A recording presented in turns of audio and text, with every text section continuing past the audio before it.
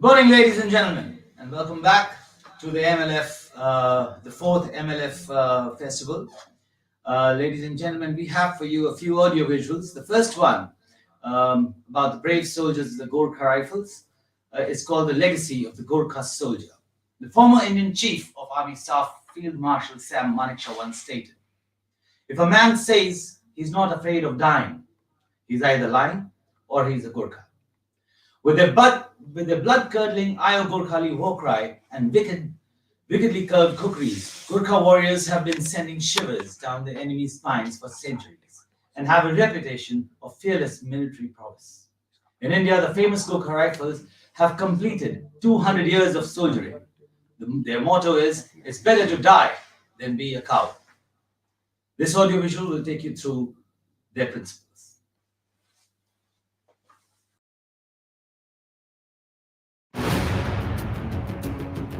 बहादुरी का दूसरा नाम गोरखा है। एडोल्फ हिटलर ने कहा था, अगर मेरे पास गोरखा सैनिक होते तो मैं पूरी दुनिया को जीत लेता। निडर योद्धा होना गोरखाओं को विरासत में मिली है और यह बहादुरी हमारे खून में दौड़ती है।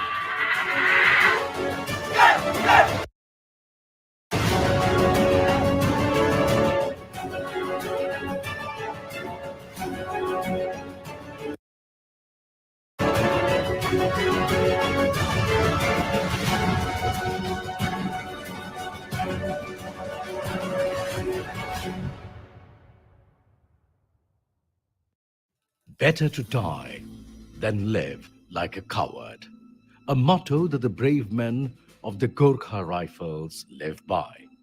These men with calm faces have left a mark on the world. The stories of their courage and valor are both deadly and inspiring. Only a few regiments of the Indian Army can boast of more than a 200-year-old history. A journey which started from a small village in Nepal to winning battle honors around the world. The Gorkha Rifles has a legacy like no other. Legacy of Gurkhas goes back to year mid 17th century, early to mid 17th century, and it all started from district Gurkha of Nepal. Now it is one of the districts of Nepal, where the King Prithvi Narayan Shah, who got blessings from Saint Baba Gorakhnath, which we are all familiar with. He blessed Prithvi Narayan Shah that he will be one of the supreme leaders and king of the region. So he was the first to bring Nepal under one umbrella. He conquered Nepal and then he expanded his kingdom towards Sikkim. He was right up to the banks of River Tista, and to the west he conquered up to Bilaspur till the banks of River Satluj.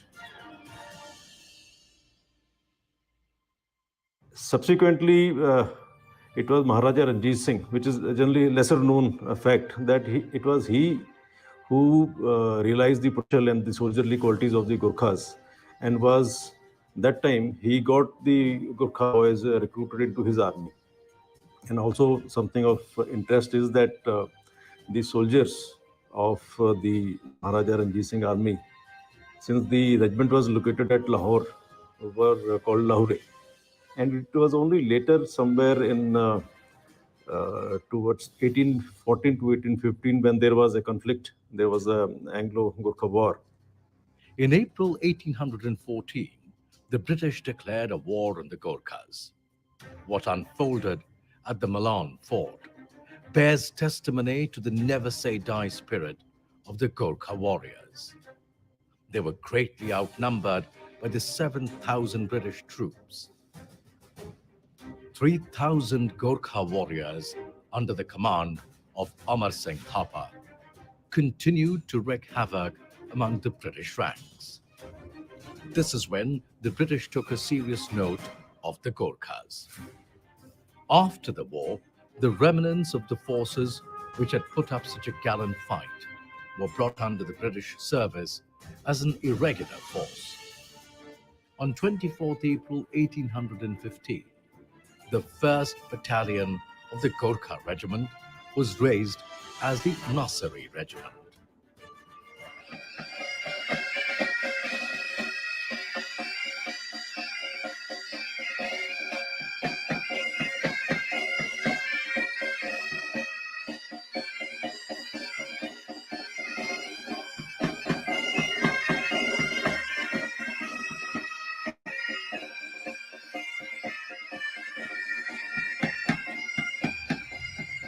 under British. The Gorkha regiments played a major role as part of the Commonwealth armies during both world wars, seeing action from Monte Cassino in the west to Rangoon in the east, and earning extensive battle honors. Around 100,000 Gurkhas fought in the First World War, 1914 to 1918. Gorkha battalions served at New Chapel, Luz, Givenchy, and Ypres on the Western Front, and in Mesopotamia, Persia, Palestine, and Gallipoli against the Turks. Gurkha regiments received hundreds of gallantry awards, including 3 Victoria Crosses. They also suffered over 20,000 casualties. Between the world wars, the regiment received battle honors for the Third Afghan War in 1919 and 2 for service on the Northwest Frontier, 1930 and 1936 to 39. During the Second World War, 1939 to 1945, over 110,000 men served in 40 Gurkha battalions in battles in the Western Desert, Italy, Greece, Malaya, Singapore, and Burma. Nearly 30,000 Gurkhas were killed or wounded. Following India's independence, India, Nepal, and Great Britain signed a Britain-India-Nepal tripartite agreement in 1947. And of the total of 10 Gorkha regiments in the British Indian Army, 6 joined the Indian Army and 4 were transferred under British services.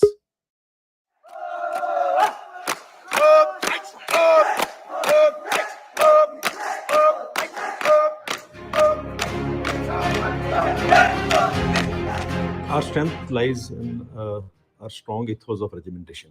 And it is our pride, honor, past history, which brings everybody together. And regimentation is far beyond the borders, boundaries, religion, caste. The strengths are actually understood by the soldier himself. So whenever it comes to what puts us together, what makes us fight together, die for the nation, is the regimentation. The training process undergone by the Gorkha soldiers has been structured and derived for practical execution, which aims at ingraining alertness, eliminating unnecessary movements, minimizing fatigue, and being ready for action. Being trained in the Gorkha warrior spirit, it makes the best suited and well prepared for battlefield conditions. They have conquered almost everything that came in their way.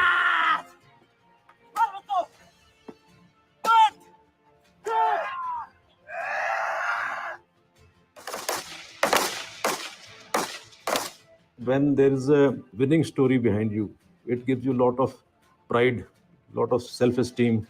The roots are so strong, which has manifested into the kind of qualities they have imbibed. The traits which the Gorkha soldier has: loyalty, courage, simplicity, sense of humor, being able to remain happy in any adverse situation. I think that is the biggest quality.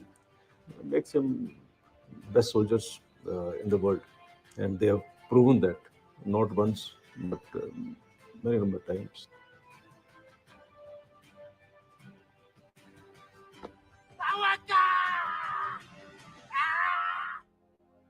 Another aspect that is unique to the Gorkhas is the Hatfeld Gorkha, which has become synonymous with Gorkha soldiers. It was first introduced into Gorkha regiments for field service wear. The hat went on to be worn by Gorkha units on the frontiers of India and in all the operational theatres during both world wars. Today it is worn by Gorkha units of the British and Indian Army, though it is no longer worn in the field and is now primarily confined to parades and ceremonial duties.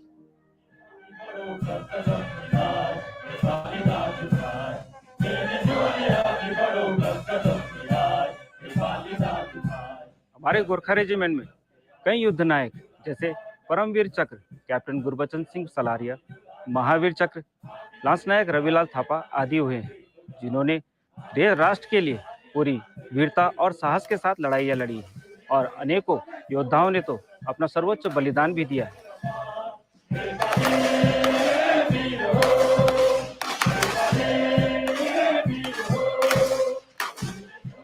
हमारे वीर योद्धाओं ने अपने अदम्य साहस, कर्तव्यनिष्ठ और वीरतापूर्ण कार्य से गोरखाओं को विश्व भर में एक अलग पहचान दिलाया था।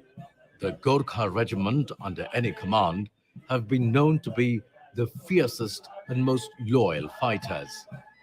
They have fought the world over in major known campaigns and have been awarded the highest of wartime theatre and battle honors. As the nation attained independence, the Gorkha regiment have left their mark of bravery with exceptional stories of gallantry during war and peacetime, and the unique distinction of producing the first field marshal in the history of the Indian Army, the one and only Field Marshal Sam Manekshaw. कायर होने से मरना बेहतर, ये Gorkha regiment का मोटो है। मुझे गर्व है कि मैं ऐसे बटलाइन का हिस्सा हूँ। ऐसे योद्धाओं से प्रेरित होकर मुझे भी अपने राष्ट्र के लिए कुछ कर गुजरने की प्रेरणा मिलती है।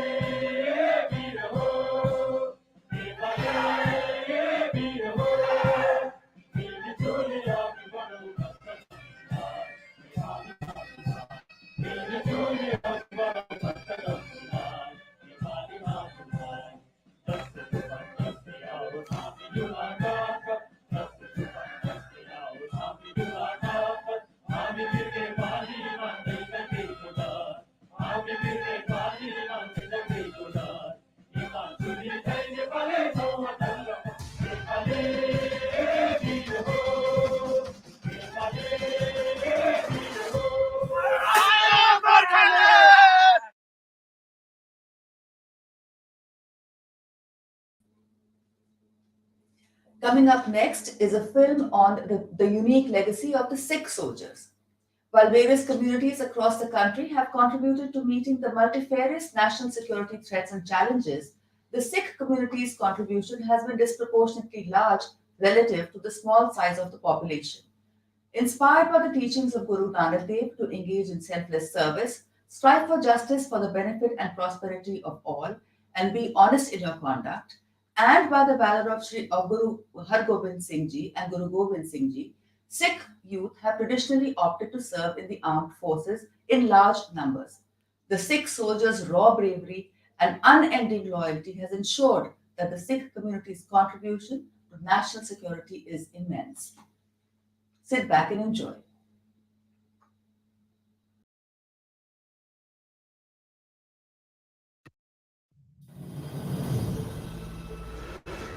देह शिवा बर मोहे है शुभ कर्मन से कबू न टरूं, ना डरूं अरसों जब जाए लरूं, निश्चय कर अपनी जीत करूं। आर सिखो अपने ही मन को, ए लालच हो गुण कहो चरूं, जब आव की औध निधान बने, अत ही रण में तब जूझ मरूं।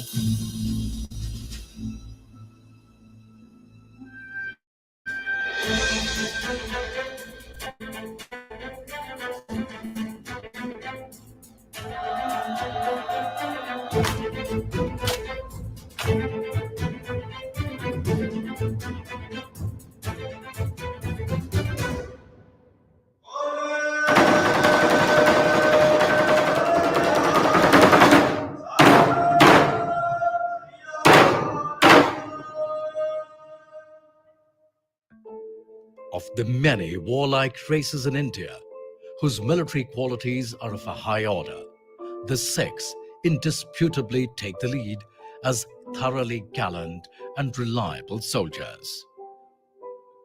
The Sikhs owe their excellence as soldiers to their hardihood of character, to a spirit of adaptation which distinguishes them from others, and to that feeling of brotherhood implanted in them by their great teachers, the 10 Gurus. The Sikh army was the military force formed in 1598 by Guru Har Gobind Singh. He prepared his followers to fight the rampant persecution of the Mughals in the 17th century. The Guru initiated the concept of Miri Piri, the coupling of temporal strength with spiritual strength as the basic foundation of the Sikh soldier. The ardent military spirit of the Sikhs had its origin in the warlike precepts of Guru Gobind Singh Ji, who created the Sikhs as a military group of men and women called the Khalsa in 1699, with the intention that the Sikh should forever be able to defend their faith. The Guru gave birth to the order of the Khalsa, who were expected to be ever willing for sacrifice, which led them to perform extraordinary acts of valor and feats of unparalleled distinction. The first military leader of the Sikhs to follow the Gurus was Banda Singh Bahadur. He led a successful campaign against the Mughals until he was captured and executed in 1716. The rise and expansion of the Kingdom of Punjab was a phenomenon which happened under the leadership of Maharaja Ranjit Singh, who began to assume the position of Sikh chief par excellence. He possessed precisely the necessary qualities. His prowess in battle was beyond question. The vigor and shrewdness of his judgment were conspicuous. His promptitude of action was obvious. He struck the right note by proclaiming himself the servant of Guru Gobind Singh and acting always in the name of the Gurus and for the glory of the Khalsa. Maharaja Ranjit Singh, ruled 1799 to 1839 CE, made it his business to pose as a national hero, whether he was leading his Sikhs against the Afghans, upsetting a Sikh rival, or hobnobbing with the British. His essential element of strategy was to establish and maintain a strong, well-trained and well-equipped army. An independent country under the Khalsa of Guru Gobind Singh, the boundaries of the Sikh kingdom at the time of Ranjit Singh's death extended well beyond Punjab, the land of the 5 rivers. The total surface area of the Sikh kingdom roughly matched that of the British Isles. Within a decade of Maharaja Ranjit Singh's demise, the Anglo-Sikh Wars commenced. The first took place in 1845 to 1846 and the second in 1849. The English exploited the full measure of the dissension among the ruling elite of the Sikh dynasty. However, the fighting prowess of the Sikhs clearly came to the fore. The First Anglo-Sikh War. The action at Mudki gave the British a first-hand experience of the fighting qualities of Sikh soldiers. However, in the Battle of Sabran, 10th February 1846, the treachery by sycophants nurtured by Ranjit Singh came to the fore in ample measure in the course of the Anglo-Sikh Wars. This was a major British victory against a people afflicted with internal treachery and treason, and was beginning of the end of the great Sikh Darbar. The Second Anglo-Sikh War. The disgusted Sikh soldiers, whose regiments had been disbanded, realized the extent of their betrayal, and the feeling of revenge soon mounted. A sense of outrage of the disbanded Sikh troops and patriots was to be the root cause of the Second Anglo-Sikh War. In the resulting Battle of Chilianwala, the Sikhs, now under able and upright commanders, repaid the debts they owed. And this time, treachery did not quite work for the British. Though the Khalsa troops were forced back, they were not defeated. The gallant Sikh infantry was preparing to make another bid for victory. Vain, however, were their efforts, and the Sikhs were defeated on the 14th of March 1849. The Second Anglo-Sikh War came to an end, and Punjab was the next. The Kingdom of the Sikhs was perhaps the last independent country in the Indian subcontinent to be formally annexed by the British, and the Sikhs were the last to join the formal ranks of the Army of British India. The attributes of Sikhs as soldiers were so highly admired by the British that they helped form a strong bond of comradeship in arms between the two. On the termination of the First Anglo-Sikh War, impressed by the stubborn valor displayed by the Sikhs, the British were determined to utilize this splendid fighting force placed at their disposal for the native army. Regiments of Sikhs thus came into being on the 1st of August 1846, 2.5 years before the Punjab was annexed by the British. Following the annexation of Punjab, the Kingdom of Sikhs region became the northwest frontier province of British India, and post-1947 it continues to be a part of Pakistan, now called Khyber Pakhtunkhwa. Under British Army, between 1850 and 1870, some 26 expeditions were launched by the British against the tribesmen. In the full 80 years of involvement in the northwest frontier province, it was no surprise that a fairly large percentage of the troops employed were of the Sikh regiment.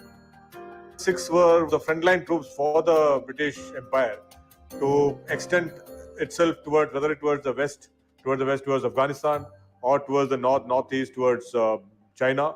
During these forays, the valor of the Sikhs were outstanding, and by the turn of the century, in addition to 2 Victoria Cross and a large number of gallantry honours, the battalions of the Sikh regiment were awarded 15 battle honours, including the great last stand in military history, that is, the Battle of Saragari.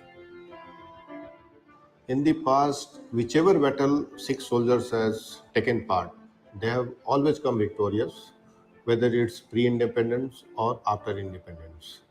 In pre-independence, the most famous battle is the Battle of Saragari, in which only 21 Sikh soldiers, they fought with 10,000 tribal soldiers, and they fought till the last breath. All the Sikhs were martyred, and they left an unparalleled example of valor for the world. Despite accounting for less than 6% of Punjab's population, between 1862 and 1914, a fifth to almost half the Indian army totaled Sikhs. At the outbreak of the First World War, 1914 to 1918, Punjab supplied half of the Indian soldiers in the army, of whom 33,000 were Sikhs, and the proportion gradually increased in the successive years of the war. During the period 1st August 1914 to 30th November 1918, no less than 88,925 Sikh combatants were enlisted, exclusive of non-combatants. In the 2 world wars, 83,005 Sikh soldiers were killed. 109,045 were wounded fighting for the freedom of the world, with no other protection but the turban, a symbol of the Sikh faith. The Sikhs were in the forefront of operations in most theatres of war and were awarded 8 theatre and 52 battle honours during the 2 world wars.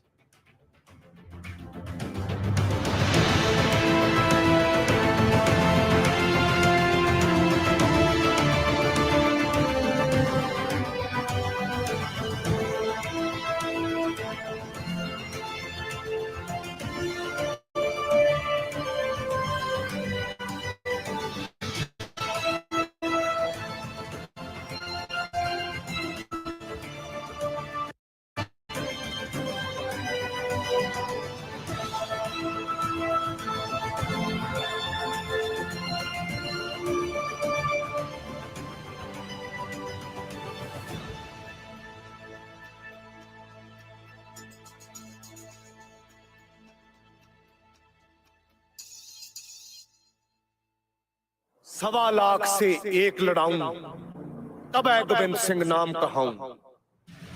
सुरा सो पहचानिए जो लड़े दीन के हेत, पुरजा पुरजा cut मरु कभी ना छाड़े खेत। ये हमारे सिखों के 10वें गुरु गोविंद सिंह द्वारा उच्चारण किए गए शब्द हैं। इनमें गुरु साहब ने शिक्षा दी है कि जब भी हमारे देश के ऊपर किसी भी प्रकार की विपदा या संकट आए तो उस समय एक सैनिक को शूरवीर की तरह लड़ना चाहिए और उसको अपने प्राणों को निछावर क्यों ना करना पड़े, उसका बलिदान ही क्यों ना देना पड़े, उससे पीछे नहीं हटना चाहिए। The power of a Sikh soldier is considered to be equal to 1.25 lakhs ordinary people. It's not just because they belong to the soil which is filled with bravery, but also because their trade turns their passion into a weapon before which no one stands a chance. This weapon of passion reflects in all of their operations and battles fought, be it protecting their comrades or ensuring the last man fights till the last breath. The training of the Sikh soldiers is based on war experiences, and a soldier is created to face any weather, terrain, and challenges. The Sikh Regimental Centre makes them ready for war, starting with recruiting potential civilian candidates from Punjab and Sikh community, who is trained systematically into a physically and mentally fit soldier at basic and advanced levels.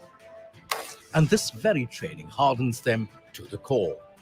They go onto the battlefield to be victorious at any cost. Nischay kar apni jeet karo. It means I will gain victory with utmost determination. It's because of their training that the Sikh army played crucial roles in wars that Indian army has won.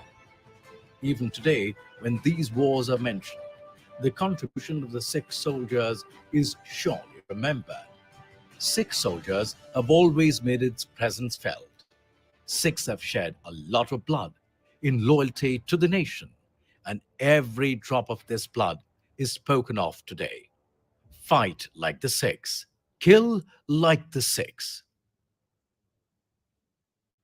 जो शहीद हुए हैं, हम उन वीर योद्धाओं की शहीदी को और उनकी याद को ताज़ा रखने के लिए हमेशा उनके साथ समर्पित रहते हैं। हम इसीलिए सभी शहीदों को देखकर, उनकी वीर गाथाओं को देखकर हम सेना में भर्ती हुए हैं। The cognomen of every Sikh male, Singh, comes from the Sanskrit Simha or lion. The centerpiece of the insignia of the Sikh regiment of the Indian Army is the quoit or the chakra, which encircles a lion. A quoit is a sharp-edged circular ring and was used as a weapon by the 10th Guru of the Sikhs, Guru Gobind Singh. The regiment has the highest number of gallantry awards in the Indian Army, totaling 2,749, ranging from the Paramveer Chakra for highest gallantry in the face of the enemy to commendation cards. The regiment also has the highest number of battle honors and theatre honors, with over 100 of them. This again is unsurpassed by any other regiment of the Indian Army. The two senior-most battalions, 4 Mech Infantry, 1 Sikh and 2 Sikh, have been awarded the unique cognomen of Bravest of the Brave, 2 amongst a handful of such units in the army.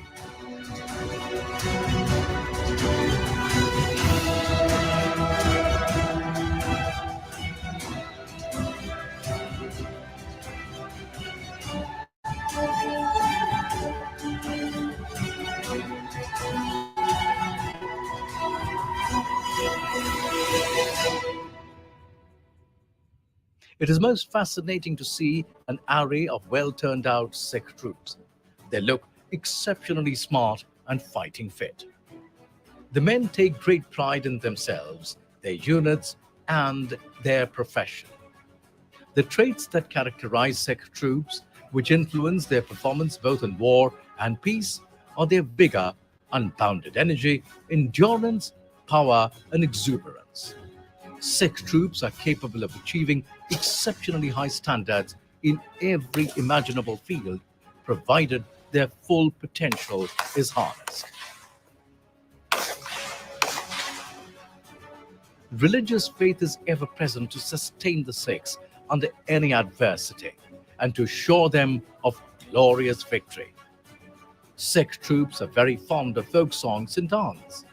Many of them are proficient in the use of traditional or improvised musical instruments. They can enliven any solitary and desolate place with their joyous folk songs and music.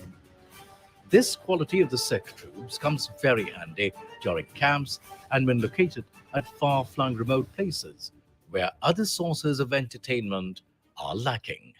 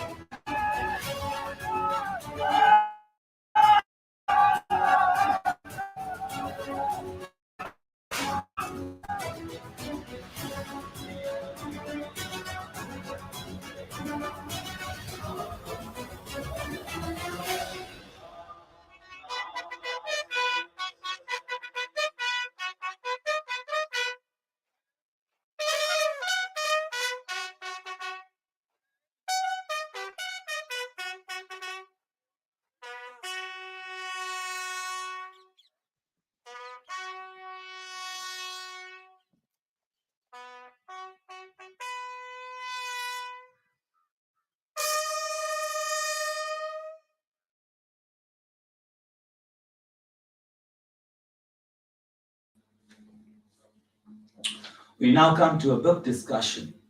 Though controversial yet very intriguing, the book tries to look for the truth somewhere. The Khalistan Conspiracy by GBS Sidhu, IPS.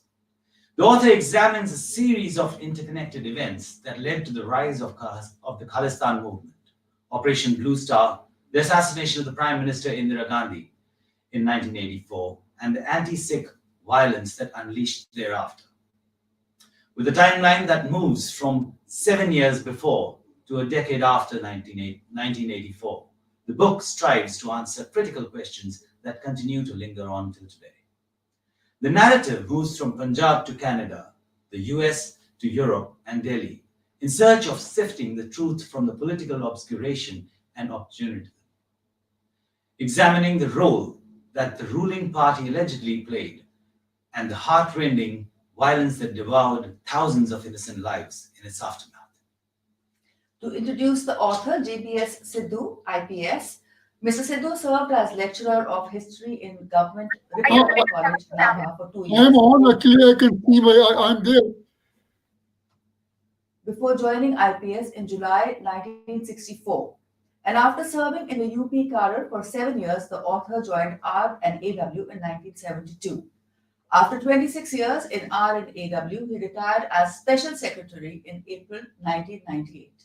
His first book, Sikkim, Dawn of Democracy, published by Penguin Random House in 2018, talks about his role in Sikkim's 1975 merger with India, when he was the head of R and AW station in Gangtok. MPS Olak, IPS. Mahindra Singh Olak, an IPS officer originally of the Gujarat cadre, was selected for deputation to the Intelligence Bureau in 1976.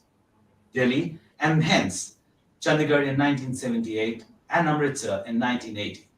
He was highly praised for his handling of the emerging Sikh extremism and the rise of Bhindranwale, for which he was awarded the Indian Police Medal. He then shifted to the Punjab cadre in 1985, and it was under him that for the first time a Pakistani-trained terrorist was apprehended by Kapurthala police, where he was the SSP. In 1987, he was again recalled by the IB to serve at Chandigarh. On his return to Punjab in 1993, he mostly served in the intelligence wing and was awarded the President's Police Medal in 1994. He retired in 2005 as DGP after a successful stint of 35 years. G.S. Ojla is an IPS officer of the 1970 batch. He is an MA in English, MPhil and PhD in public administration. He has served in Punjab, Bihar and Central Industrial Security Force in his career span of 37 years. He is a recipient of the Police Medal for Meritorious Service, President's Police Medal for Distinguished Service, and Punjab State Award for Police Education. He received his training as police trainer with Lancashire Police in UK in 1993 and introduced extensive reforms in police training during his 2 extended tenures as director of Punjab Police Academy at Philor. An author of 3 books, he is a keen student of politics and Punjab history. He has contributed dozens of articles in the Tribune, which is the leading English newspaper of North India. He retired in 2007 in the rank of the Director General of Police and is settled in Chandigarh. Jagtar Singh.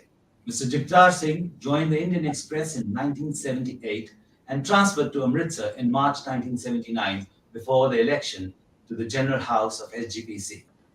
An eyewitness to the rise of Sant Jarnail Singh Bhimrawali and the Sikh religion political dynamics, covering virtually every important event till Operation Blue Star in Amritsar. From his experiences, he has authored 2 books, Khalistan Struggle, a non-movement, released in 2011, and The Rivers on Fire, that was released recently. Virtually every narrative in these 2 books is documented and substantiated. Rivers on Fire is the first such book on Punjab militancy that deals with what actually happened, including such issues like the level of involvement of Pakistan.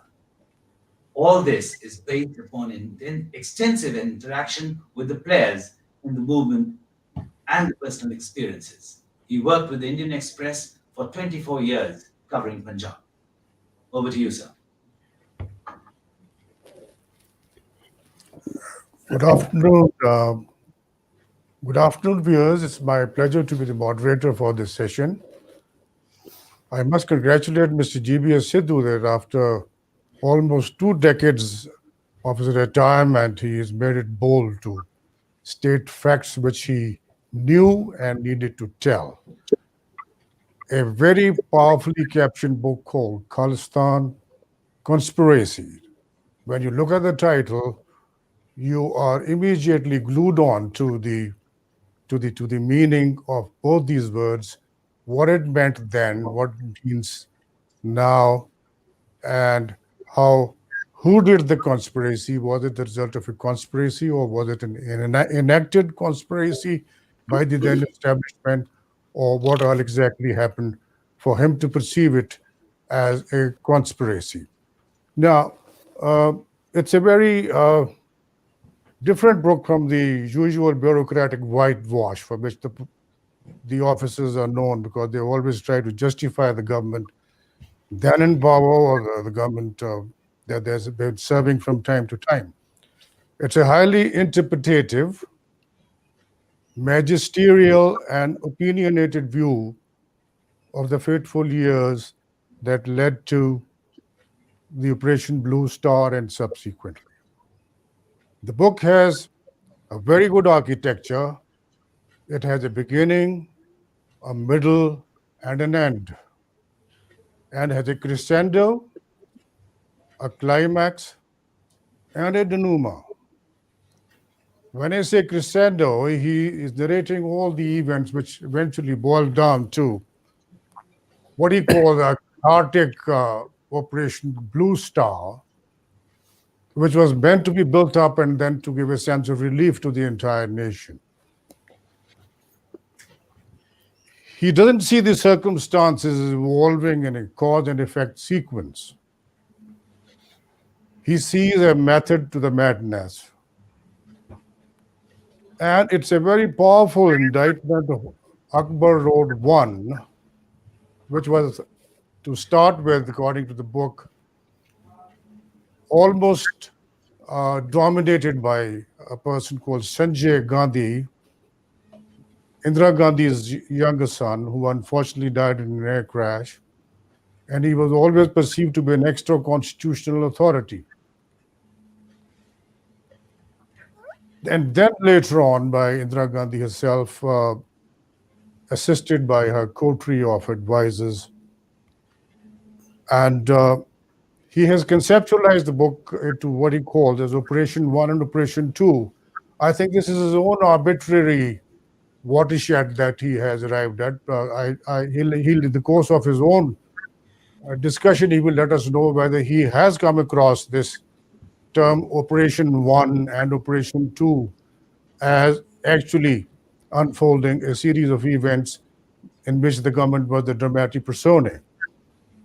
And then you have the blue star, as I said, at the catharsis, and then later on, whatever happened, the assassination of Mrs. Indira Gandhi and all the events which boiled down to now. Before we come on to the next part of it, I will request Mr. GBS Sidhu. Mr. GBS Sidhu is a topper of his batch of 1964. He was also responsible for the integration of Sikkim into the Union of India. He's done a stellar role in the research and analysis wing in India and abroad, and is best to tell about the book, about the facts he knew and the facts he wanted to tell. Over to Mr. Sidhu. Thank you, Mr. Aujla, for introducing my book and saying a few kind words about me. Now, going to the book, my book, The Khalistan Conspiracy, revolves around an operation run by some senior Congress leaders operating from 1 Akbar Road. And this operation I have called as Operation Bhindranwale Khalistan, as both these elements were used in furthering the Congress party's interest during that period. And while giving the name Khalistan Bhindranwale, I have also given the plan to achieve their objective and its horrendous consequences. In the end, last chapter, which I have named The Way Forward, I have given some suggestion to clear the mess left behind couple of power-wielding young men and their cronies. I come to think of it, it was an operation, and the way it moved ahead, I have divided this operation, Bhindranwale Khalistan, into two parts. And just to explain to the readers, especially the young generation people, as to what happened at that time. Operation 1, which started sometime in early 1978, lasted till the end of 79, whereas Operation 2 started from January 1980, when Mrs. Gandhi returned to power. The main objective of the Operation 1 was to destabilize Badal-led Akali Dal Janta Alliance government, whereas the objective of Operation 2 was to win the next election due before January 1985. Whereas Operation 1, so far it was concerned, they tried to encourage Bhindranwale to spread or to encourage destabilizing forces and create some sort of a mess. At the same time, some sort of promotion of pro-Khalistan activities was also made. The second operation, both these components, that is to spread extremism and also to create a fear in the minds of the Hindu about the integrity of the nation through propping up Khalistan forces, were used. Whereas in the second part or part 2 of the operation, both these things were consciously intensified. I have named this operation as 1 Akbar Road operation also because the main decisions pertaining to these operations were taken at 1 Akbar Road, Prime Minister Indira Gandhi's residential office. Then I have also given the names of separate names who were running Operation One. The Congress leaders comprise Mrs. Indira Gandhi, Sanjay Gandhi, Gyani Zail Singh, and Kamal Nath. Whereas persons responsible for Operation 2, after Sanjay Gandhi's death in June 1980, Rajiv Gandhi and Arun Nehru, M.L. Fotedar, and later on Arun Singh were also included. Whereas Operation 1 could not achieve much of its success as Badal government could not be destabilized. In fact, it had to be dismissed after Mrs. Gandhi came to power in January 1980, and fresh elections were held in which arch rival of Gyani Zail Singh, Darbara Singh, became the chief minister. But only one gain of Operation 1 was that Bhindranwala's utility to further the cause of Congress party was tested, and he was willing to cooperate with the Congress party for a much bigger operation. He did help the Congress leaders, especially three of them. He invested for three of them, including Mr. Dhillon, then Sukhbans Kaur and R.L. Bhatia in their election campaign. He was also seen moving around various other places to further the interest of the Congress party in those elections. So I later on, I was posted during this period earlier from 1976 September to 1979 September in Canada as first secretary in the High Commission of India, Ottawa. During that period, I traveled around almost every part of Canada, some places more than once. I could not notice the presence of a organized Khalistan movement, but still people at that time still remember the contributions made by their seniors or their ancestors who participated vigorously in the Ghadar movement.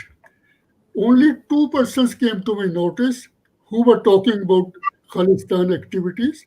One was Kuldeep Singh Sodhi, the so-called Consul General of Khalistan, based in Toronto. He was representing Jagjit Singh Chauhan, and everybody in Canada, especially the informed Sikhs, knew that they were being financed by ISI of Pakistan, and they were also encouraged by some senior Republican senators. The second one was Professor Uday Singh of Sudbury. It's a suburb of Toronto, who was teaching mathematics in the Laurentian University. He was a religious man, totally religious man, and he never propagated it, but whosoever came into his contact, he used to talk about the need for the creation of Khalistan movement. That there was no popular base of Khalistan was evident from one action. I went to Toronto. I was called by Sikh to address a Sikh conference in March 79. While I was addressing the conference, Kuldeep Singh Sodhi, who was sitting in the audience, stood up and started criticizing me as an agent of Morarji Desai's Hindu government. He said Mr. Singh should better talk about the treatment meted out to the Sikhs in Punjab. And no sooner he said this thing, he was picked up from his chair by four Sikh gentlemen and escorted out of this conference. Strangely, when I met him, he met me in the lobby, he said, Mr. Singh, don't mind. There is nothing personal about it. You were doing your job and I was doing mine. I later on met Sodhi in 1982 just outside the Gurdwara of Queen's Gurdwara, where Mrs. Gandhi had gone to address this. I won't touch it at this moment. Meanwhile, sometime in the middle of 1979, I got a letter from my joint director from New Delhi he told me that they are not interested in Gurdwara politics and you better concentrate on your work. So I stopped reporting it. So this shows neither the departments were interested because there was no branch even to deal with Khalistan or Sikh extremists till that time, nor there was any popular base for these people. So, but on my return to headquarters in October 1979, I was posted as in charge of a very sensitive and top secret a branch which was dealing with the management of RNAW's stations abroad. Little bit in the middle of 1982, I was also handed over an additional charge of liaison with foreign intelligence services. During the first time which I came to know that there is some interest about Khalistan movement in the department was when Raman B. Raman, a very well accomplished and a very sound-minded man, he was appointed as the division head of a division freshly created to deal with Khalistan and Sikh extremist activities. I thought Mrs. Gandhi is taking some actions to fix the Akali Dal who had protested against her emergency. Then within about a few months, early 1981, I was asked to send proposals for the creation of 7 new stations in consulates and embassies in the West Europe and North America. Mr. Santook, who was the director at that time, he told me that the proposal should contain that we are expecting the increase in pro-Khalistan extremist activities, Sikh extremist activities in these areas. So we want to post our representatives earlier, much earlier, so that they are in a position to report us as and when they notice such activities. Then middle of 1981, I was asked by Mr. Santook to brief all officers of and above the rank of deputy directors as to what type of information on Khalistan they should be looking for and how to analyze these things. So at that time, till that section, I did not know actually what was the purpose, but just before that, sometime in March 1981, one of my close family friends from Patiala came to meet me at New Delhi and told that as per his information, obtained from RSS representatives, functionaries in Patiala, Mrs. Gandhi had, on the advice of Sanjay Gandhi, had taken a decision to use Bhindranwale and other pro-Khalistani elements. Excuse me, sir, you got to finish in the next 5 minutes because we got other speakers. Thank you very much. And then that was the time when I came to know about it. And thereafter, I started observing these things closely. And in August 1981, Mr. Kao, the founder, you can say secretary of RNAW, was recalled from retirement and posted as senior advisor to the government of India. Then in 1981 December, I was asked by Mr. Santook to go to Canada and US and see as to what are the changes since you left in the thinking of the Sikhs based in both these countries. So I spent about 15-20 days there, met Mr. Gurdial Singh Dhillon, who was the High Commissioner there. He told me things have changed for the worse since you left. On my return, I gave a one-page handwritten note to Mr. Santook, and he told me to meet Mr. Kao in the Rashtrapati Bhavan, the Cabinet Secretariat's office. So Mr. Kao in turn told me that I should meet and Mr. Sharda Prasad, the Principal Information Officer to the PM, whose office was just opposite Mrs. Gandhi's corridor. He looked at this suggestion and he said, you can go now with no discussion on that paper. I thought he will advise the press, especially the vernacular press, to change its tone. So, but to my utter surprise, I found that whatever I have given suggestion, things were being done just the opposite, to increase the tension between Hindus and Sikhs abroad, to create a problem which later on will give birth to the Khalistan movement in these countries. So I think I should stop this and let you handle the other rest of the. Thank you Thank very you much. very much, sir. We'll play the ball as it comes. Oh, sure. I would now invite Sudha Jagtar Singh, is a senior correspondent with the Indian Express, has been actively involved in studying the phenomena. I would request him to come in now for another 10 minutes. Thank you, Mr. Aujla. The rise of militancy in Punjab and my journalistic career are virtually coterminous. That was 78. I was posted to Amritsar in March 79. So I've seen the rise of Sant Bhidrawale from a very close range. Mr. Sidhu's book rests on two issues: creation of Dal Khalsa by Congress, and again, creation of Sant Jarnail Singh Bhidrawale by the Congress. I start by concurring with Mr. Sidhu that it was a conspiracy. Well, if it was a conspiracy, it has taken about 40,000 lives. That includes that of Prime Minister Indira Gandhi, Chief Minister Byan Singh, former Army Chief General A.S. Mehta. Khalistan narrative continues to impact India's relations with countries like Canada, even today. If it was a conspiracy, what stops Mr. Modi's government from releasing the papers? My experiences while writing the second book, I spent about 2 years seeking information under RTI on various issues. Not a single information was provided by the Modi government. That includes, by the way, till date, we don't have the exact number of civilians killed during Operation Blue Star.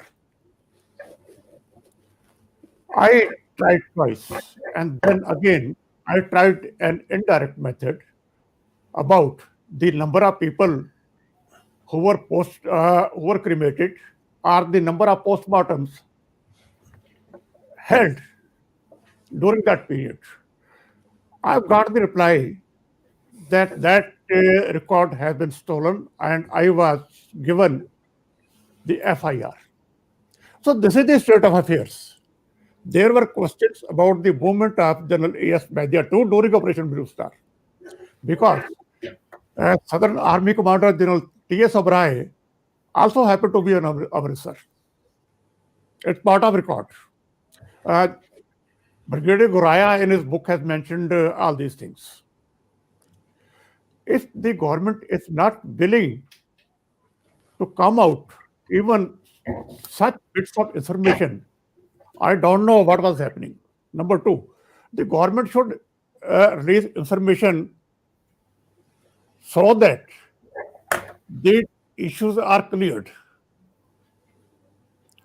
The way the British government has released the papers related to Operation Blue Star, I think the same should be done both ways. Now I'll come to the two issues. Dal Khalsa and Sant Jarnail Singh Bhidrawale. Mr. Gandhi resigned as Prime Minister on March 22, 1977. Sant Jarnail Singh Bhidrawale takes over as Damdami Taksal Chief in August 1977, at the time when Mr. Gandhi and Sanjay Gandhi were facing harassment. They were being hounded by the Janata government. Mrs. Gandhi was arrested in October 1977, released next day. She was expelled from the party on January 1, 1978. On January 2, 1978, she formed Congress I. She was fighting for her survival when Mr. Sidhu says the Operation 1 started from early 1978. I fail to understand what were the priorities of Mrs. Gandhi of focusing on Punjab at that time. This needs to be explained, please. I'll be brief. Second, I'll talk of Dal Khalsa as creation of Congress. I'll come to destabilization of Prakash Singh Badal later.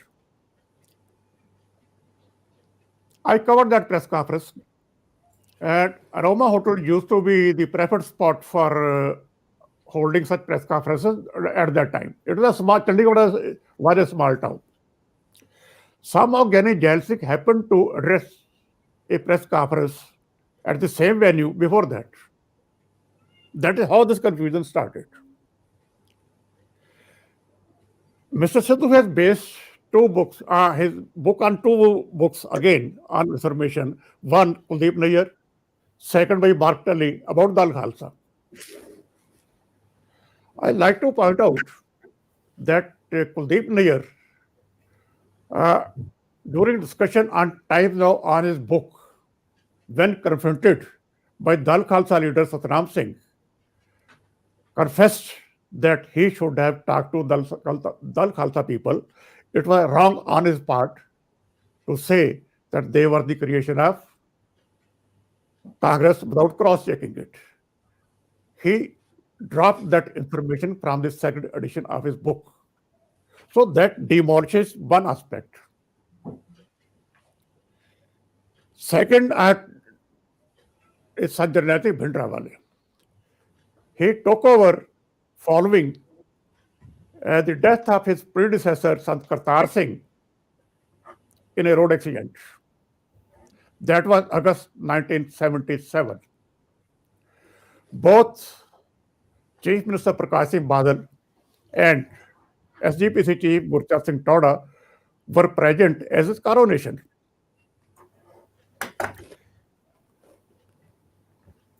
Of course, he contested 1979 SGPC election against the Akali Dal.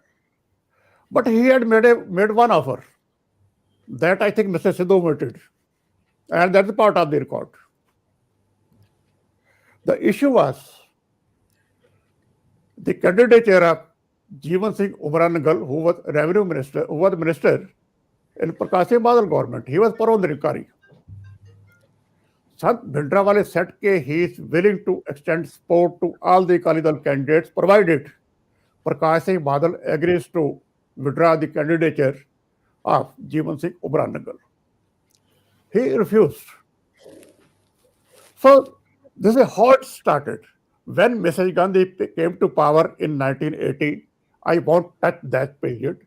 Agencies might be active at various levels. That happens in every militant movement. But the way it started, Congress was nowhere on the scene. Mrs. Gandhi was fighting for its very survival.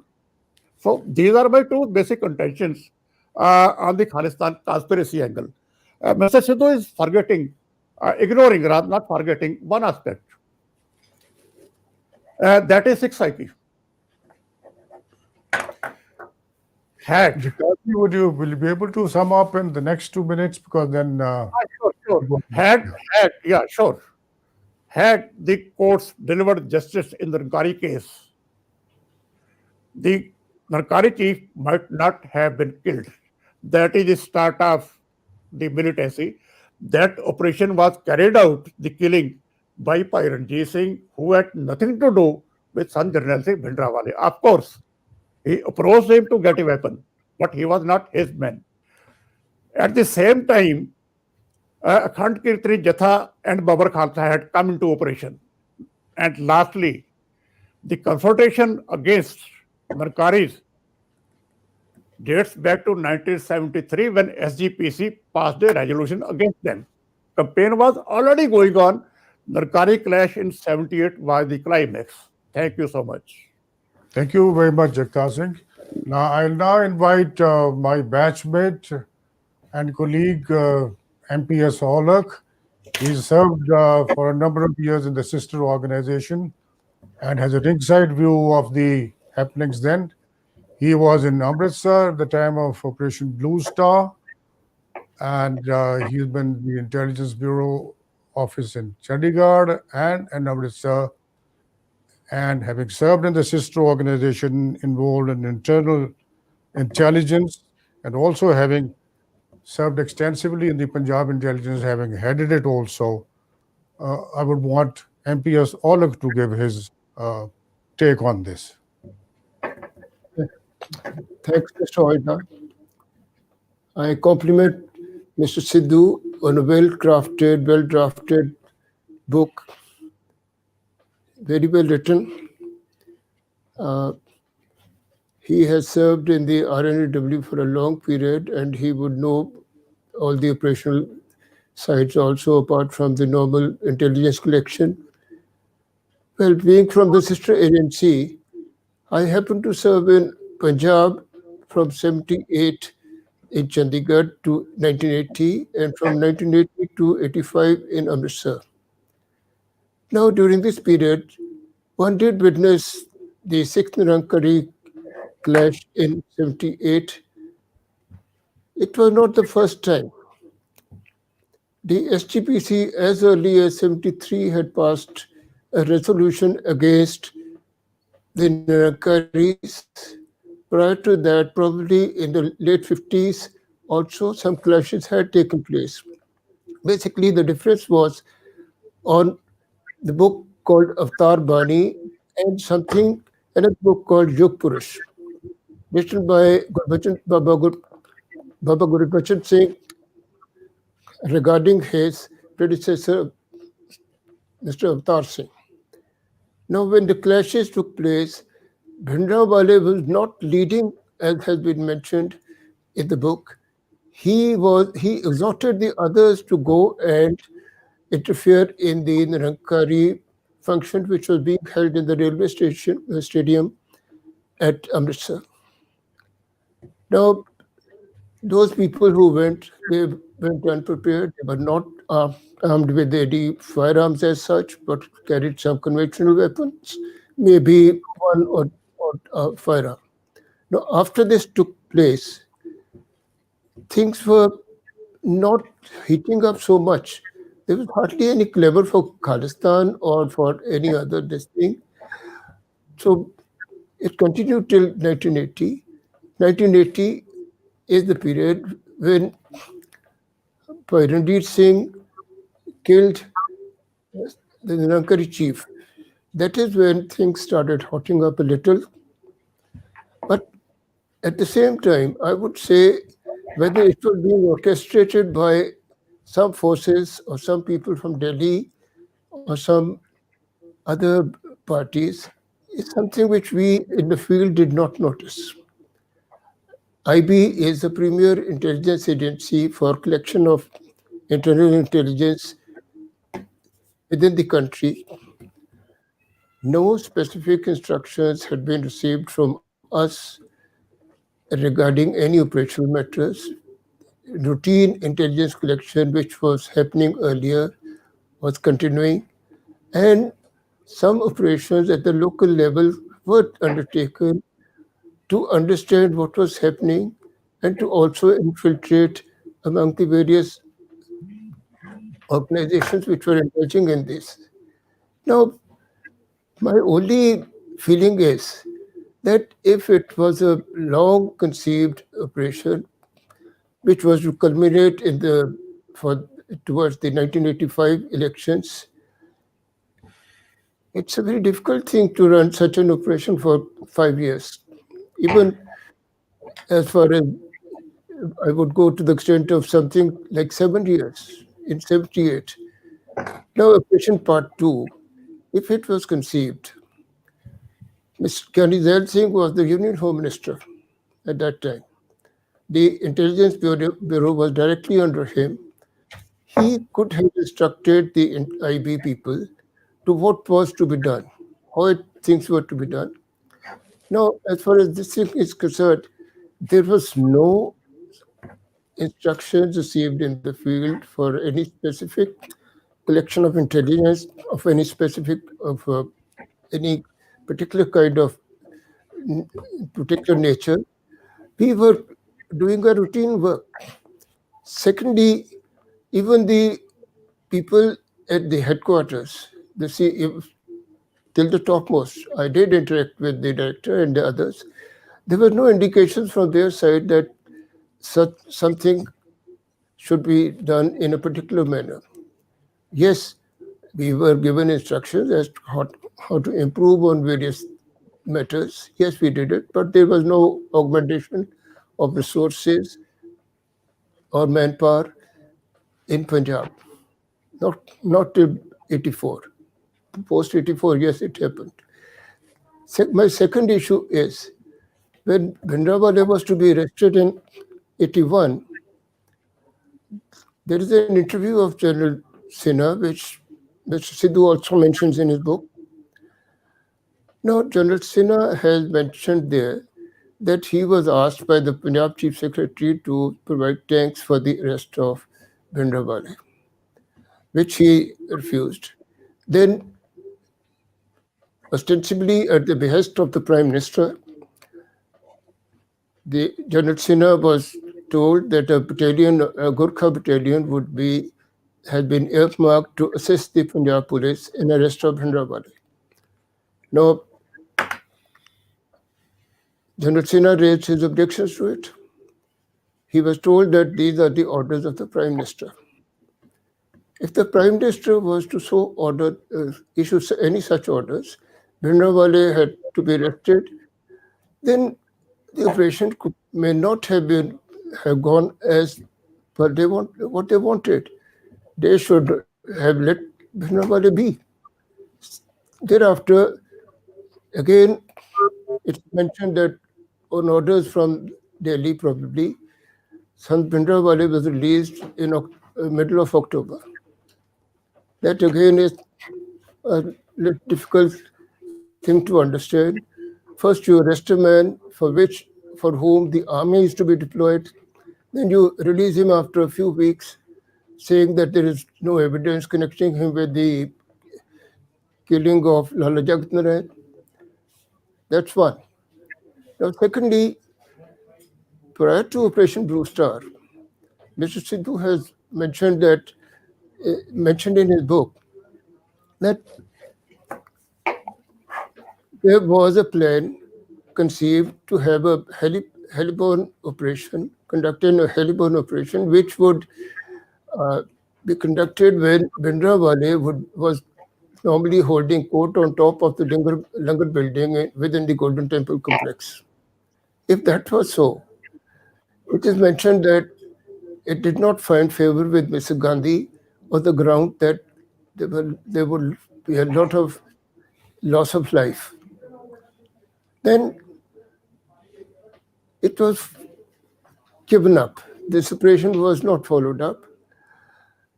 How come then in 1984, Operation Blue Star, which is planned and handed over to the army, and it is a frontal assault, direct assault on to get hold of Bhindranwale, which definitely would have resulted in much more loss of lives. How does one explain that? Now, even if Operation Blue Star had taken place, it would not have in any way helped as far this is my assessment, it may not have helped the party in power, the Congress, to have electoral gains all over the country. At the most, the Hindu-Sikh divide could have been used in the states in close vicinity of Punjab. That might have led them to the gate. But the collateral damage which took place later, the assassination of Mr. Gandhi, was something which they could have assessed earlier also, that this could be the consequence. It has been happening in Sikh history, that Sikhs have always tried to seek revenge. In this case, the attack was on Golden Temple, the Akal Takht had been destroyed. So how come that one plans on such an operation when the consequences could be serious? And my theory is that the killing of Mr. Gandhi resulted in a much greater electoral victory for the Congress rather than any other operation which had been planned earlier. That's what I Yes, we want to another 2 minutes with you. Yeah. To me, yes. One thing is, I just would like to mention that Bhindranwale was basically a religious man. He had been sent to the Tiksal seminary early as a child. He was probably not even 10 years old when he was sent.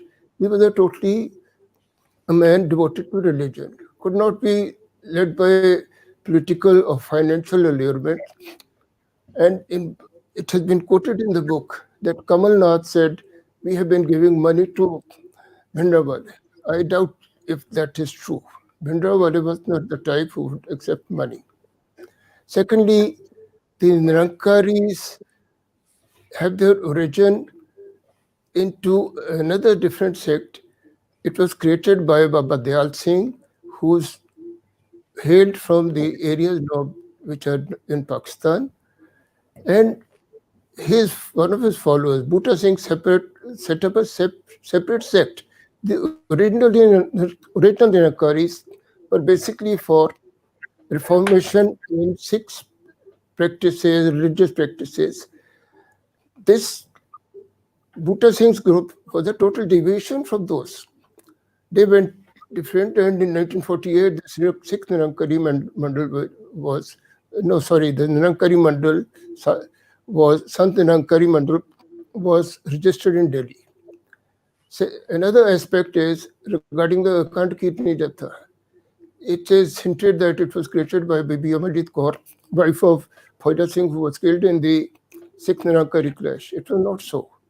It was created by Bhai Ranjit Singh, who was born in 1878 and died in 1962. So it was a purely religious organization, which later on started countering the Nirankaris and were not a part of the Bhindranwale group, but they did accede to the exhaustion which was made on 13th April 1978 to march towards the Nirankari function. These are the 2 issues that I want to point out. Thank you, MPS. Sir, before I give you the floor for your last word, because you are the author and you got to clarify further doubts, but I have certain points which I would like to raise, which I would also want you to answer. My observations are that to blame Gyani Zail Singh is not fair. In fact, he was not even aware of the Operation Blue Star, even as Supreme Commander of the Armed Forces, and was absolutely shocked when he discovered the extent of damage that was caused.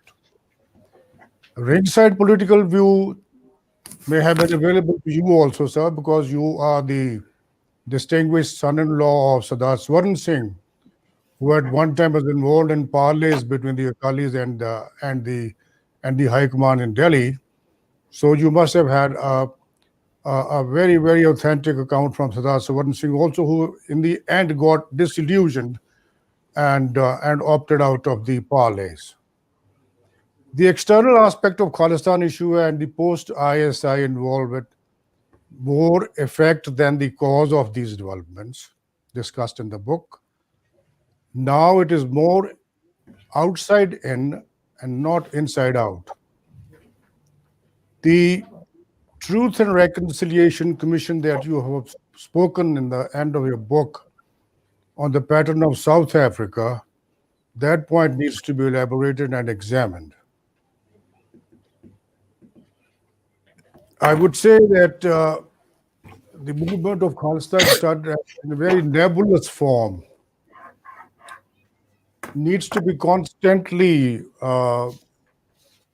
attended to, and it has so far remained a conundrum. But if the affairs pertaining to Punjab are not properly handled, it may snowball into something which may contribute towards the so-called conundrum.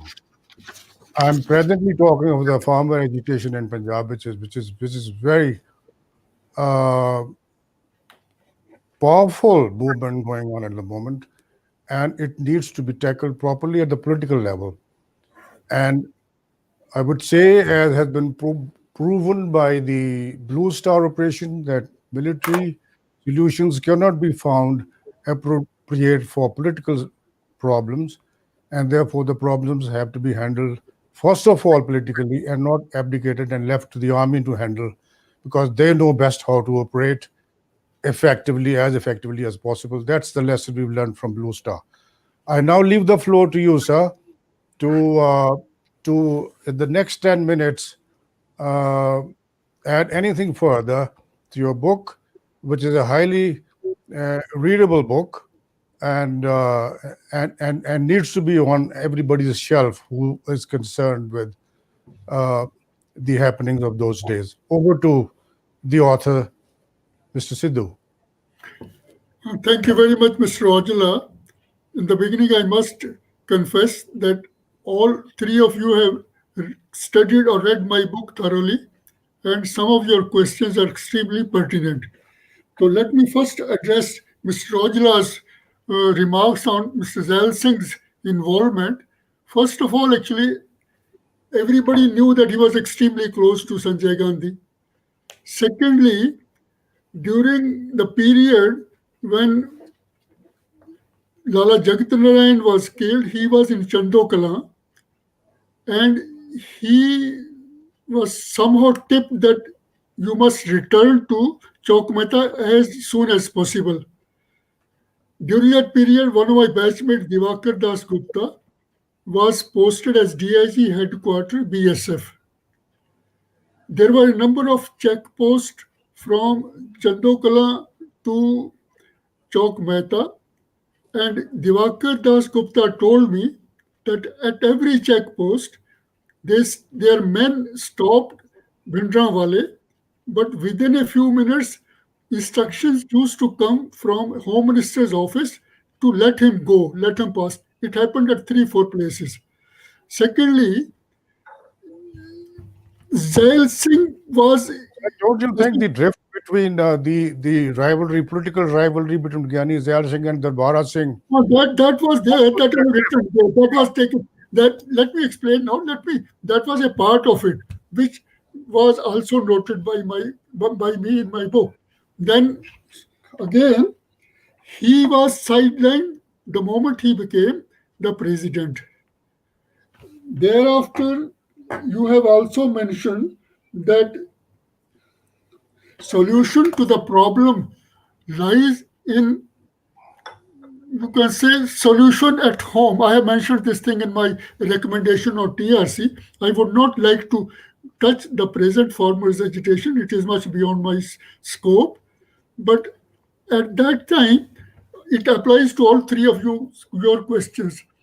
I was gradually becoming aware of this operation, and I came to know about from my friend from Patiala. Then I told my father-in-law, when he was trying to solve the problem, he was trying to negotiate some sort of a solution to the Akali Dal talks. I told him that as far if my information is correct, you would not be able to solve this problem, and somehow it will be sabotaged at the last moment. He told me that you intelligence people have a strange habit of finding a ghost behind every bush. I wished him all the best, but ultimately it was sabotaged on 3rd of night by Mrs. Gandhi after having approved that statement. So these two things take care of your questions. And then now I would go back to Mr. Olak's comments. He was supposed to know, actually, first let me see. I wanted to use the information which was taking place or development taking place in Punjab. And for that, I had no direct knowledge. I borrowed from certain books, which I thought should be reliable. Maybe you people know much more, especially Mr. Jagtar Singh, who has written very nice and extremely well researched book, especially his last book on Rivers on Fire. So he has all the knowledge.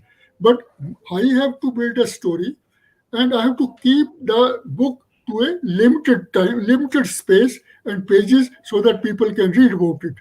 So I have just used this information to join the dots to build a story. So secondly, Mr.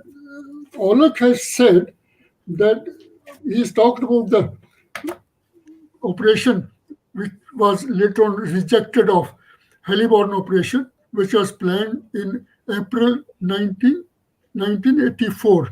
Actually, I was the man who brought my MI6 contact to meet Mr. Kaur, because Kaur wanted to meet that person.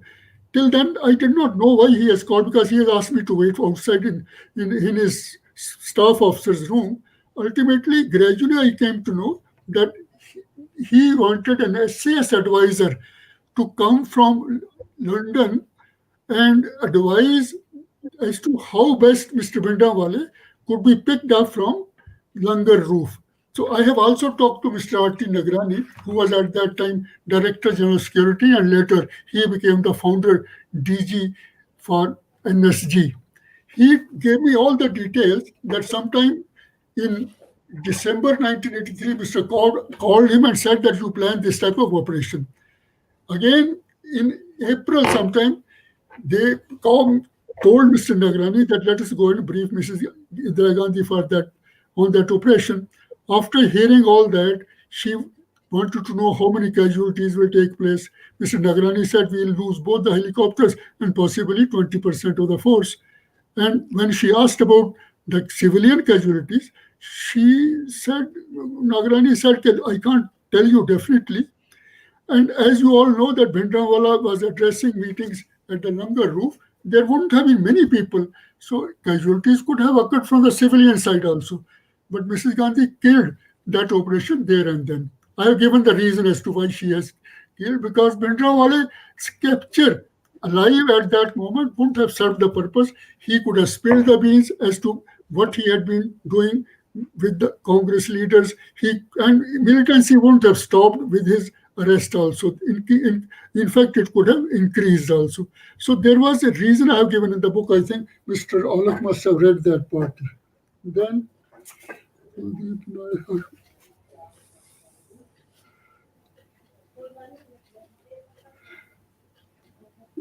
about this, now I think about I should shift to Mr. Jagtar Singh's comments. I must say Jagtar Singh knew much more because he was the man on the field. And Thank you.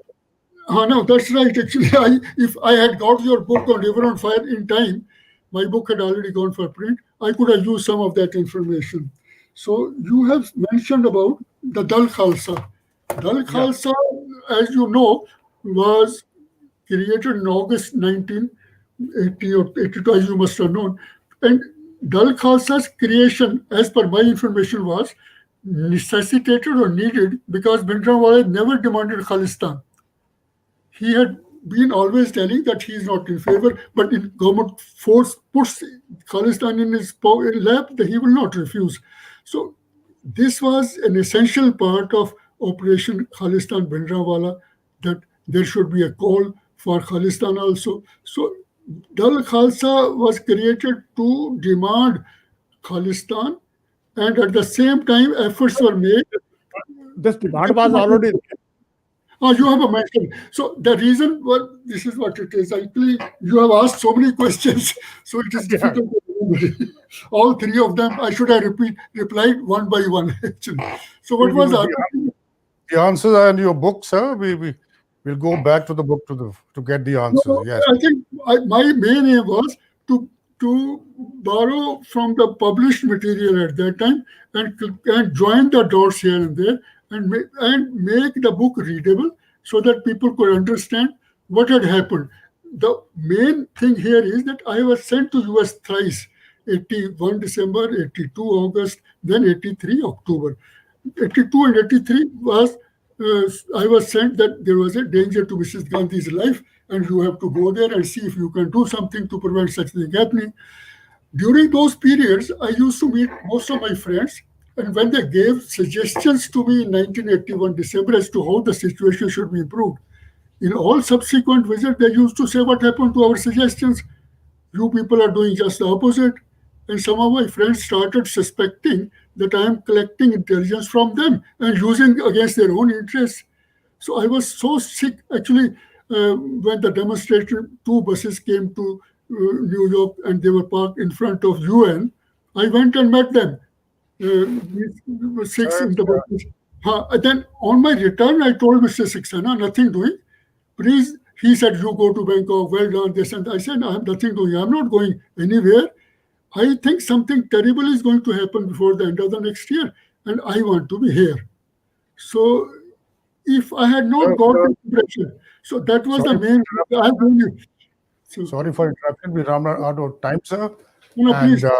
if there are any questions that any of the You panelists can would get want, in touch with me. I'll explain all that. thank you very much. It's an eminently readable and bold book. It's a bold and beautiful book. Thanks a lot. Thank you very much. I would like to say one thing.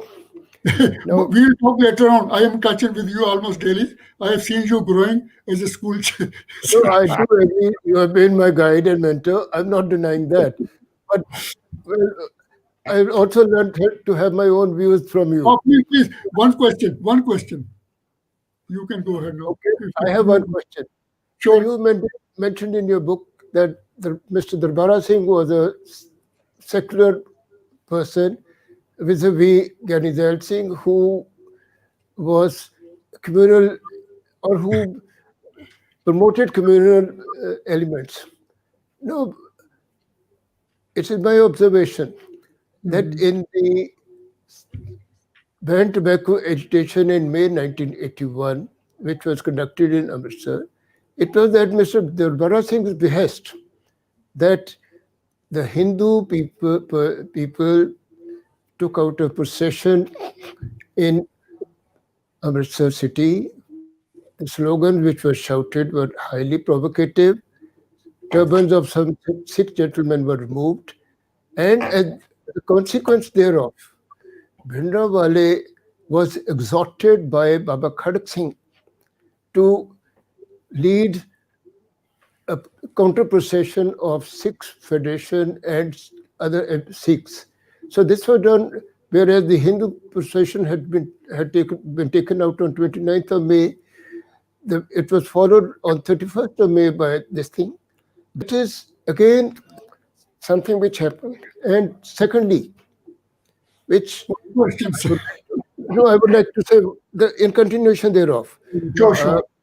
Yes, MP. Now, you made your point. The idea of throwing tails, other parts of the bodies of cows and calves was from pro-Darbara Singh elements. I would like to mention.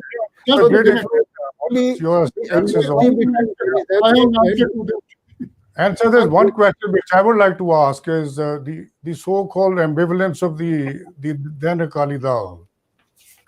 You have not written anything much about the ambivalence of the Shromani Akali Dal and the dichotomy of thinking between the three primary triumvirates of those days who were heading the Akali Dal. What do you have to say about that? Number one, I think Alak's question, that Darbara Singh was not secular, but it was a general impression I'm talking about. What he did in 1981 was most probably at the behest of One Akbar Road. The most active member of that was Arun Nehru, and Fatehpur sitting there. I have not mentioned that these people, Arun Nehru, later on Arun Singh, meeting some of the senior officers in their office, controlling things in Punjab. So Darbara Singh, though a secular, had his political compulsions also, not to go against the general tenor of the operation. And he withdrew from the Waters Accord under duress. He wasn't that young. No, he was overall he had an impression of being secular. Now, Mr. Aujla's question that Akali Dal, I have given some hints there, again because of lack of space. Actually, Akali Dal people, even Torah, till the last moment, he had ambitions of becoming chief minister. That was Yes.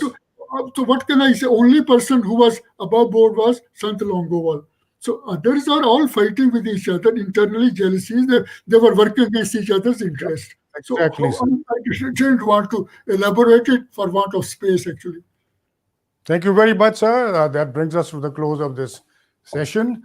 We've had a very meaningful discussion on a very, very powerful subject, and I would request the viewers to kindly go back to Mr. Sidhu's book. It is eminently readable, and draw their own conclusions.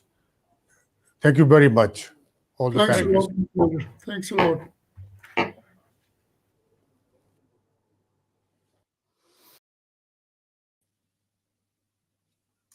Thank you, gentlemen. That was indeed intriguing.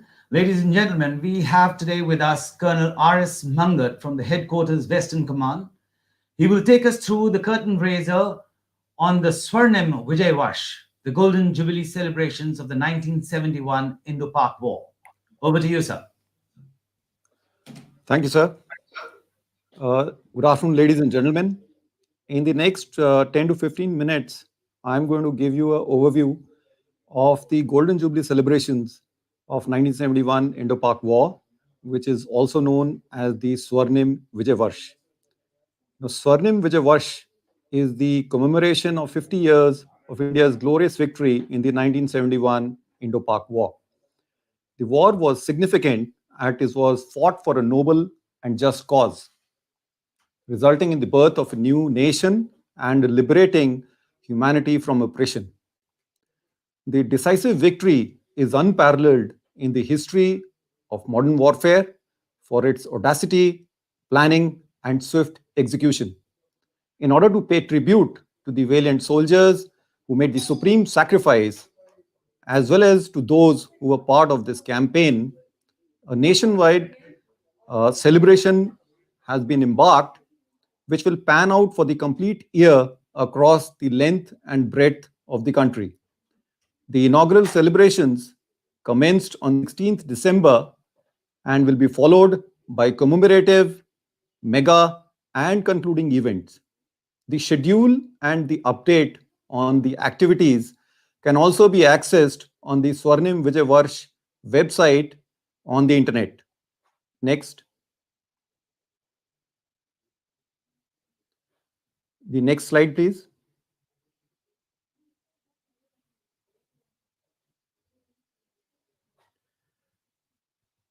The Swarnim Vijay Varsh is a tri-service nationwide which also ventures into Bangladesh, a year-long celebration. Broadly, it is divided into 4 categories of events. The inaugural event having taken place on the 16th of December, when the wreath laying at the National War Memorial was done and the victory flame was lit by the Honorable Prime Minister. Thereafter, we have the year-long commemorative events wherein the victory flame or the Vijay Mashal will be taken across the nation in the 4 cardinal directions. At each of these pre-designated locations where the victory flame will traverse, the events include the felicitation of the Paramveer Chakra, Mahavir Chakra, and the Veer Chakra awardees of 1971. The local veterans, the Veer Naris, government officials, and the school children and the NCC cadets would be co-opted. The soil from the key battle locations would also be collected during the victory flame going around the nation. And we have mega events which are planned across the nation in each of the regional commands. The concluding events would take place at New Delhi and Kolkata next year on 15th and 16th December. Next.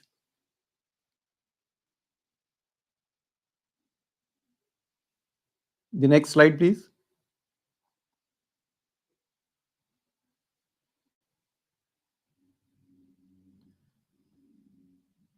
Next.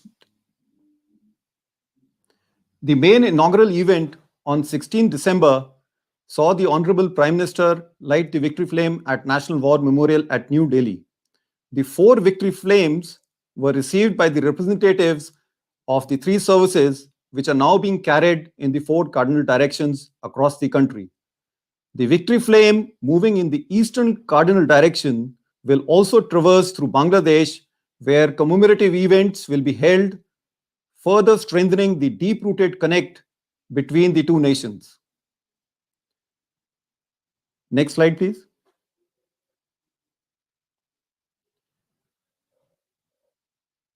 The commemorative events will pan out for the entire year and will coincide with the movement of the victory flame.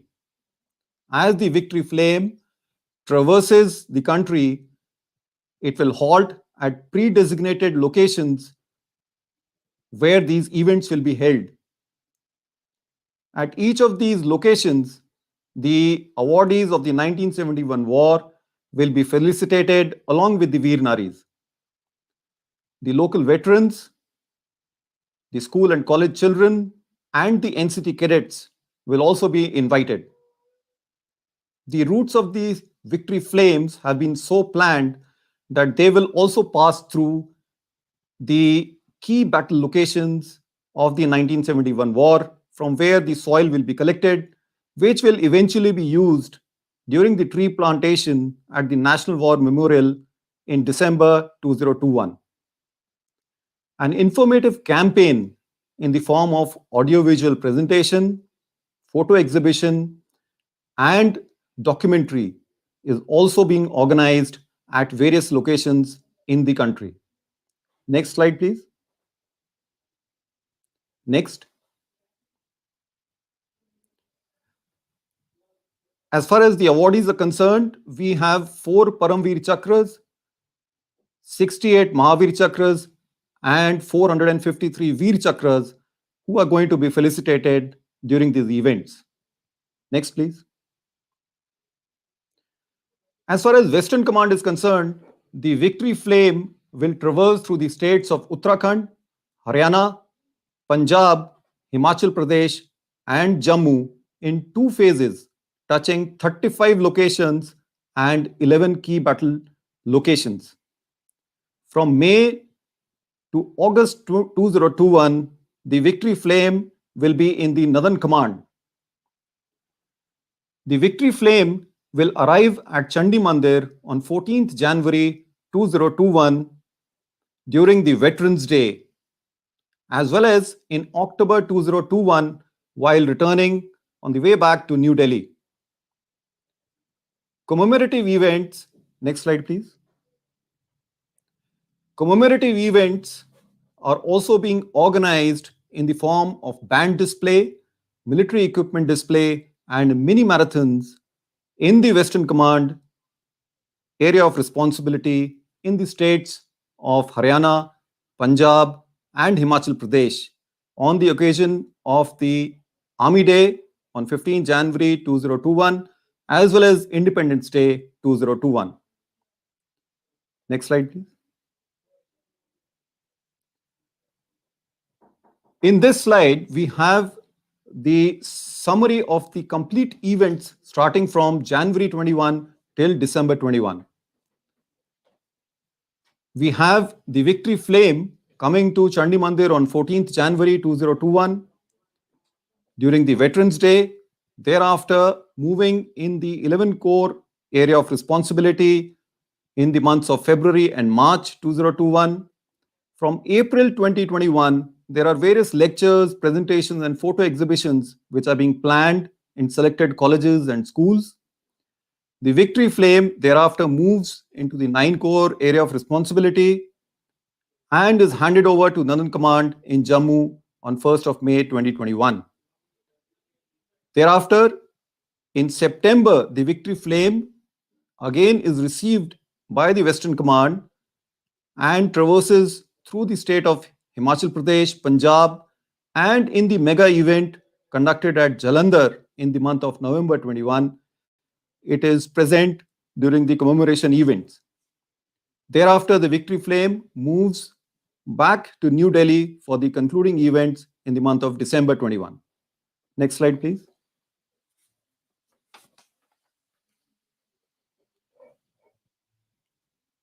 As part of the commemorative events, the film festivals are also being organized at Trivandrum, Goa, and Kolkata in the month of October 2021. Also, a tri-service mountaineering expedition will be conducted in September 21 in the Eastern Theatre. Next, please. There are 6 mega events which are planned from April till December 2021 in the various regional commands. As far as the Eastern Command is concerned, the theme of the mega event is based on the War of Liberation, whereas in the other commands, the theme is related to the Indo-Pak War, showcasing the secularism, moral high ground of the nation for a just cause and a just war. As far as Western Command is concerned, the mega event will be held in Jalandhar in November 2021. Next, please. The concluding events are going to be held in New Delhi and Kolkata on 15th and 16th December 2021. The events preceding the main events will include an online quiz competition, premiere of 7 episodes on major battles of 1971 war, on TV, a light and sound show at India Gate, and a Vijay Parv on the lawns of Rajpath. On 15 December 2021, the ceremonies will include merging of the 4 flames which will come back from the 4 cardinal directions, wreath laying at the National War Memorial, release of commemorative coins and stamp, and the tree plantation using the soils collected from the key battle locations across the nation. On 16 December 2021, the events will be held at Kolkata, which will include felicitation of the Veer Naris, veterans, Mukti Jodhas, and a Vijay Divas Sandhya. Thank you very much, and I hope the events which are planned will see participation in large numbers by everybody. Thank you very much.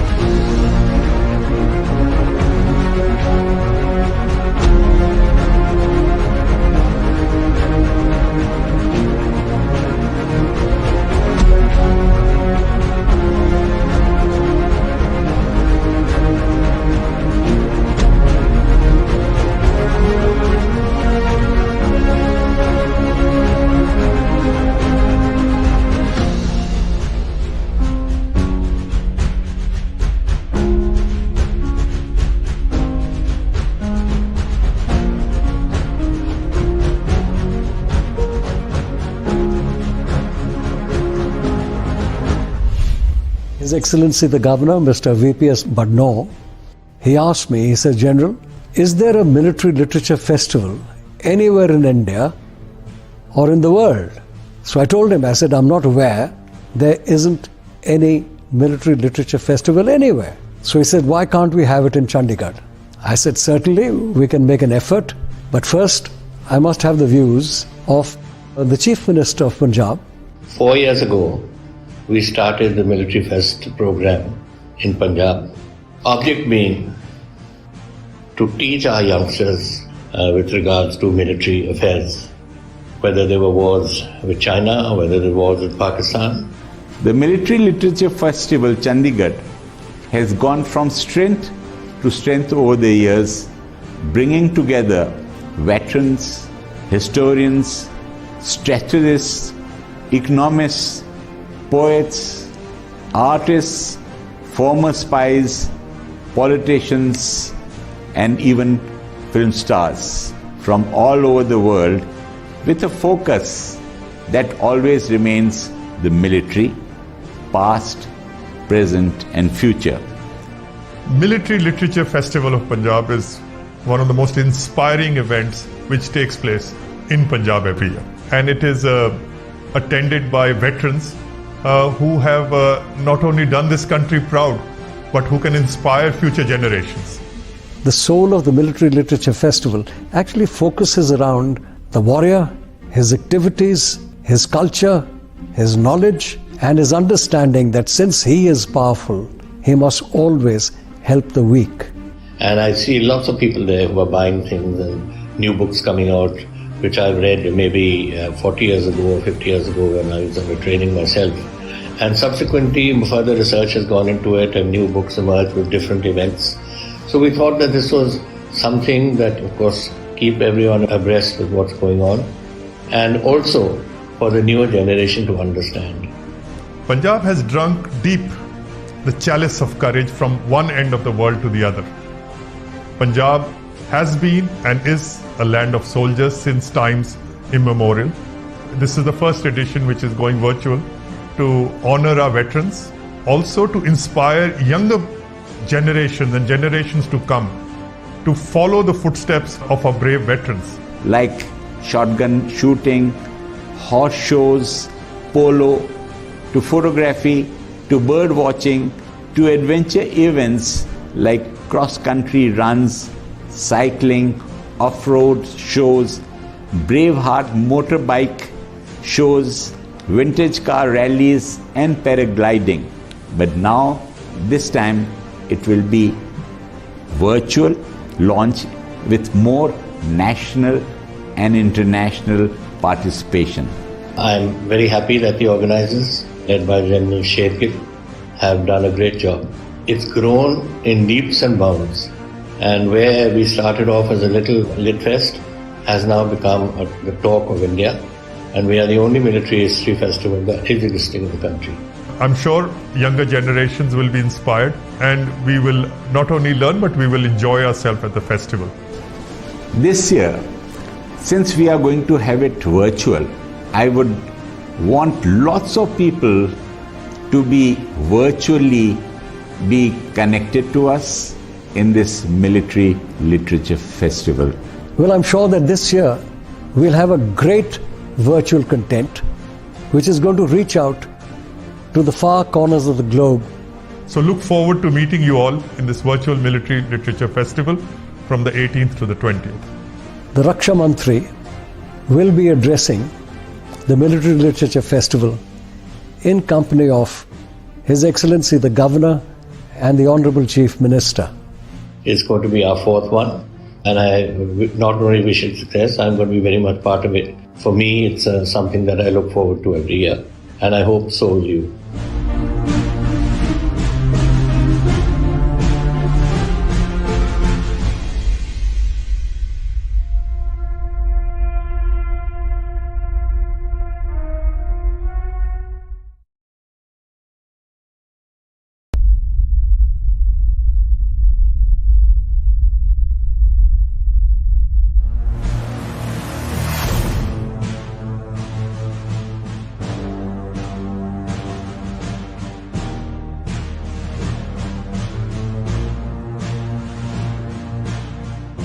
Four years ago, we started the Military Fest program in Punjab. Object being to teach our youngsters with regards to military affairs, whether there were wars with China or whether there were wars with Pakistan. And I see lots of people there who are buying things and new books coming out, which I've read maybe 40 years ago or 50 years ago when I was under training myself. And subsequently, further research has gone into it and new books emerged with different events.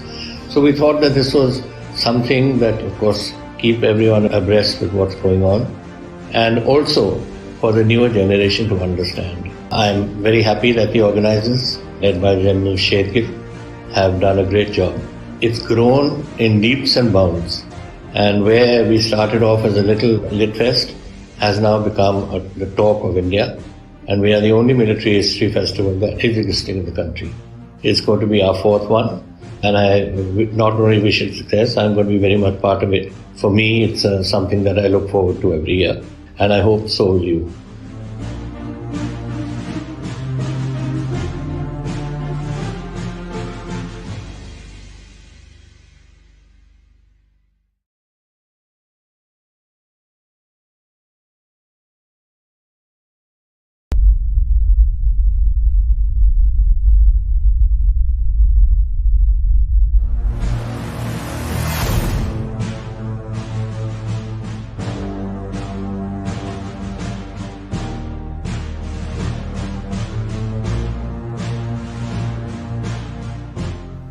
Military Literature Festival of Punjab is one of the most inspiring events which takes place in Punjab every year. And it is attended by veterans who have not only done this country proud, but who can inspire future generations. For all eyes and for all times, Punjab has been an expression of hope, courage and glory for the Indian subcontinent. It doesn't need any testament from either me or from any other man. This great region has written its own history. Punjab has drunk deep the chalice of courage from one end of the world to the other. Punjab has been and is a land of soldiers since times immemorial. This is the first edition which is going virtual to honor our veterans, also to inspire younger generations and generations to come to follow the footsteps of our brave veterans. I'm sure younger generations will be inspired, and we will not only learn, but we will enjoy ourselves at the festival. So look forward to meeting you all in this virtual Military Literature Festival from the 18th to the 20th.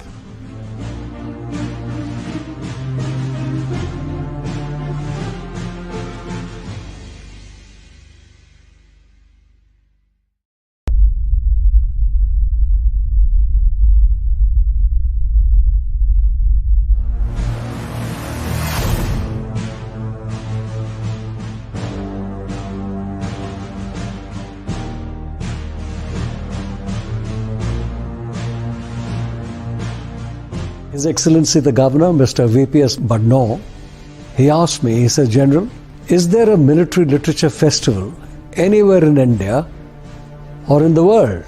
So I told him, I said, I'm not aware there isn't any military literature festival anywhere. So he said, why can't we have it in Chandigarh? I said, certainly we can make an effort, but first I must have the views of the Chief Minister of Punjab.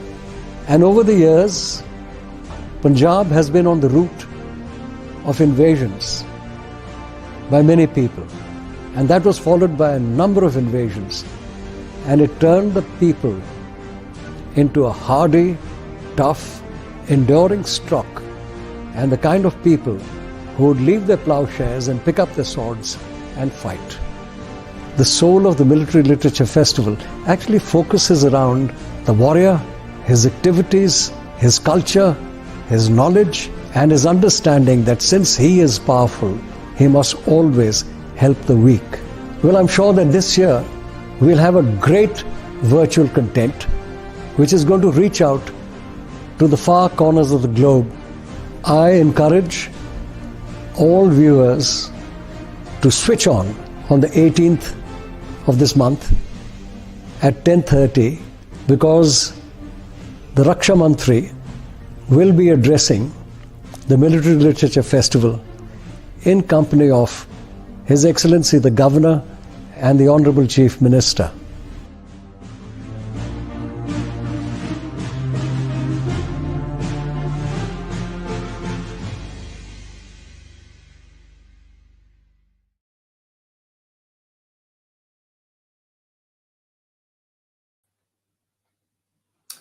Well, operations are always interesting to read about, but crossing the Meghna, 1971 Victory Curtain Raiser. This was an operation that deserves an introduction which is way beyond what anything I could imagine. The Meghna heli bridge, codenamed Operation Cactus Lily, was a brilliant masterminded aerial operation conducted by the Indian Air Force and the Indian Army on the 9th of December 1971. It is said, if any one victory in the battle were to be rated as the greatest victory in history of warfare, ever since man started recording history, then the criteria for judging it must be based on the following parameters: the final outcome of the victory in battle, comparative strength of the opposing forces, losses in men and material, time interval between conception, planning, execution, and victory. If the above factors and Winston Churchill's quote are to be considered, then the crossing on the 9th of December 1971 of the mighty Meghna by the Indian Army and the Indian Air Force has to rank as one of the greatest and the most brilliant feat of arms by any army and air force in the world since the dawn of history. No other single victory in battle has had more profound an effect on history of nations and mankind than this battle. In one swift masterstroke of brilliant conception, planning, and execution, that from the beginning to the end of the war was over in a day. A small force of a few hundred brave soldiers, 12 helicopters and their valiant crew created history, a bold and daring heliborne operation where troops of General Sagat's 4th Corps were airlifted by the Indian Air Force across the 400-yard wide River Meghna, which enabled the capture of Dhaka and the consequent surrender of the Pakistan Army in East Pakistan. This victory in a single operation helped create a new nation, Bangladesh. To discuss this topic and on the panel are Lieutenant General Gurbaksh Singh Sihota. He was commissioned into the Regiment of the Artillery and is the recipient of the Silver Gun and the Silver Oyster. Living up to his reputation, he went on to be a highly decorated gunner with Param Vishisht Seva Medal, Ati Vishisht Seva Medal and Veer Chakra, a Vayu Sena Medal and mentioned in dispatches. He is an aviator and had served with the Air OP Squadron during the 1971 operations in Bangladesh, where he earned his Veer Chakra. He has attended the Defense Services Staff College, Camberley, UK, and NBC course in the USA. He is also an alumnus of the National Defense College, New Delhi. After commanding an independent infantry brigade in the Western Sector, he was General Officer Commanding of Victor Force in counterinsurgency situations in Jammu and Kashmir. As Lieutenant General, he commanded a strike corps in Western Sector. Before taking over as GOC&C Southern Command, he was the Director General of Military Operations at Army Headquarters. Major Chandrakant Singh VR. Major Chandrakant Singh was commissioned in the 4th Battalion, the Brigade of Guards. His first posting after a short tenure in Sikkim was with the UN force in Gaza. He took an active part in the CI Ops in Mizo Hills, including an operation of Pakistan in 1970. In 1971 war, he took part in the heliborne ops to cross the Meghna River on 9th of December. He was wounded in both legs on 11th December at Nasinguri and was awarded the Veer Chakra. He took premature retirement in 1977. He is now involved in writing accounts and books on war, environmental, and defense-related issues. He is an author of the biography of AVM Chandan Singh, MVC, AVSM, VRC, titled Cavalier in the Sky. He is currently writing a book on the Meghna crossing, titled Flight to Victory. Squadron Leader R.T.S. Chinna served in the Indian Air Force as a helicopter pilot and is a qualified flying instructor. He saw active service on the Siachen Glacier and with the IPKF in Sri Lanka, as well as in counterinsurgency operations in India's northeast and Jammu and Kashmir. He is the recipient of the MacGregor Medal for Best Military Reconnaissance in 1986. He is currently Secretary and Editor of the United Service Institution of India Center for Military History and Conflict Research. He is also the Vice President of the Indian Military Historical Society, UK. He was responsible for spearheading the joint USI-MEA India and the Great War Centenary Commemoration Project. The author of a number of books, he was a member of the IAF Aerospace Museum Apex Steering Committee and the Government of India's Archival Advisory Board. He is on the editorial advisory board of the Journal of the British Commission for Military History. He was appointed an honorary member of the Order of the British Empire in 2016 and an officer of the Belgian Order of Leopold in 2018 for his contribution towards strengthening the Indo-UK and Indo-Belgian bilateral ties respectively. Group Captain C.S. Sandhu, Veer Chakra. Group Captain C.S. Sandhu was commissioned in the Air Force in the fighter stream in 1958 and participated in the liberation of Goa operations. Switched to helicopters in 1962 and participated actively in Rajasthan sector during the 1965 war. He took over as the commanding officer of a helicopter unit in 1971, which participated in the war in the East Pakistan and was responsible for the famous heli-lift across the Meghna River by night and day. He personally led a special heliborne operation deep behind enemy positions. His citation reads, "Throughout, squadron leader Charanjit Singh Sandhu displayed gallantry, professional skill, and leadership of highest order." He was awarded the VRC. Later, the unit was presented the President's Colors, which was presented to the units for exceptional performance. In 1984, he was the CO of the helicopter unit, which airlifted troops to Siachen, landing in the snow at heights close to 20,000 feet. He was awarded the Vayu Sena Medal for dedication and leadership of the highest order. Lieutenant General S.S. Mehta, PVSM, AVSM and BAR, VSM, a highly decorated cavalry officer who has put in 41 years of service before hanging up his uniform in January 2004. He was commissioned into the 63rd Cavalry in December 1962. General Mehta has a rich command, staff and instructional experience. He led an independent armored squadron in operations during the 1971 war with Pakistan, where he was mentioned in dispatches. He is commanded an armored division and a strike corps in the western sector. His other important assignments include GOC&C of the Army Training Command Shimla, Deputy Chief of Army Staff Planning and Systems at Army Headquarters, and member of the National Security Advisory Board. General Mehta has been an instructor at the Higher Command Wing of the Army War College, MAO, the Intelligence School of Army and Defense Services, Staff College. He attended the Nuclear, Biological, and Chemical Defense course at Timoshenko Academy in Moscow and the United States Army War College course. Over to you, sir. May I start? Good afternoon, everyone, and welcome to what promises to be a truly historic session. We have, and that's actually more ways than one, given that we are meeting in the ether rather than in person. We have four very eminent and distinguished panelists who will not just talk to us about history from an armchair perspective, but from that of a lived experience. And it's not often that we are fortunate enough to be in the august company of individuals whose actions have actually helped to shape the destiny of not just one, but three nations, that is that of India, Pakistan, and Bangladesh. Before I commence, I'd just like to mention over here that this particular session is dedicated in part to the United Service Institution of India, or the USI, which is celebrating its 150th anniversary of raising this year. And I'm grateful to the organizers for allowing me to say a few words about it.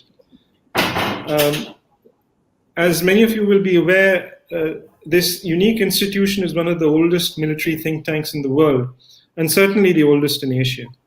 It came into being in Shimla, in the erstwhile summer capital of British India, in 1870, and it aims to further interest and knowledge in the art, science, and literature of national security in general, and the defense services in particular. The USI was the creation of the then Quartermaster General, or QMG, of India, Colonel Charles MacGregor. And the USI Library, when it was raised, it served in its early years as a kind of a back office for the intelligence branch of Army Headquarters, which was then located at Shimla. And the reason for this, of course, was that military intelligence in those days was a function of the QMG, and MacGregor was responsible for laying its foundations in this country. The USI prides itself on having one of the oldest military journals in continuous print anywhere in the world, barring perhaps the journal of the RUSI in London. And the institution moved to Kashmir House in Delhi in 1953, where it was nursed through the critical decades after independence by the exceptional efforts of Colonel Pyarelal, who served as the secretary of the institution for 3 decades, from 1957 to 1987.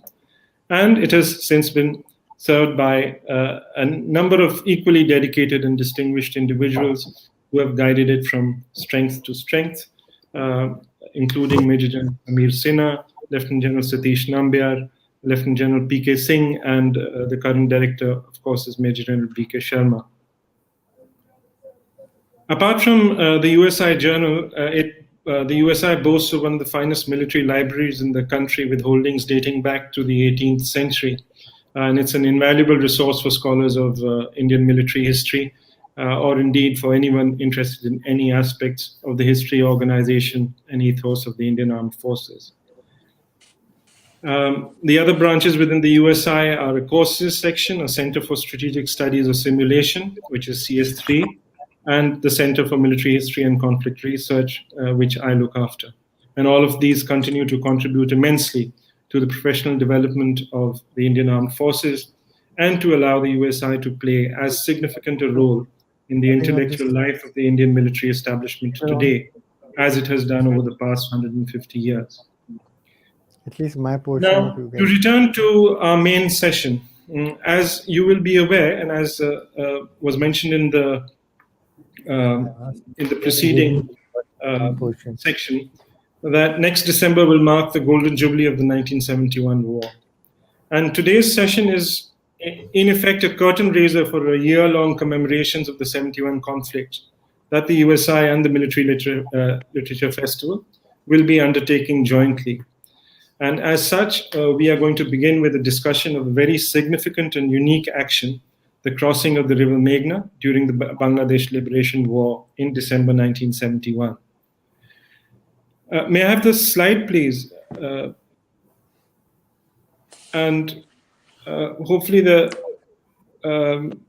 come up with a slide where, normally when we talk of a river, we have a notion of the Yamuna or of European rivers as one sees them today.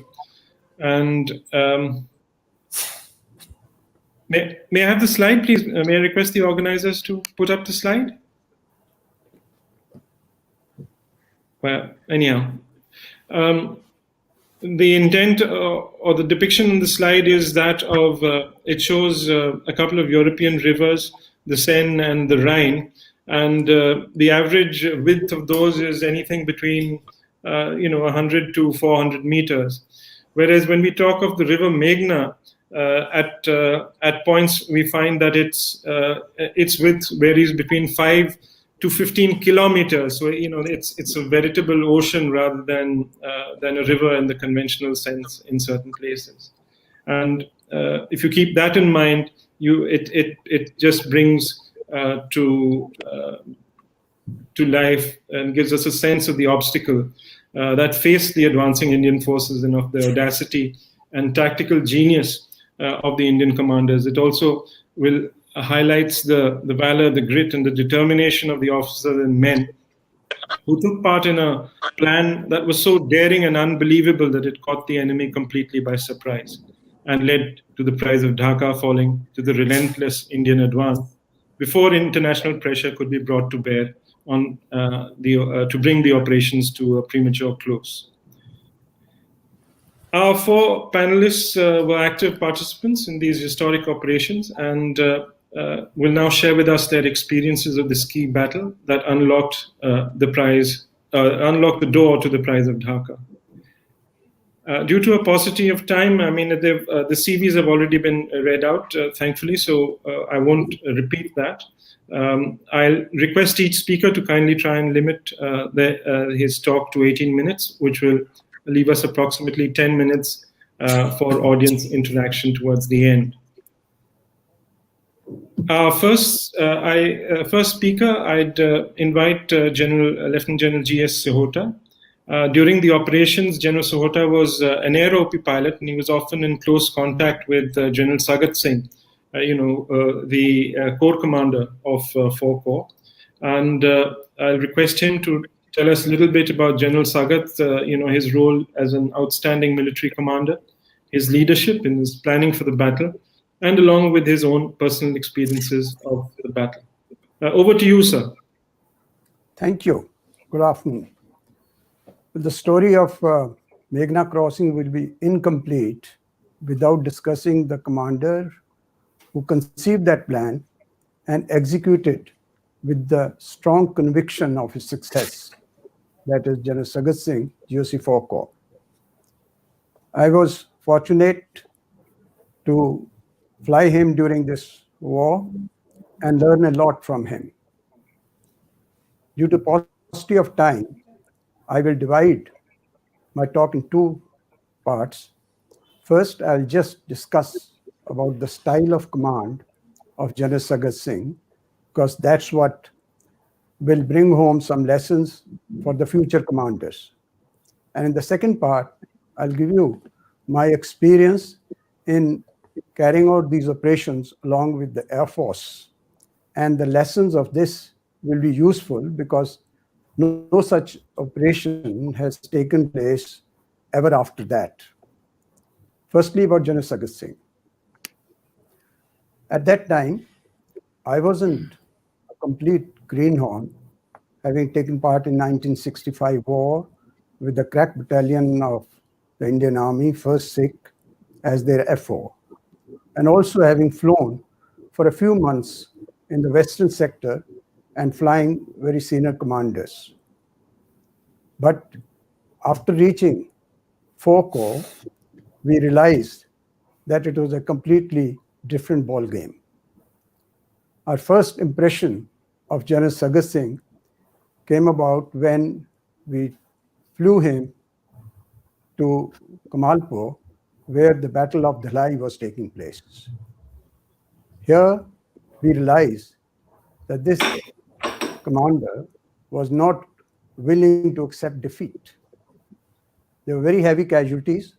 The battle had gone on for a number of days, and it was the first battle of the Corps, and he was wanting to succeed, but his other commanders were recommending that they should call off the operation. He insisted, and we saw that even the brave commander got injured. There was a change of command, but General Sagat, despite all the heavy casualties, succeeded. It sent the right message to the Corps that Corps commander is never going to accept defeat or no to his orders. After that, we flew him almost every day, visiting the front. In fact, it started after one of the missions when we returned that Agartala airfield, which was operative for quite some time, had switched off their lights, and we had to land back at Taliamora on a dusty helipad with the Jeep's lights. We were a little concerned about it, but we did not find any discomfort with the Corps commander. From that day onwards, every day, Corps commander would arrive early morning, give us a brief about his visits. We'll take off and land back only at the last light or after that. During this period, he would visit the front and discuss and plan or give his orders to all his commanders. He was a taker. And we as AeroP pilots, who actually, having been part of the Indian Air Force, had certain safety rules to be followed. But it was his risk-taking which rubbed on us. And we too then, after that, did so many things which actually hadn't been done before. I will cite a few examples to you during this period. Once, in the Battle of Akhauda, he realized that the battle was not progressing as he had planned. He decided to look at the enemy's defenses from the rear. I was a bit reluctant, but I couldn't say no to him. As we approached the rear of those defenses, we found that the Pakistanis were moving away along the railway line and vacating the post. Now, there was no way we could communicate to the troops who were to capture their position, so we spotted them and landed. We found Major D.P. Singh, then the company commander, later General D.P. Singh, who was in Chandigarh itself, coming out and meeting us. And he was provided this information, and Akhauda was captured in no time. Another incident I would like to point out was Brigadier Tom Pandey's brigade was moving along Mainamati axis. He was to meet us at a helipad, and we waited for him for quite some time. General Sagat, by this time, had started. While we were waiting, he would discuss many things with us. He would discuss his plans, he would discuss personalities, he will share his thoughts. We waited for a long time, but when he didn't turn up, I offered that if I could go up along the moving convoy and locate him. But he decided that he must accompany us. If we could take a risk, so could he. We went and landed next to some jeeps, and there it was, Brigadier Pandey. And while briefing the corps commander, he mentioned that he couldn't cross the channel because there was no crossing expedients. And the corps commander looked at me, and I knew what he wanted.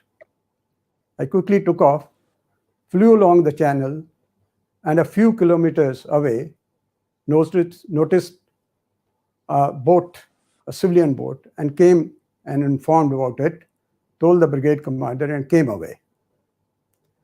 He also had another trait in which, if he felt that the information being given to him may not be correct, he would land up there. This was in Karimganj. We flew him there, and we found that he had gone to the position and asked 2 bodies to be exhumed because he wasn't sure that the information given to him about this unit killing 2 officers was correct. So that is the kind of command he had, and he led from the front. Another incident was very interesting, that we had visited General Hira's division, and by the time General Arora had come and we were flying him around Komila, and we noticed our own troops on the Komila airfield. And we just mentioned to him that, I think, sir, our boys are reached there. So he said, why can't we land? And I just told him that looks that the airfield is mined. And I don't know in what manner, he told me, but we can always put 3 wheels away from the minefields. And there, foolishly, I quickly put it down, but before I could switch it off, there was a fence, and the civilians came over the fence and started running towards the helicopter, and a mine blew up. I quickly took off. So that is the kind of risks he was taking, and he was bold and brave. In fact, I will put him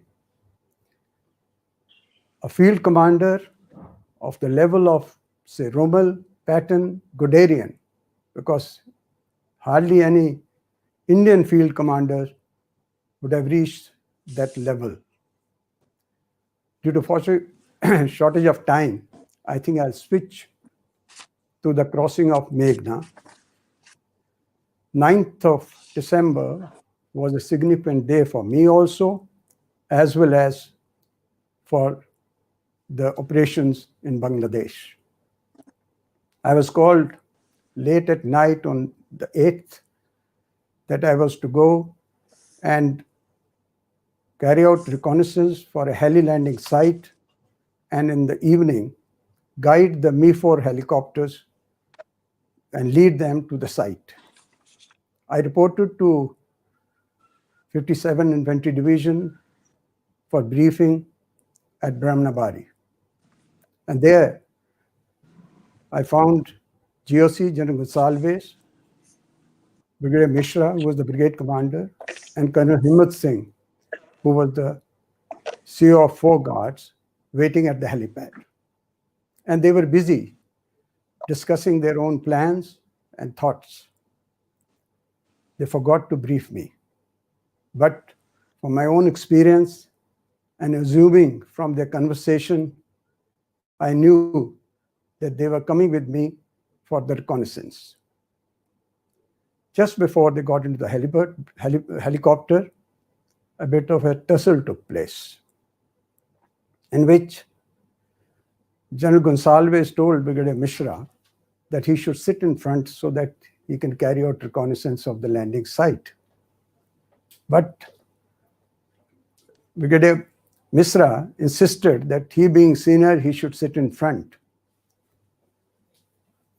That was providential, because when later we were fired upon and hit, the bullets flew over close to Brigadier Mishra's head. Had it been tall general sitting there, the story would have been different. Anyway, we took off. We, as already mentioned, this mighty river, so formidable, you cannot understand the vastness of it unless you fly over it. We crossed it. As we were on the other side, and I was looking for a suitable landing site, the others were busy looking at the enemy's dispositions. We were fired upon by the machine gun, but we were out of their effective range. Soon, the 3 of them started pointing out the dispositions of the gun position and the troops, and we saw that the bridge over Meghna on our right had been blown up. That was a matter of concern for them, and the whole thing got diverted towards the bridge, and they asked us, and I had Captain Randhawa with me, who was flying with me, and while I was doing the recce, he was quickly told to fly off towards the bridge. As we reached the other side of the bridge, we noticed that our troops were moving along the riverbed with speed, and there were some tanks, and they were trying to get onto the tanks. And they realized that probably one of battalions which had gone to capture that site had a adverse situation. That once again put them off, and we started doing reconnaissance of the area and finding out more details about this action. As we were flying along the railway line, I had by that time lost altitude and come down to 400 to 500 feet, and we were fired upon, and a few bursts went through the helicopter, but fortunately none of the vital parts were damaged. And we quickly landed back at Brahmanbaria. All 3 of them, without saying anything to me, left for the ops room, and I was there waiting and planning as to what should be my next action. As I was doing that, a casualty came about, and I was asked by the JCO to evacuate him.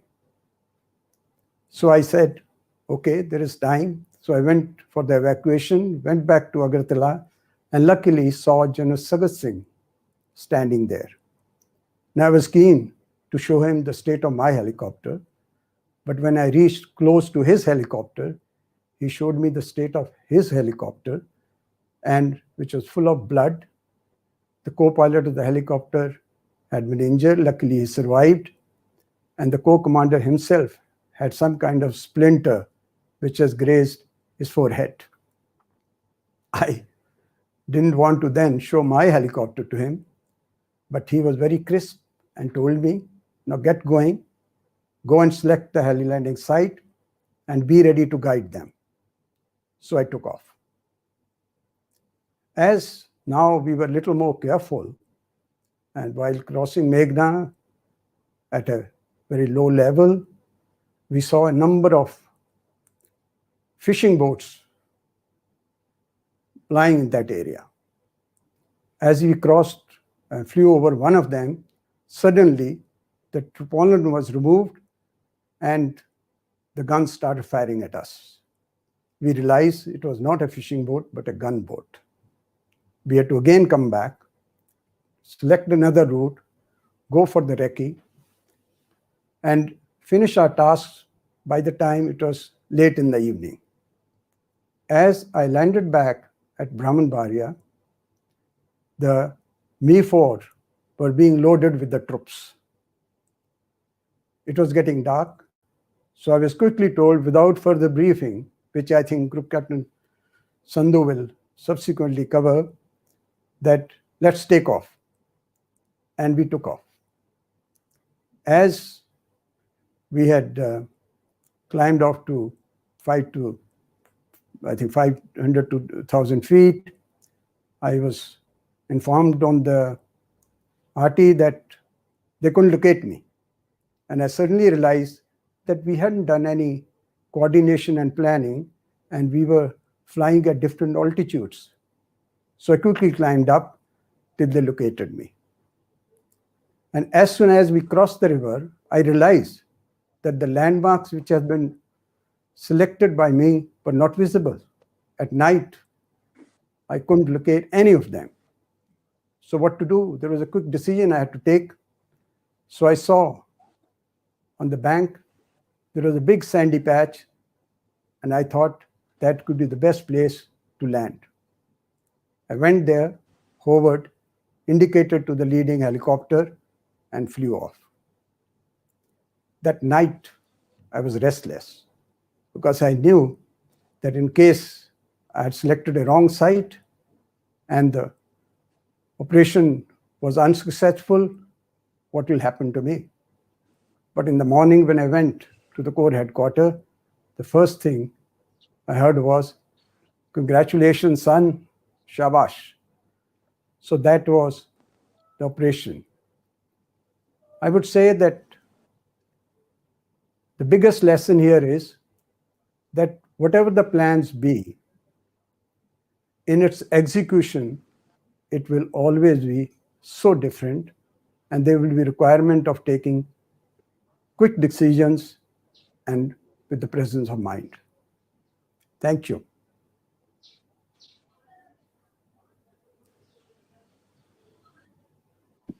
Thank you very much, General, for that fascinating account of your experiences and of General Sagat as one of India's outstanding military commanders. One only wishes that there was more time that we could listen to some of these talks for hours on end. Our next speaker is Major Chandrakant Singh, and he was involved in the events in the run-up to the Liberation War from April 71 to July 72, as was mentioned in the introduction. But during the war, he took part in the heliborne operations to cross the Meghna on the 9th December. And he was wounded in both legs on 11th December at Narsingdi and awarded a Veer Chakra for gallantry in action. Sir, having taken part in the crucial Battle of Akhora, which actually broke the enemy's back, it would be useful if you could kindly cover the ground aspects of the battle from the point of an infantry officer. Over to you, sir. Firstly, I have to thank the Honorable, His Excellency, the Governor, Rao Sahib V.P. Singh Badnor, His Highness the Mahaja Patiala, the Chief Minister, and my friend General Shergill, and Mandeep Bajwa and you, Squadron Chinna, for conceiving and implementing this wonderful exhibition, the Military Literature Festival, the only type in India and perhaps in the world. And hopefully from next year, you will be able to take it to other parts of the country so that our population, general public, which is so unaware of our own history, gets to aware of our past. Because a nation that forgets its past has no future. Sorry, there's something buzzing going on. The other thing I have to thank you all for is, here there are four of us, General Sehota, Group Captain Sandhu, and General Shammi Mehta, myself. All of us were contemporaries at NDA and brothers and comrades in arms during the war and on that fateful day, 9th of December. Thank you very much. A river crossing in anywhere in the world has several parts. You mentioned Akhora.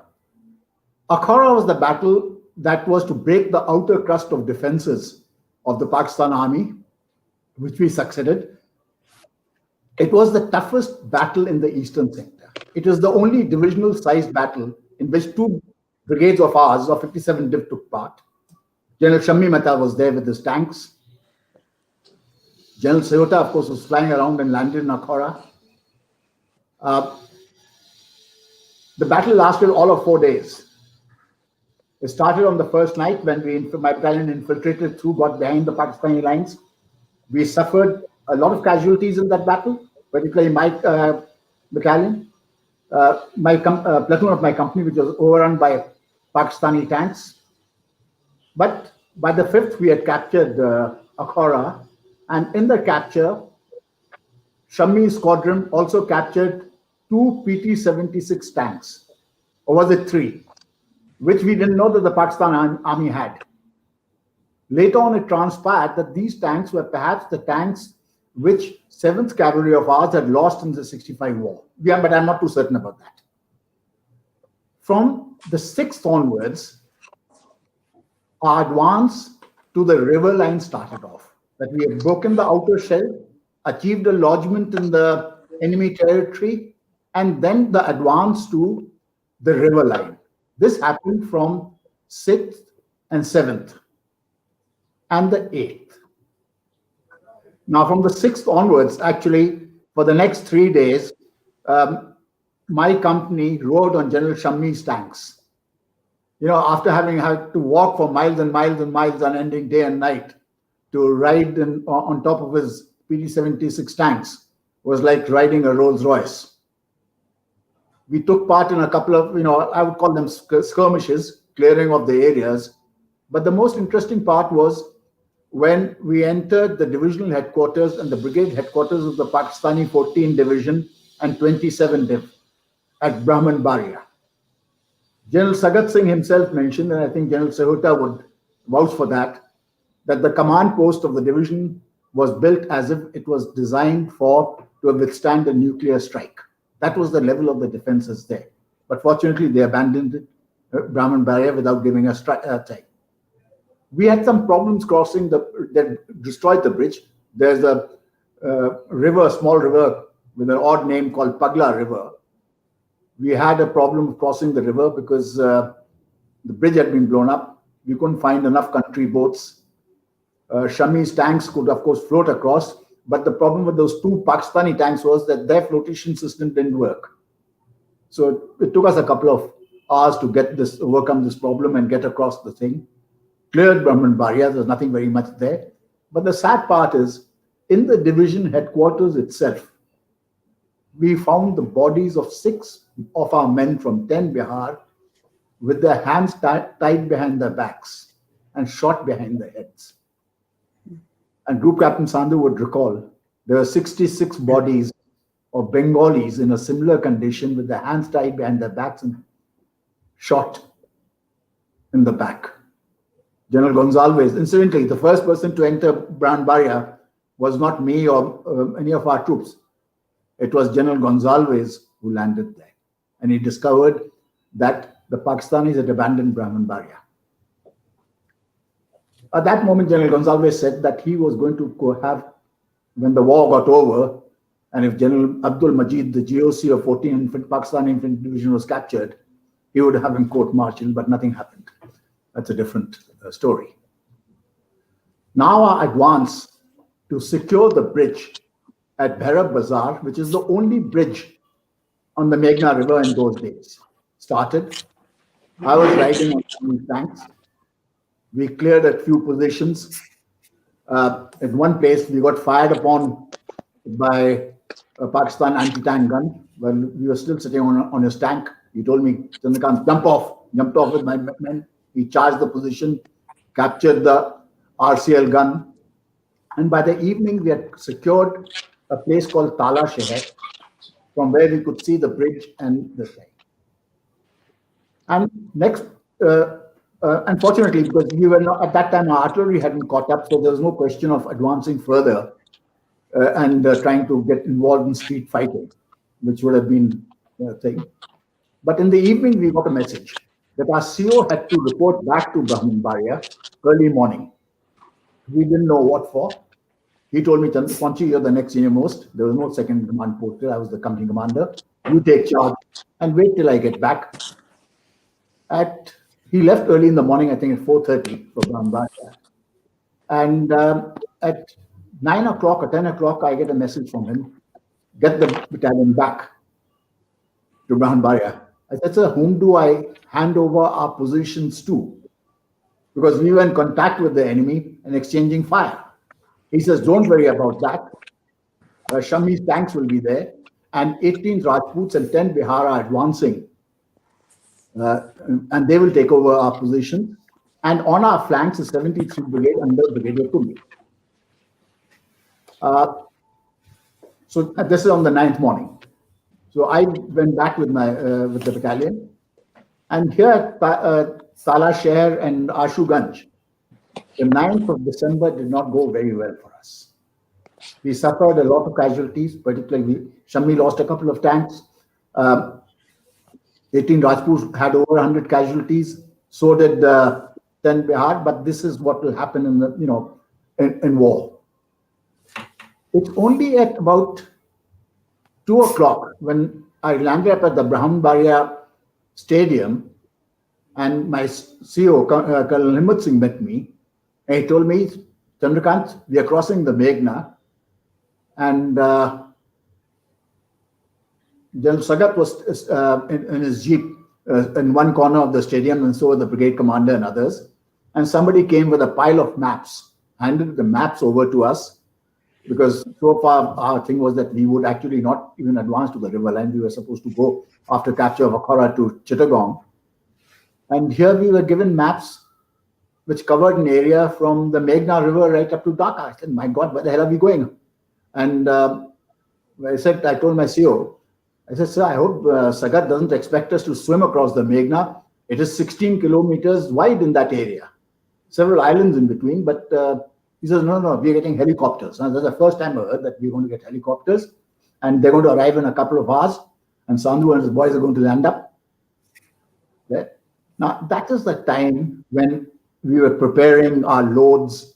These Mi-4 helicopters we knew could carry 10 to 11 troops with their equipment, but we had a lot of porters, we had extra ammunition. That the casualties of 10 Bihar and 18 Rajputs started coming to the stadium, and they were in their hundreds. So here we were going off into an unknown land in a new operation, an area where we had not carried out any reconnaissance, and here were the casualties. I would say that it wasn't demoralizing, but it was certainly disturbing. However, that is another story. At about 4 o'clock, a flight of helicopters, I think 4 at a time, Group Captain Sandhu would landed there. And I think the pilot was, Group Captain Sandhu would say, I think the first one was, Pushpred, or was it you? one of the two. And the first helicopter that we got in, my CEO and myself, my men, and here the helicopters, instead of carrying 10 men, they were carrying about 18 to 19 people, about 12 to 13 of our men with the ammunition. And each helicopter also had 5 or 6 local Bengalis who were acting as porters, carrying our extra first-line ammunition and other equipment. But fortunately, because the stadium had a bit of open ground, the aircraft, the Mi-4s could do a little bit of a 100-meter takeoff run.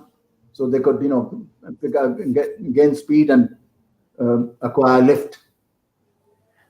The first flight of 4 helicopters left at 4 o'clock.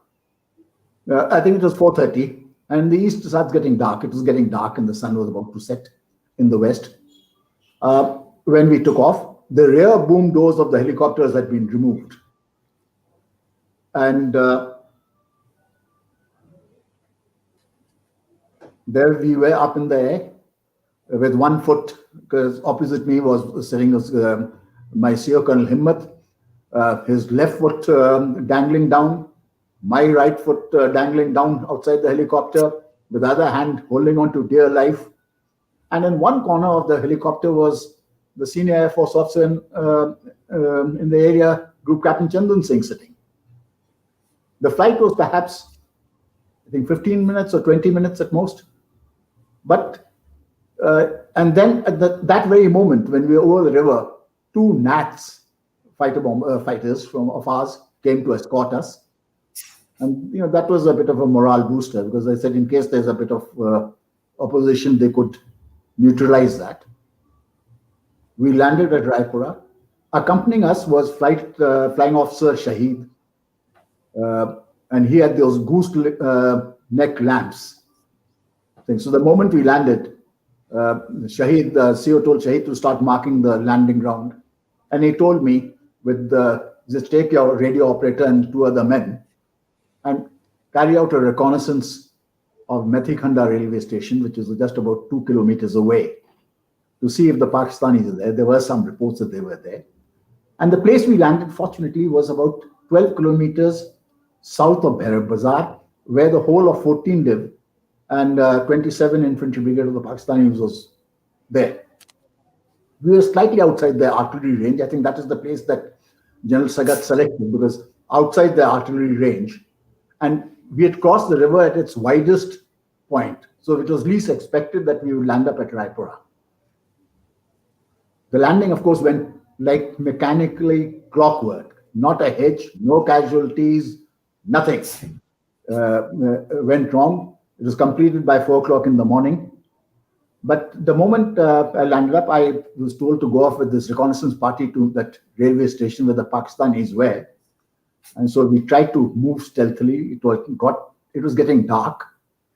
But the locals, hearing and seeing the helicopters land, rushed, came, men, women, children came out. And what we were trying to approach, stealthily, turned out into a Bengali mob carrying me, my radio operator, and 2 other men on their shoulders. The Pakistanis hearing us come, and the Bengalis can be loud under normal circumstances, but when you have 2,000 jubilant Bengalis, the roar can be heard miles away. The Pakistanis abandoned their position at Methi-Khanda.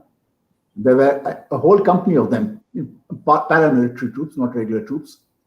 And when they landed up there, I could actually see them at a distance. They had loaded their luggage into a wagon, collected some locals, and they're pushing the wagons and going southwards towards Narsingdi. So I heaved a sigh of relief. And then I was waiting for my company to come and link up. What should have taken them 45 minutes, 1 hour passed, 2 hours, 3 hours, 4 hours, 5 hours passed. They came and joined me at about 3 o'clock in the morning or 4 o'clock in the morning. When we asked, there was a young officer, because his company commander had got wounded at Akhora, and he had taken over the company. So young Surinder had taken over the company. And as they say in the army, that there's nothing more dangerous than a second lieutenant with a map. Sure enough, he got lost. And instead of joining me, which is just 2 kilometers away from our landing ground, he took a local guide and he turned northwards and hit the Pakistani defenses at Bhairab Bazar. The main defenses. The Pakistanis shelled fire at his troop, which included my company, both shelling and firing. I lost 6 men from my company. He also had some things. It had a negative effect on that, but there was a positive outcome. The Pakistanis thought that we had crossed over and our aim was to attack them. So the same heroic general who had killed 6 of our men from 10 Bihar in his command post, here from the 9th onwards till the 17th of December, he and his division were holed up. They did not venture out. Later on, 19th Punjab crossed over, the 19th Punjab, and a battalion of the East Bengal Regiment crossed over. They contained the whole of this division. Eventually, when they surrendered, we found that there were 6,000 troops who were in Bhairab Bazar. For that 1 week, they did not venture out. So sometimes a mishap actually turns into an advantage. The next couple of days, we advanced in the way I got wounded and things like that. But the heli lift continued. It continued on the 10th, there was a bit of a break. On the 11th, the next heli lift took place at Narsingdi when 2 battalions and some elements of the artillery crossed over. Now, it is interesting here. And just today, I received a message from an Air Force officer. He was in charge of the helicopter maintenance there, that Air Chief Marshal Lal, in an address after the war at the Air Force Station Bidar, mentioned that when he was told about this heli-borne operation and its success, disbelieved it. When he was told that so many troops had crossed over and so many tons of ammunition, he said, I first disbelieved it, so I had to get a reconfirmation. Now here I would like to sort of take a little thing to read out something. Here were Group Captain Sandhu's boys, 10 of 10 helicopters, another 2 or 3 or 4 from 2 other squadrons, 104, Nanda Kayapa was I think 104, and 105 and 110. Sagat Singh had been given permission, he says, sorry, I had it in mind that I could possibly use helicopters in an offensive task. Now here, I'm sorry, I will go back.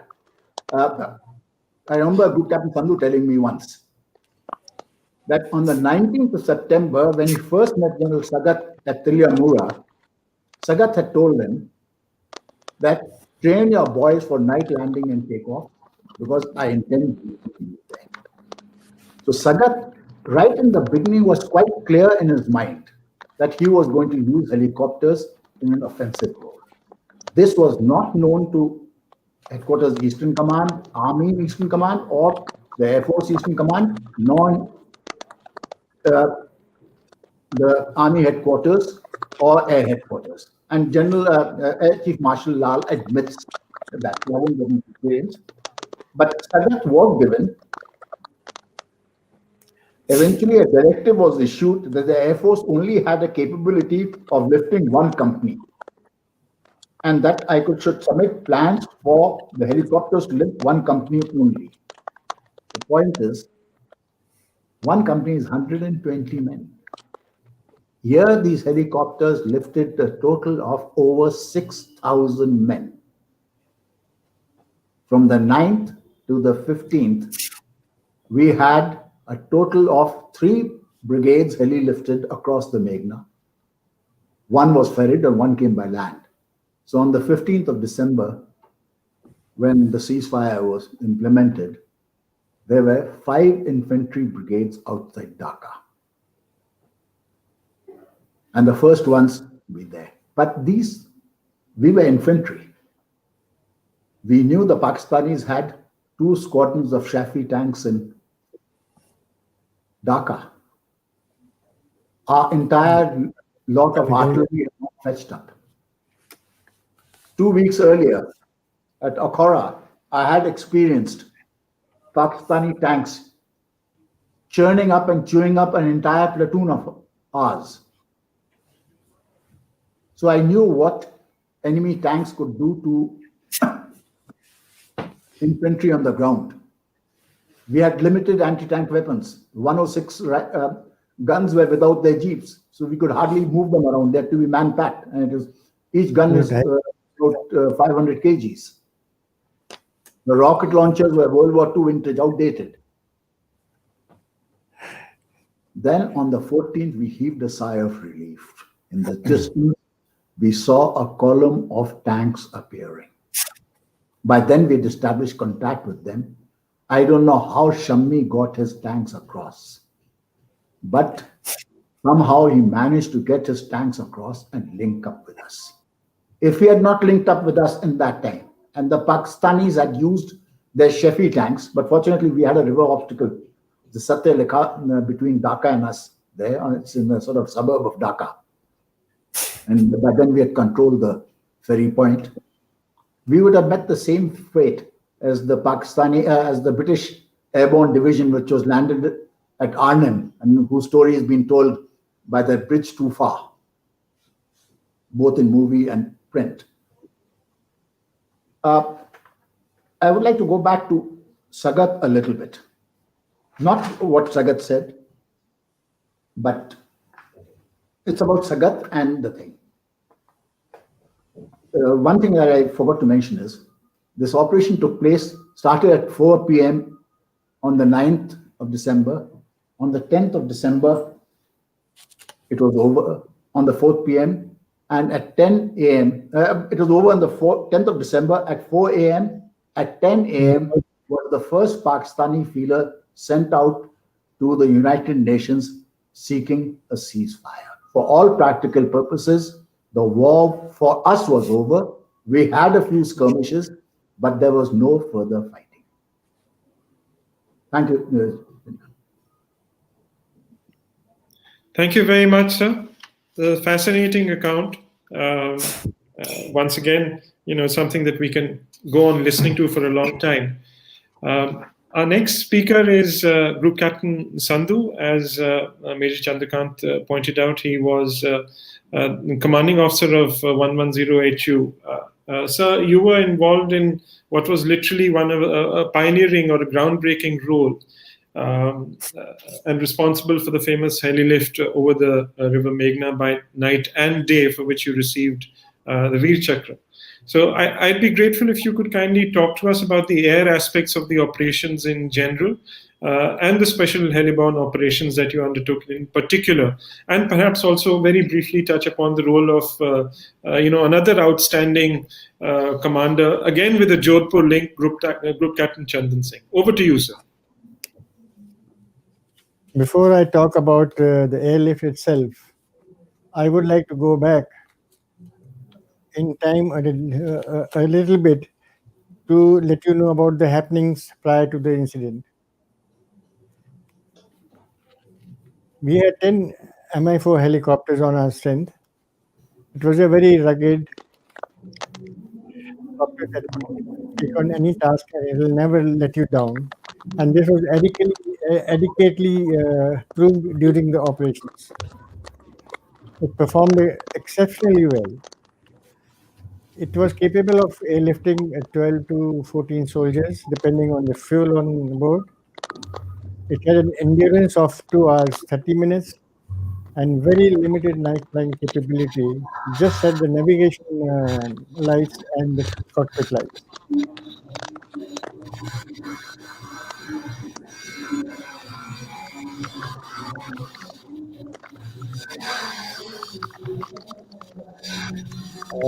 As far as night flight was concerned, we had no problem for operation at the base during that time, because helicopters were allowed to operate only at daytime. Night operation was not allowed. However, limited training flight could be done with many restrictions. Unfortunately, I could not even do this because my airfield was surrounded by hills on 3 sides, and no night flying was permitted from flight safety point of view.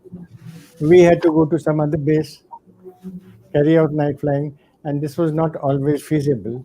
So hence my air crew was certainly not trained enough to carry out this operation with that level of training. In June sometime, I was informed by my command that in event of war, I would be operating for the 4th Corps. And I should go and meet General Sagat Singh, the Corps commander, and come to know about his requirement, which I had to fulfill completely. When I met him a few days later, he told me that he wanted us to airlift troops by night into the enemy area, and the flying time would be in the region of 20 minutes. And he didn't expect more than a company airlift at a time. And he also told me that I had to be ready as soon as possible. So I explained to him that we needed extensive training. And during the monsoon, that is July and August, I don't think we'll be able to do any night flying practice. So I could get ready only in the end of September or beginning of October. Unfortunately, because the night flying was not permitted at my base, I had to get to command several times and somehow convince them to allow me to carry out night flying at that place. And finally, the command did relent, and he allowed us with the provision that we must be very careful not to have any accidents. In September, we carried out the complete training. Our plan was, because it's a norm when you are going for a mission in the enemy area during a war, you have complete RT silence. At night, you don't use your navigation lights. So it was not possible for the helicopters to be in touch with each other, either visually or on RT. So they had to fly separately and independently. So we decided that we will go in line, one behind the other, spaced by time and distance. And it was important here that you maintain your speed with zero error, because slight change in speed, either you would go into the aircraft in front or you will lag behind onto the aircraft coming from behind. And this could have a telescopic effect while you are approaching and landing. And they could lead to an accident. So this was the main emphasis on during the night flying, that you had to maintain that speed for 2.5 hours. It required a lot of skill to do that, but ultimately I think we did achieve it. As far as navigation concerned, in all probability it would be complete dark night over the enemy area, so the ground navigation was not possible. So we decided that we'll go purely on time and course steering. Here too, the course had to be steered without any error, and time had to be maintained to reach your destination. So these are very, very exact figures, and we had to achieve it, which we did achieve ultimately. By end of October, I think we were all set for any task given to us. When the war started, we moved to 5 helicopters were moved to the Corps headquarters location at Teliamura, which is about 20 kilometers east of Agartala. The other helicopters had to be dispersed in Mizoram helipads because there was no space here, and they would be available on short call. On 7th of December, in the morning, I was told to go to Kalasha, pick up some troops and drop them at Selvat. It was a full battalion load, and I had to do it by evening. So before taking off, I requested the TAC. Now, TAC is an Air Force element which is attached to the Corps headquarters, and it coordinates the air effort with the Army and the Air Force. I told them to provision fuel there, because I knew that to airlift a battalion, we would need at least 40 to 50 sorties. And with the 10 helicopters there, we could do only 3 shuttles. That meant only 30 sorties. And I also requested them to kindly contact the helicopter that were dispersed in Mizoram so that they could come directly to Kalashar. Now, Kalashar is a small airfield. It did not have any facilities except it had a pistol and green and red cartridges to indicate to the aircraft whether he could land or take off. No refueling facilities were available there whatsoever. So when I landed at Kalashar, the Group Commander and Group Captain Chandra Singh were already waiting for me. They put me in their helicopter quickly and we took off for a recce of Sirte. Now, at this point, I want to tell you that there was total air superiority in the air, so we had no fear of Pakistani aircraft interfering in our operations. So very openly, we went to Sylhet, recceed the area. We selected a ground south of the town, and there was a river running between east and west that were between these two.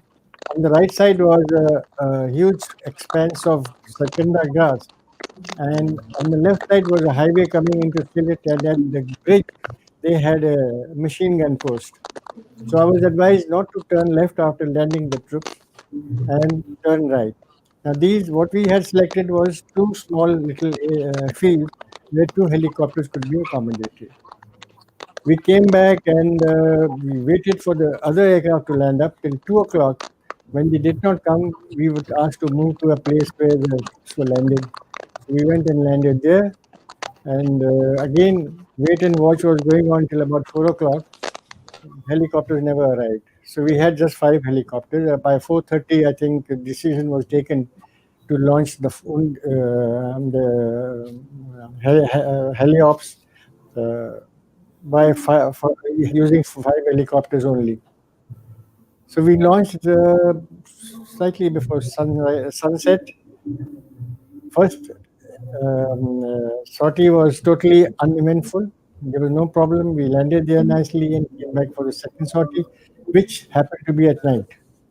As I was approaching, I saw these 2 Jawans were lighting up 2 gooseneck flares to mark the landing ground.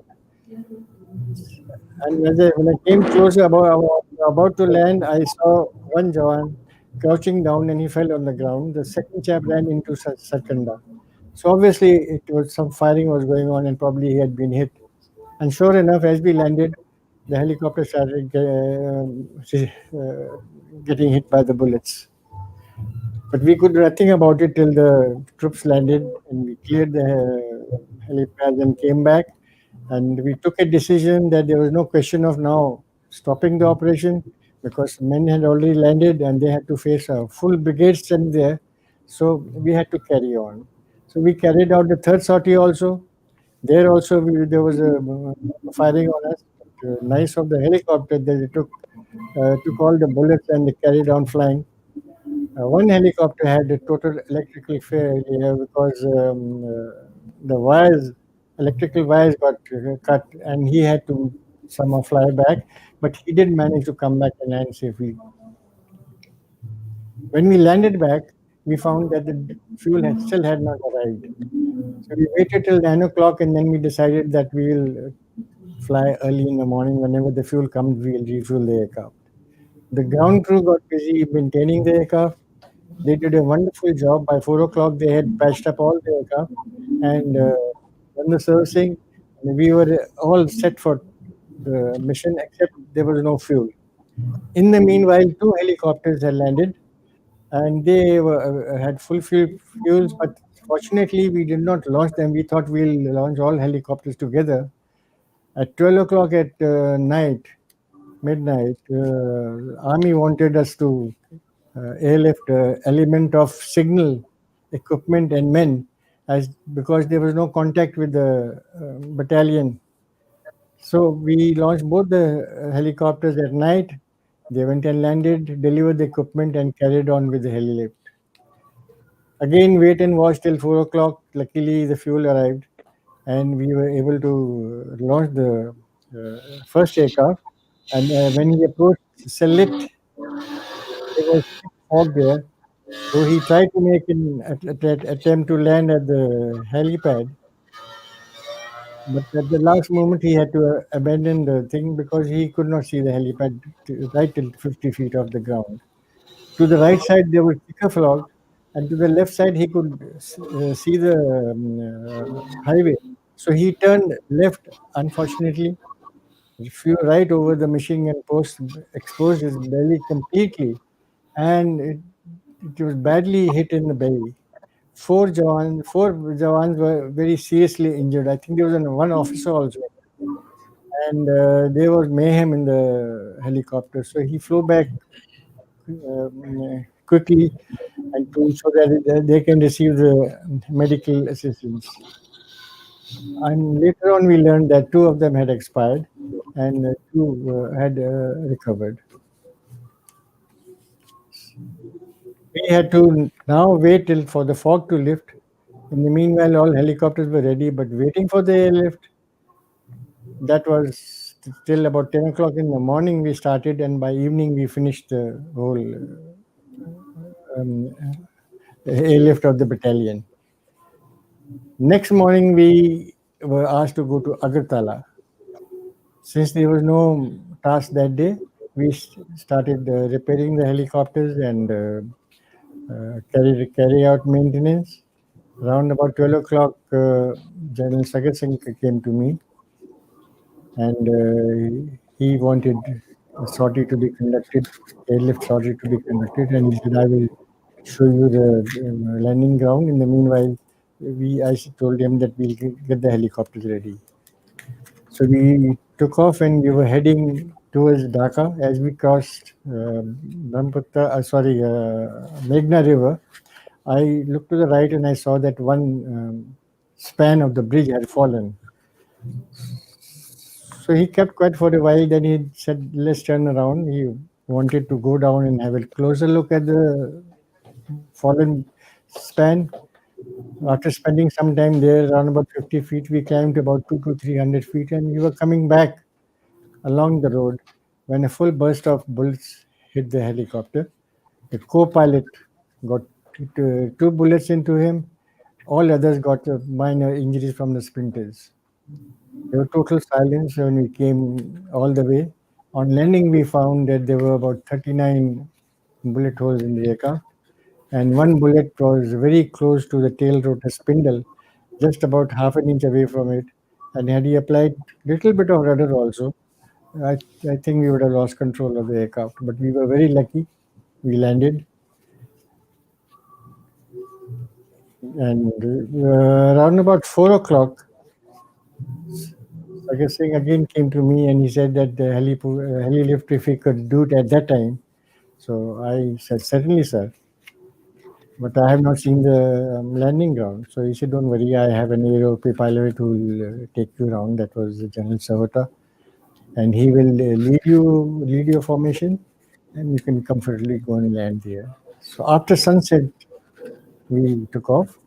It was partly dark, and he was leading, so we followed him. He showed us the ground. We landed there. It was a very soft ground, so the helicopter had maybe landed fully. Perhaps it would have got bogged down. So we kept our power on, and with the result that the rotor's downwash was affecting the soldiers who were trying to get down. So they had a problem.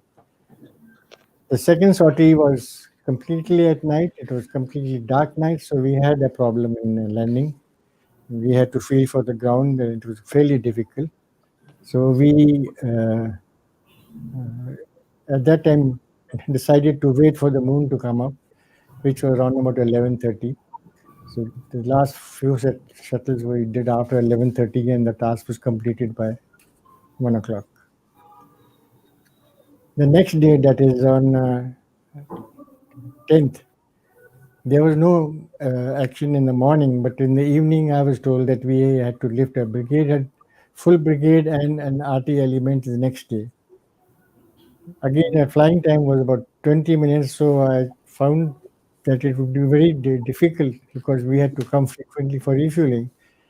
By then, of course, Brahmanbari was under our control. So I suggested that why don't we go to Brahmanbari and operate from there, and the flying time would be just about 12 to 13 minutes time, and we could put in more sorties. This was agreed to, so we spent the night there, and early next morning we started again. While loading and when I started my helicopter, unfortunately one Jawan walked into my tail rotor and killed himself. But I was never informed about it because tail rotor is made of wood and it could have got damaged. Unfortunately, nobody informed me. And fortunately, the tail rotor was not damaged. Anyway, we carried on with the airlift the whole day. We landed at Narsingdi the first time. The village was slightly higher, on a higher ground, and we saw villagers from there cheering us and waving at us. And the moment we landed, they all came in, and I think at least about 500 of them landed up around us. They helped us in offloading also, and they were really very, very cheerful. Anyway, we got back. We flew right till night that day. Did over more than 110 sorties, and task was still not complete. So next morning again we had to do another 40 or 50 sorties before the whole brigade and the RT element were airlifted. After that, we did 2 more heli lifts on the next 2 days before the surrender was ordered. Throughout the operation, I think the ground crew performed extremely well. The aircraft were very, they gave us no trouble. Though we did have 3 forced landings, but the aircraft were recovered within 2 hours. One was there was a ingress of grass into the engine and that caught fire. The pilot saw the smoke, so he landed as a precautionary measure. Second was a gearbox failure when the aircraft was very close to the base it was going back for servicing. So that too was recovered within about 4 or 5 hours. And third forced landing was when the aircraft was on the way to Sylhet at night. He also had to force land because of engine trouble, but that aircraft was again recovered in 2 hours. The air crew performed admirably. They stuck to this program very nicely. There was no problem, hassle whatsoever. And aircraft, of course, they did not let us down anywhere. We were awarded 2 VRCs and 1 mention in dispatches. And so later on, we got the President Colors, which is given to a unit that performs exceptionally well for the country. Thank you.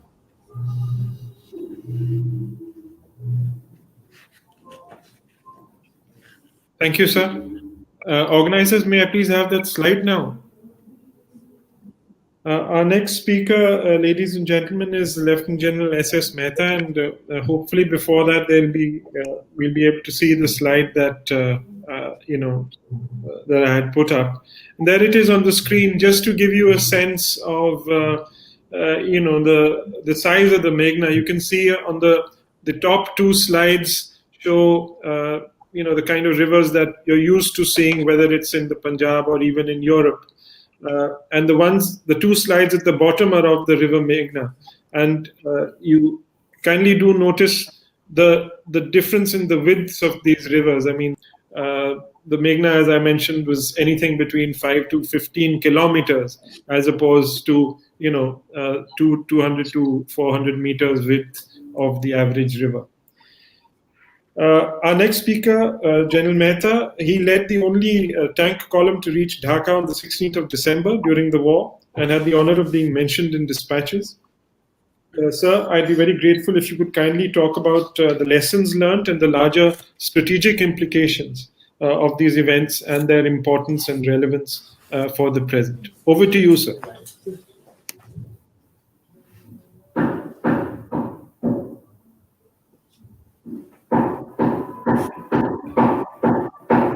General Mehta, sir?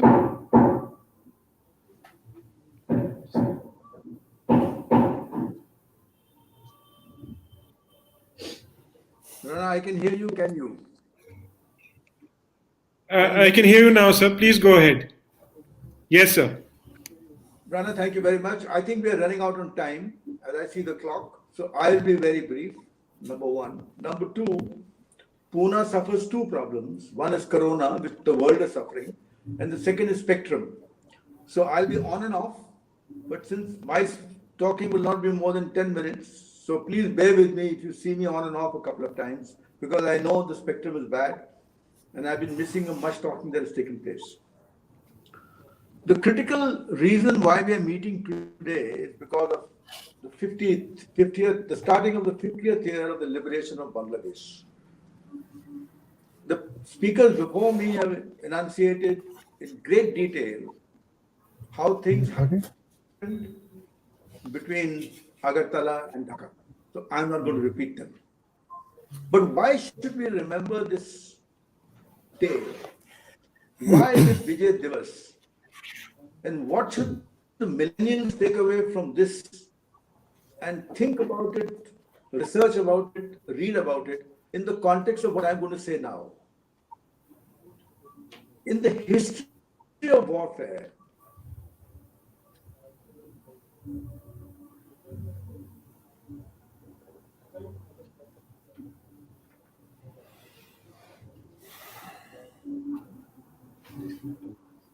Okay. There must be an internet connection.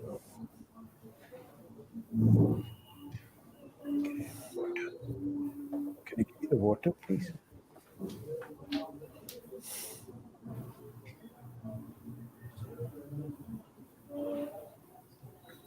No, it's his side is bad somewhere.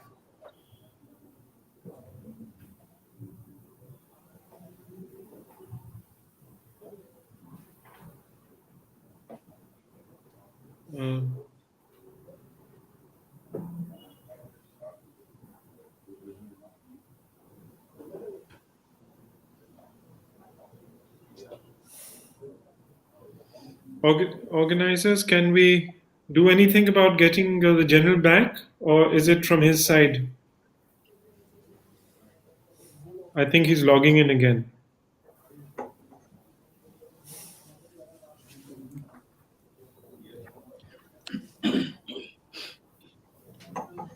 I can switch off the cam. General Mehta, sir, can you hear me? And only be on audio.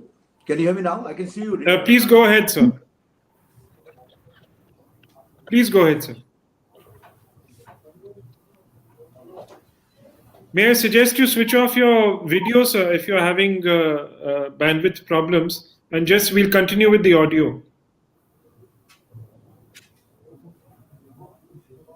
If the organizers can please switch off the general's video, can you do that?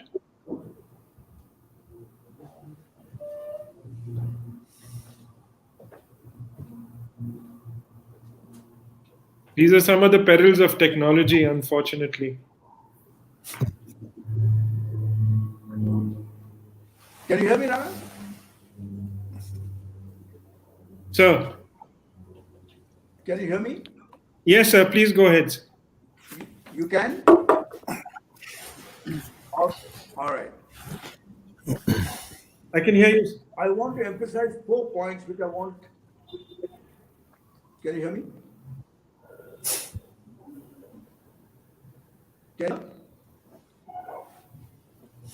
No, you can't. I can hear you, sir. Go ahead. Am I audible? Yes, sir. But it's intermittent. Our audience, I want you to carry 4 points which are most critical. First, it is intermittent.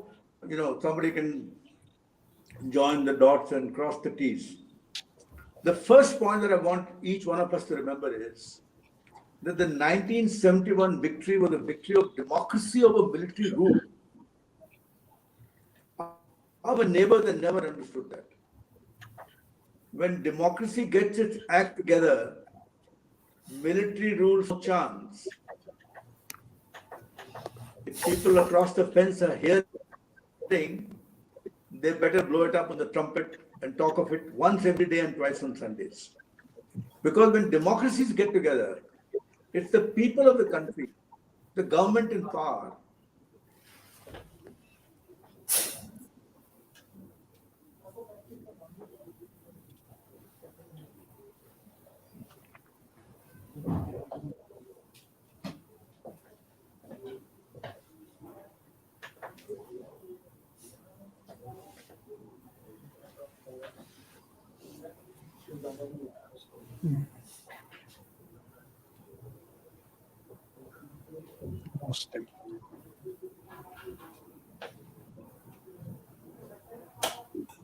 Sir, I'm afraid we've lost you again.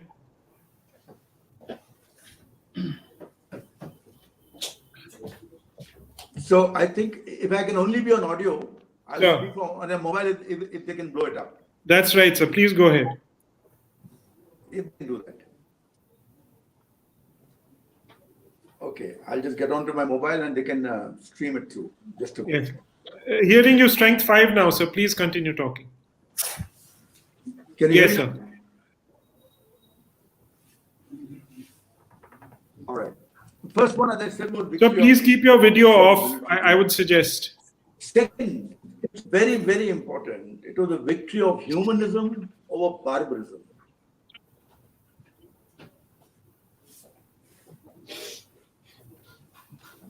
Can't get it off, ask the organizers to do it. I'm trying, but I can't. It's just about to end. Can the organizers cut it off?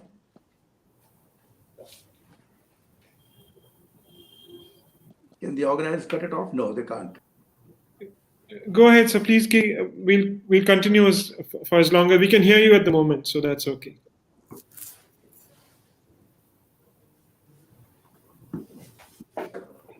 The second is the victory of humanism over barbarism. The third, and this is important for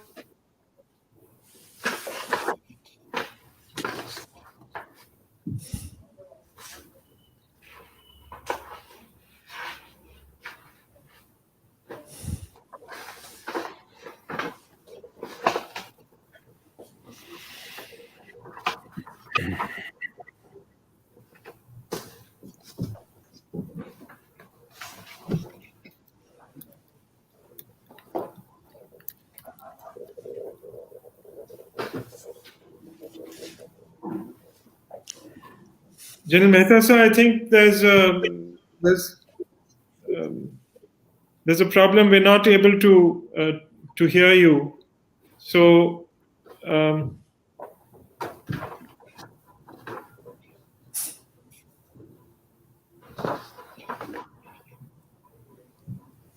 I think we're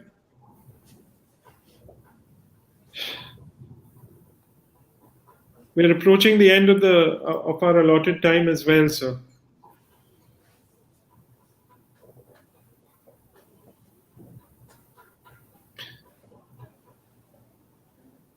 Well, ladies and gentlemen, I think we've lost, connectivity with General Mehta, which is a huge pity. But these are some of the perils of living in the COVID age. But I'm actually very thankful that at least the connection held, and we were able to listen to 3 of our 4 panelists, and it has truly been a fascinating experience. I've learned so much, and I could actually spend a couple of hours sitting with each of them, and particularly if Major Chandrakant will share his tonic that he imbibes to keep himself youthful and energetic, that would be wonderful. Before I close the session, I would like to express my grateful thanks on behalf of our audience and the organizers to our distinguished panelists. Through them, we honor not just those who fought, but also those who died in the line of duty. And this is a debt of gratitude that I urge all of us who are listening and the country at large always to remember. I'd also like to express my gratitude to the organizers, in particular to General Shergill and, of course, to Mandeep Bajwa for having given me the opportunity to chair this session and to allow it to be dedicated to the 150th anniversary of the USI. And lastly, a big thank you to our audience for taking the time to join us and be a part of this conversation today. And throughout this year, we will be having many more such interactions with our distinguished veterans. So I look forward to future interactions on the subject. So, ladies and gentlemen, thank you very much. And over to the organizers, please. Thank you, sir. Thank you, Kenyan.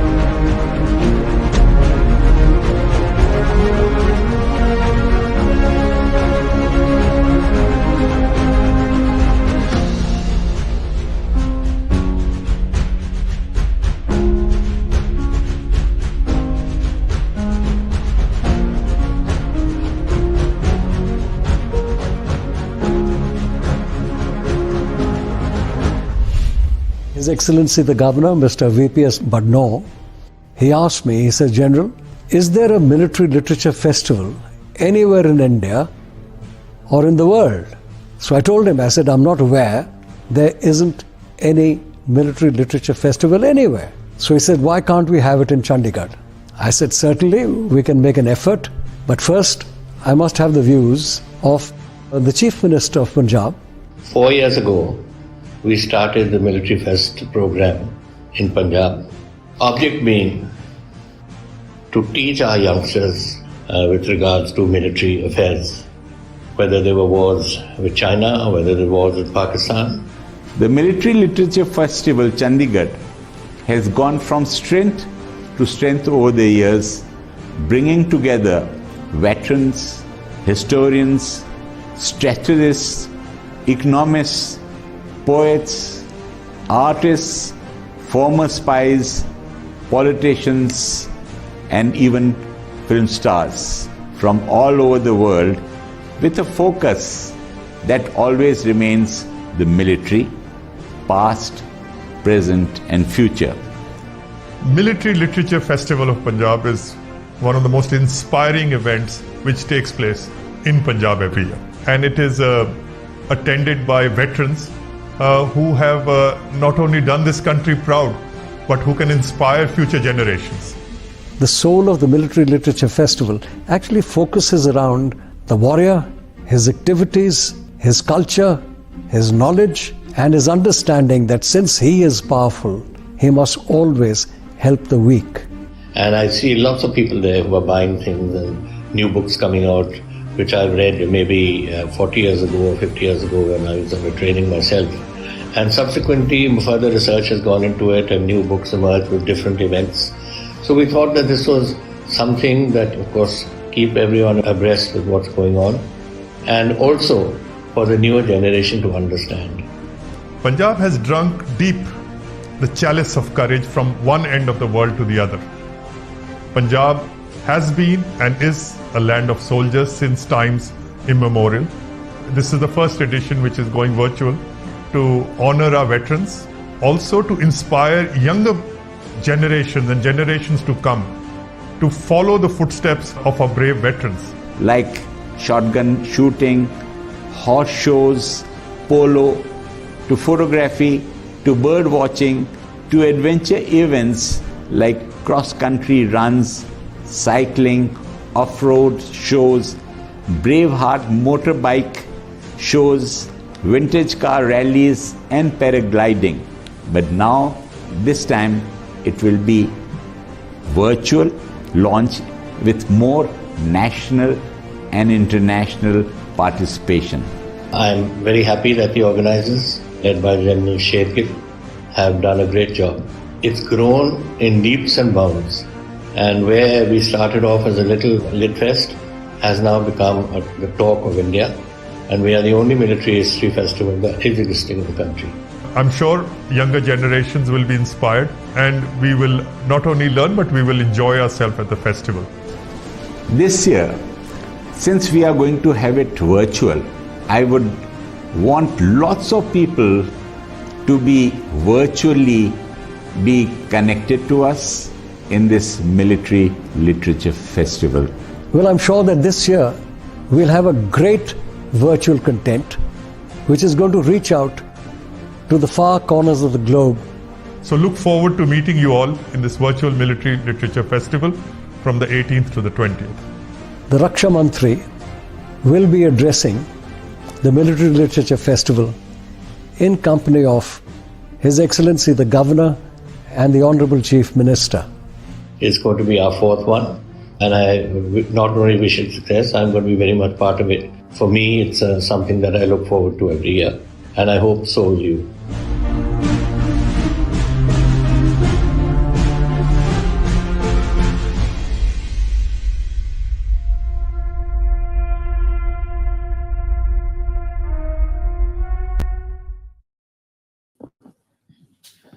What a fascinating discussion that was on Meghna. I think it is one of the most mind-boggling operations ever carried out in the history of war. We're coming down to the next topic, that is pluralism and the defense forces. Who is Indian?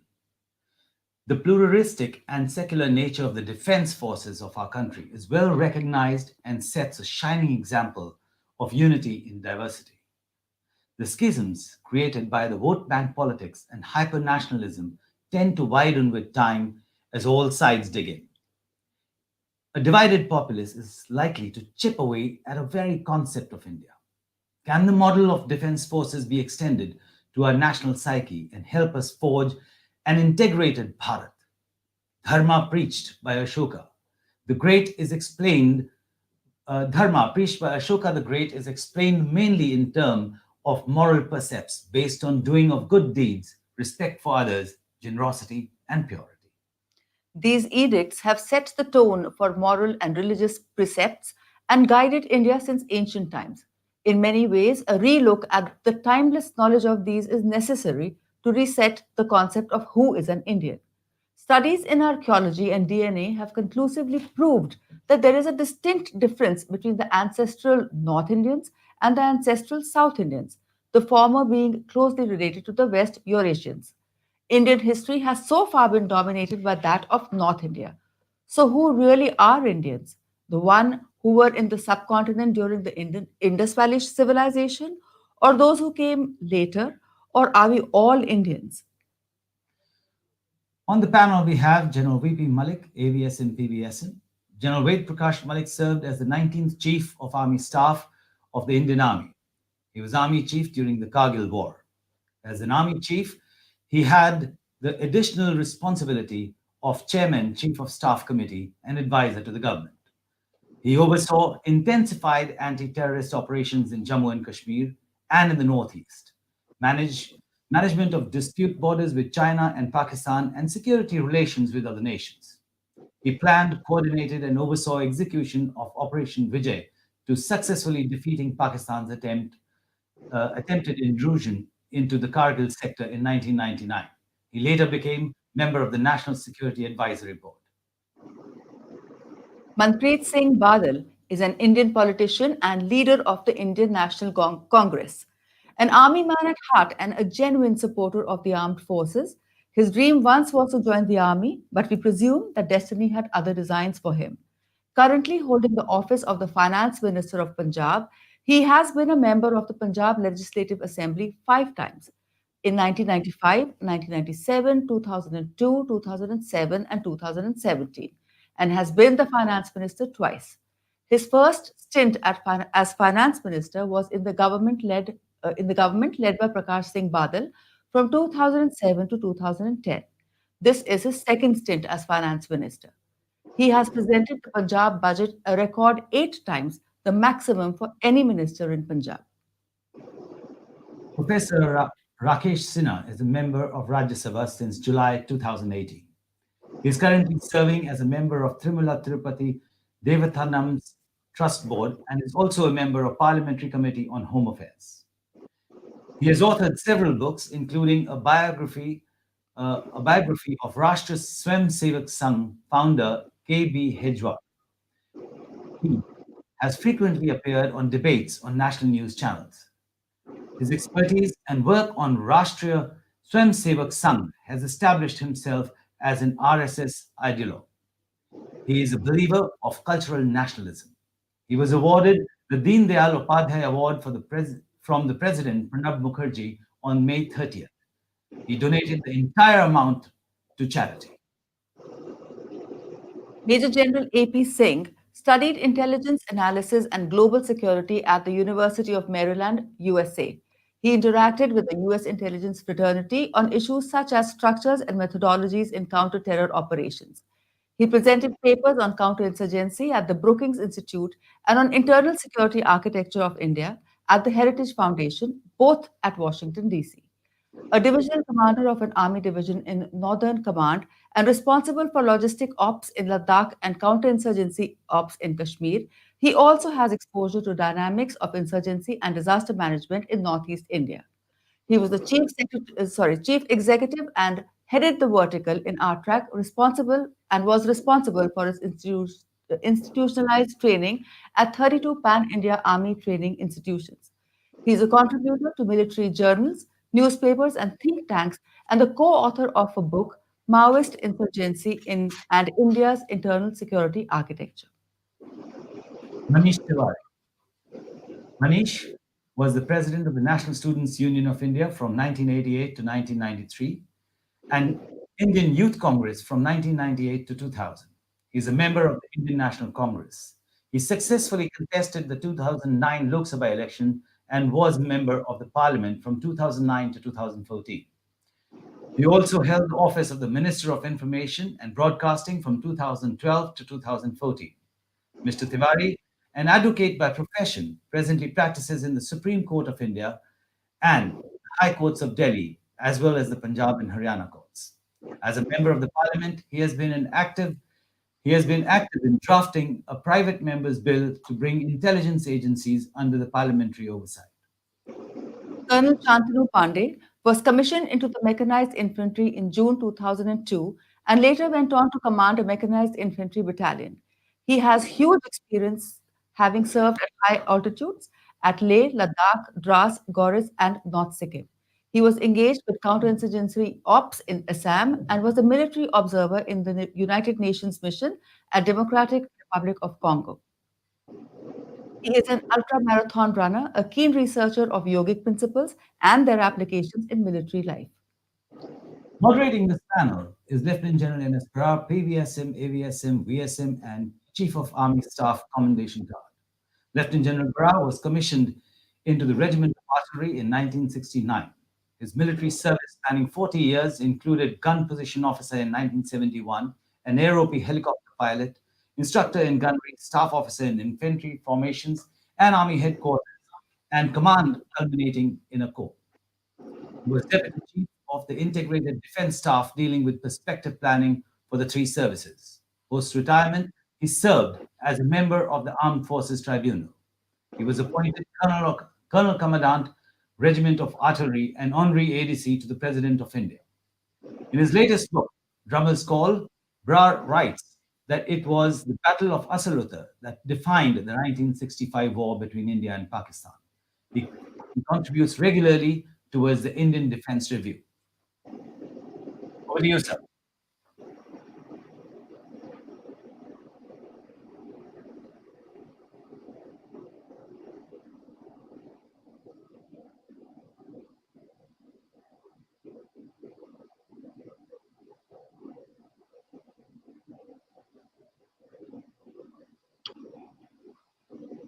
General Brar, I think you are on the mute.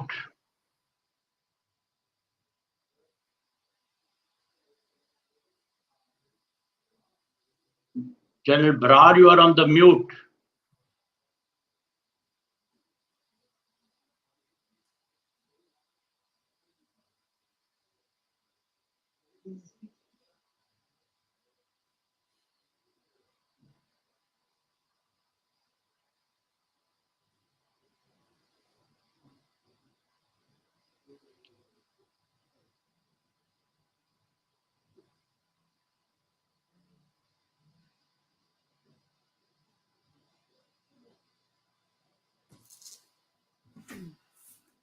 Again on the mute.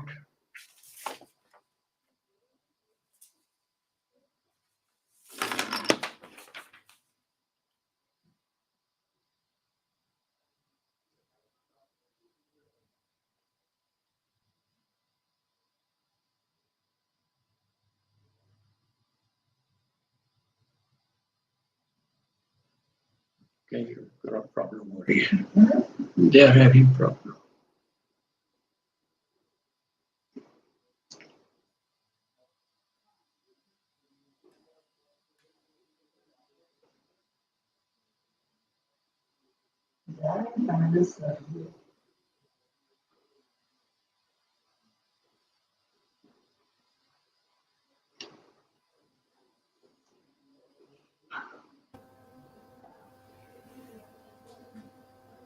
Can you hear me now, sir? No.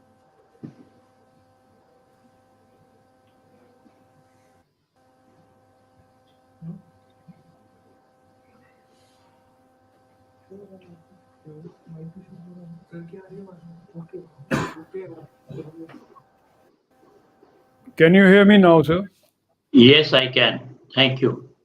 Oh, sorry for this interruption. Welcome once again to the discussion on pluralism and the Indian military. Pluralism, as against polarization, is an increasingly contentious issue worldwide. The most recent of what we saw was in USA. But to the credit of its military and its leadership, its military avoided any serious impact on its composite and professional ethos. Perhaps no country in the world is as diverse as India in all its dimensions. Indian politics could not and possibly cannot be divorced from dealing with and exploiting this diversity. All political parties have a core ideology and quest for power, which perhaps the national outlook and discourse follows. The military, especially in a democracy, has its apolitical ethos and pursuit of professional excellence. These two facets may appear contradictory, but I suppose they are not. I would request Professor Sinha to give us his views as to how does he view Indian plurality and the Indian military in this context of India's diversity and the politics which is attendant. Professor Sinha.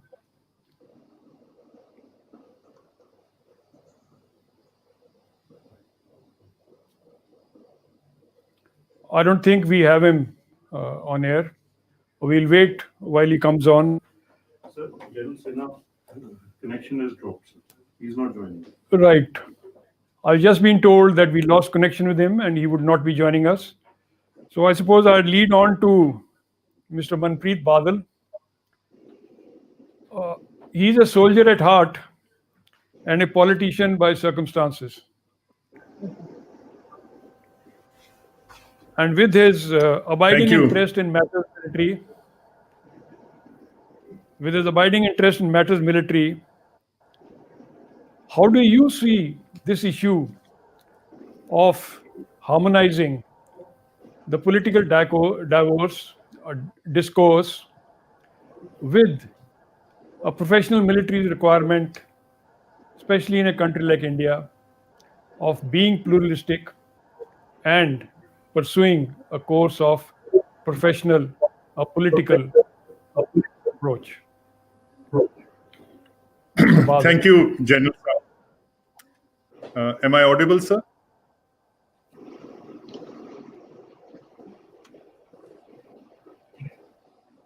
Am I audible, sir? Yes, please go on. Well, my greetings to you, General Brad, and to Chief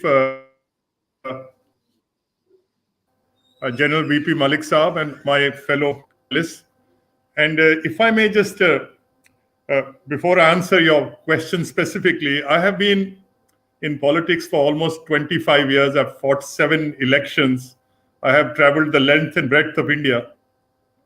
So my observations about India is that an Indian, and if you can somehow decipher the DNA of an Indian, and not just Indian, but people from the Indian subcontinent, sir, basically a secular man. You know, regardless of which region and which religion you belong to, an Indian is very easy in, paying his respects at a mazar or a church or a gurdwara or a mandir. And, and when I say the Indian subcontinent, I also include Pakistan in that, sir. Sir, and I've been a student of history, and you'll have to believe me that during the independence movement, the revolutionaries from Punjab, their best friends or buddies were the revolutionaries from Bengal. And the Bengalis were actually very, very fond of the revolutionaries from Maharashtra, the Marathas. And the Marathas were great friends with the revolutionaries from UP. Incidentally, some of the greatest revolutionaries from UP, whether Ram Prasad Bismil, Ashrafullah Khan, Roshan Singh, they were hanged. Yesterday was their, what we call in Urdu, Yawm-e-Shahadat. It was just yesterday. So this whole regionalism and communalism, it is, I would actually put it post-independence and to vote bank politics. Also, sir, you'll have to believe me that till 1946, Punjab, which had almost a 70% Muslim majority state, had only 3 MLAs. Muslim League only had 3 MLAs in the Punjab Legislative Council. Most of the MLAs who were fighting on Muslim electorates were actually from the Unionist Party. And sir, in the August of 1947, when it was decided that which way will the Northwest Frontier Province, whether they want to be with India or they want to be with Pakistan, there was a referendum held in August. Most of the Hindus and Sikhs had left Northwest Frontier Province. The British were adamant to actually make sure that this province goes to Pakistan. And there were 2 sets of ballot boxes. And on one set of one box, it was written Pakistan. And on the other set, and it was written Urdu, it said Hindustan. No Stan, but Hindustan. And the difference between the votes polled by Pakistan and India was only 1%. So inherently, sir, this communal politics and caste politics and regional politics, this is a very, very recent phenomenon. And sir, I think Chief Mr. General Malik would bear me out that when the surrender of the Pakistani forces took place at Dhaka, the COC of the Pakistan military, General A.K. Niazi, he had two demands or 2 questions from his Indian counterpart, General Arora. The first he asked him was, whether are you going to handcuff me and take me away? So the Indian general said, no chance. I'm not going to handcuff you. we'll walk out together.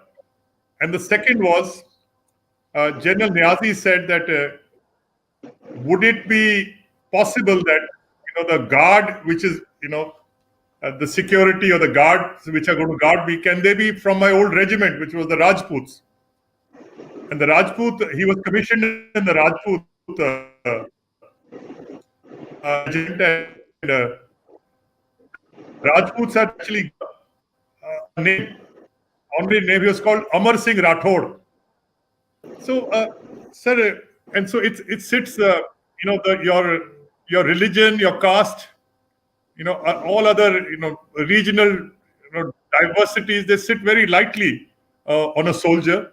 And as I said, since the last 500 years, communal and caste politics, or even these differences, this is all part of the.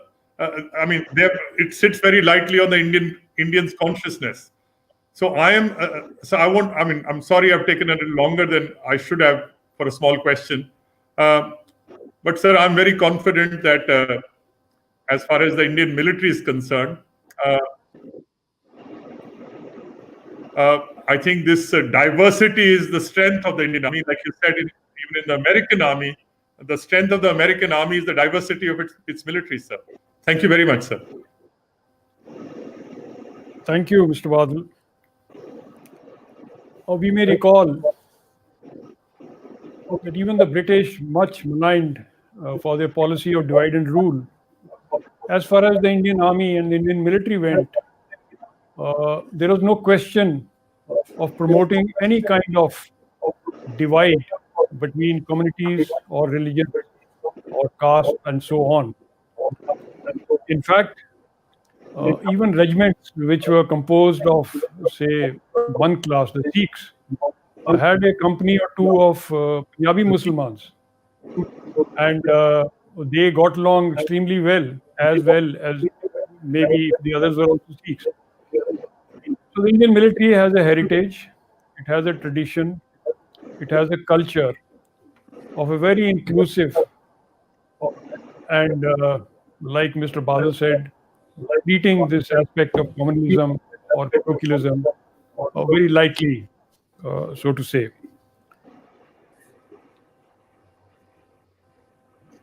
General Malik, how has the Indian military evolved since independence and yet retained its apolitical and plural character?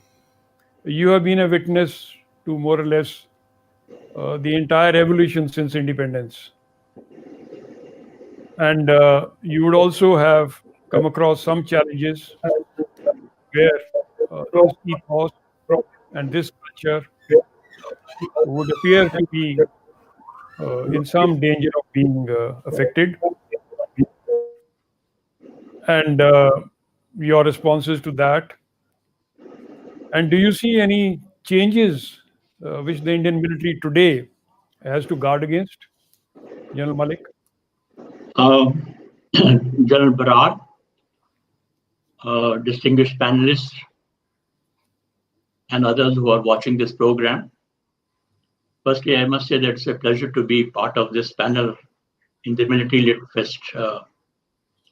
It's an important subject that we are discussing, pluralism and the defense forces.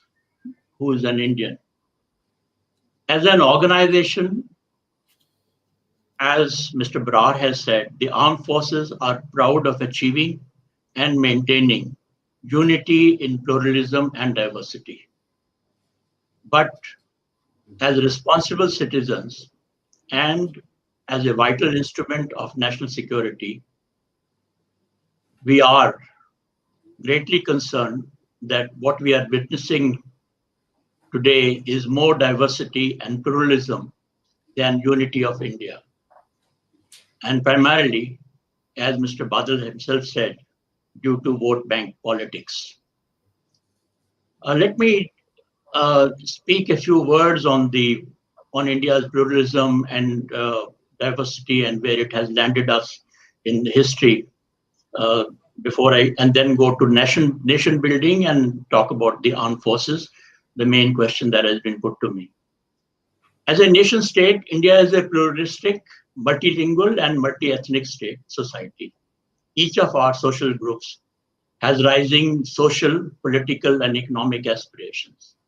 But this paradox also poses challenges in our nation building and national security. In our long history, India was a nation state only a few times. During the Mauryan Empire, Chola Empire, the Gupta age, and to some extent Vijayanagar Empire. I'm not counting the Mughal Empire and the British colonization of India, as these people came from outside and they ruled us in India. The dynamics of these Indian empires have been such that each has risen out of a hotbed of internecine quarrels and fighting amongst small states, a tendency which sometimes is felt even today. I have seen certain states in our country even not agreeing even on certain important national security matters or in our foreign policy matters. So the historical fact is that when a socio-political and socio-economic equilibrium is maintained, there is unity in diversity. But if there is slight imbalance, we have more diversity and less unity. Whenever our rulers did not think strategically or consider themselves as one nation, India became a house divided, fighting amongst ourselves and allowing outsiders to exploit our lack of unity and nationhood. And this hallmark of India's history has been exploited invariably by the external as well as anti-national internal forces. I now come to nationalism. The definition of nationalism is mired in controversies, both positive as well as negative. Social pacifists like Bertrand Russell, they criticized it for calling it diminishing an individual's capacity to judge his or her fatherland's foreign policy. And Albert Einstein went further. He in fact called it to be an infantile disease, the measles of mankind. But I follow Ernest Renan's definition. That I'm talking of Renan, who was between 1823 and 1892, a French citizen.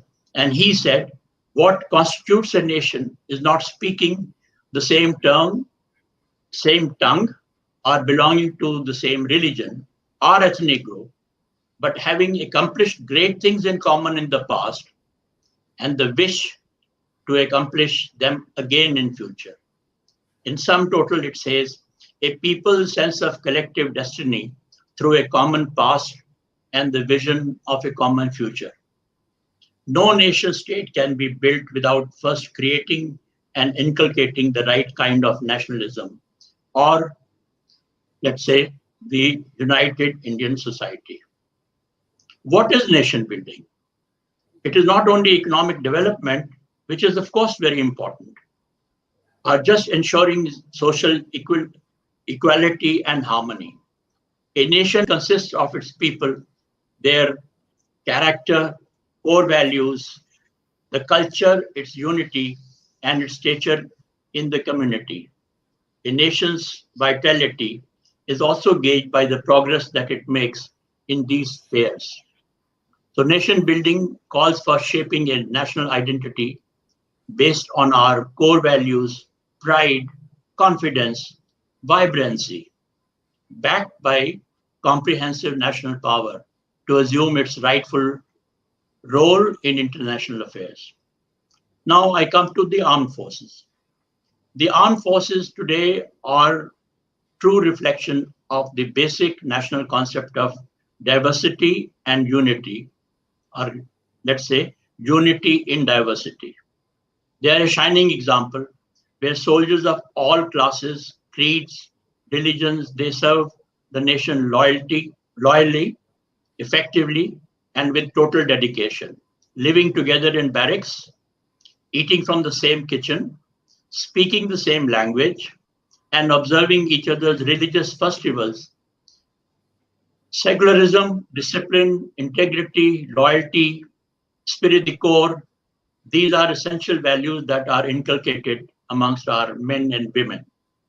Such motivated people not only make an efficient and dedicated soldier in service, but even after leaving the service, they continue to be nation builders and as role models.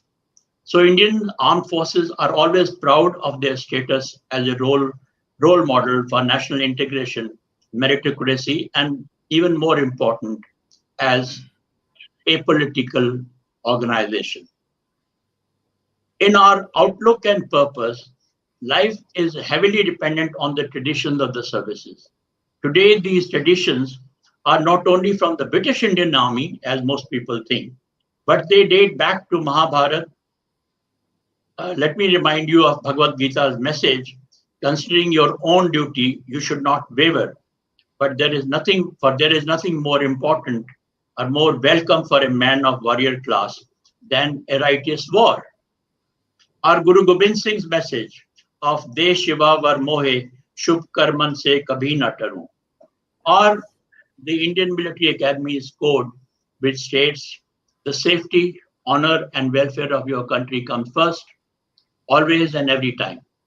The honor, welfare, and comfort of the men you command come next. Your own ease, comfort, and safety comes last, always and every time. The Indian Armed Forces are a vital instrument of the state. They have established and sustained their credibility through dedication, sacrifice, professional competence. And the people of India, the most important element in our nation, they look at them as secular, positive, and impartial. So the main question before us is, how do we inculcate nationalism and nation building amongst our people? First, I would say the biggest social and nation divider today is the vote bank politics. Our political strategists these days talk very frequently of social engineering, a matter which is often discussed again and again in our media. There is more emphasis on social engineering and comparatively little on regional and national development. This needs to be corrected, if need be, through court orders and the Election Commission. Second, the spirit of nationalism and the importance of nation building has to be inculcated in our children and our youth. For that, our school and college education has to play a role through NCERT books and students' programs like the NCC and other institutions which are secular. They can play a very useful role. This needs to be encouraged everywhere. I'm sorry to say, but there are a very large number of schools all over India. Even now, they have not adopted the NCC, primarily because both the state as well as the center, they have to share the cost of having the NCC in their institutions. And lastly, I would say giving greater emphasis on national flags and symbols, national anthem, and national languages. And of course, giving priority to the celebration of national events and lesser to the religious or sectorial events. On this, let me mention an anecdote which happened in 1996 when I was Vice Chief of the Army Staff. At that time, we were wanting to celebrate the silver jubilee of our victory in Bangladesh in a big style. Naturally, it was a silver jubilee. And till the last moment, we did not get any permission from the government. So we had to have a meeting held in the Cabinet Secretary's office, and I went to attend that. And the first question they asked me was, but why do you want to celebrate this? I said, because it's a victory. And then they said, but where is the need? You will only upset Pakistan.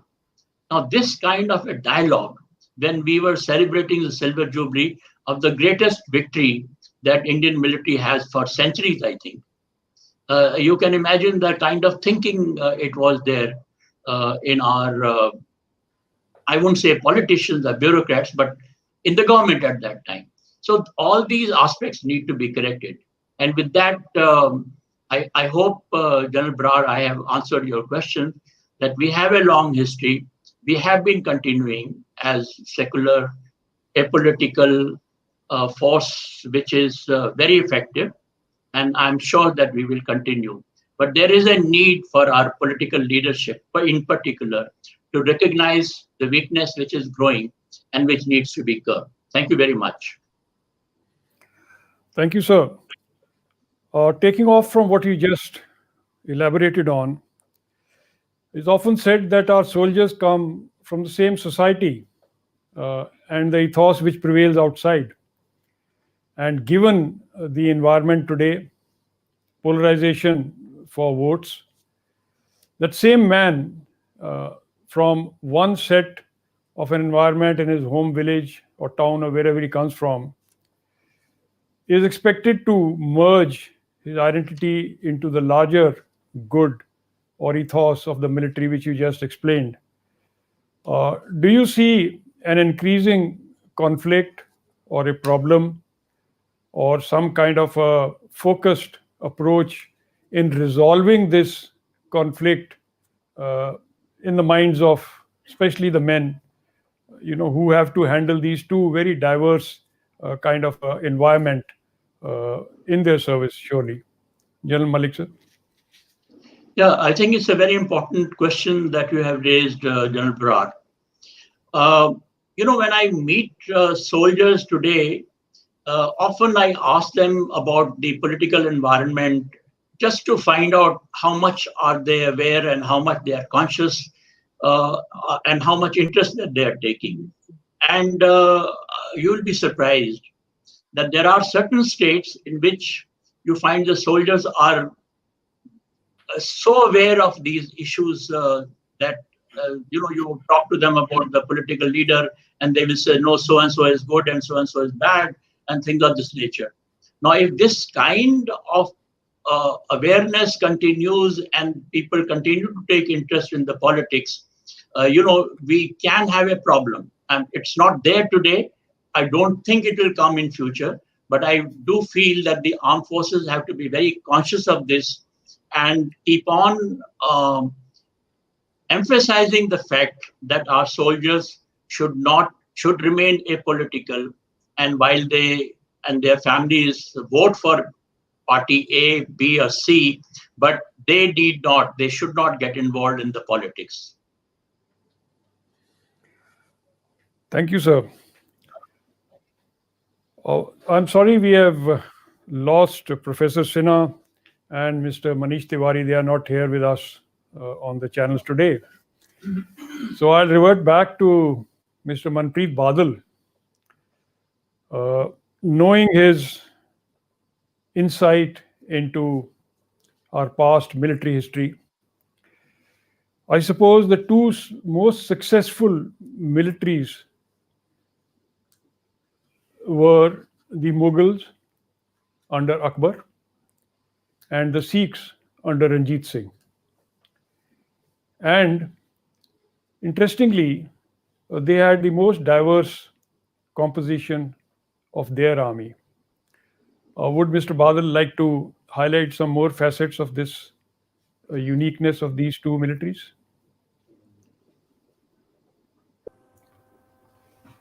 Thank you, sir.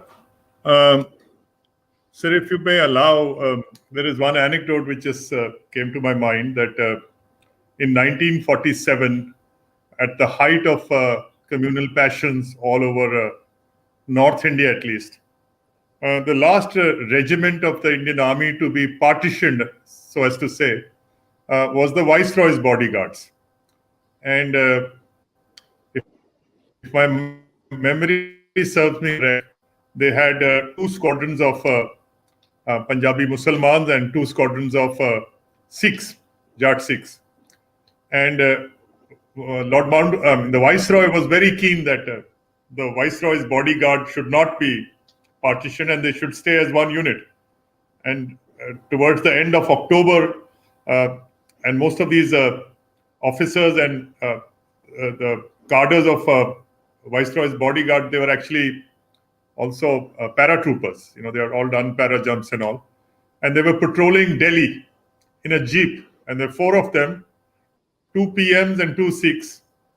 And they went around a refugee camp.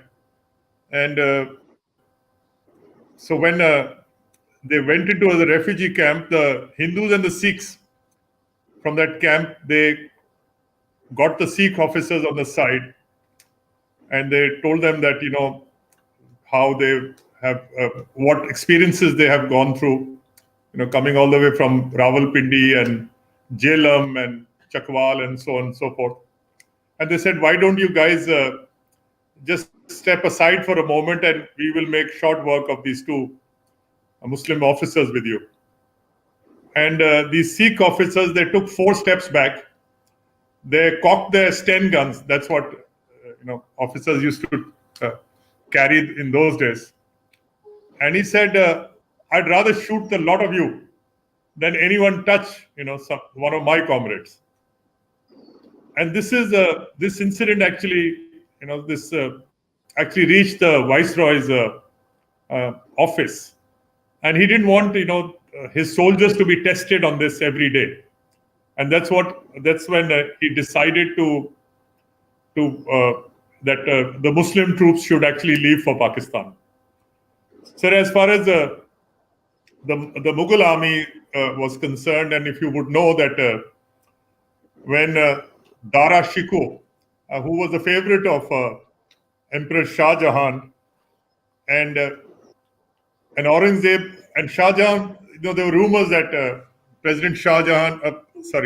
Emperor Shah Jahan was very ill, and Aurangzeb was actually camping in the Deccan, and he started marching with his troops towards Agra, thinking that.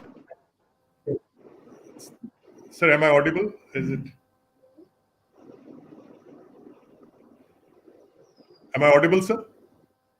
Yes, please. We had a break. Could you say that again when you came on to the Mughal army?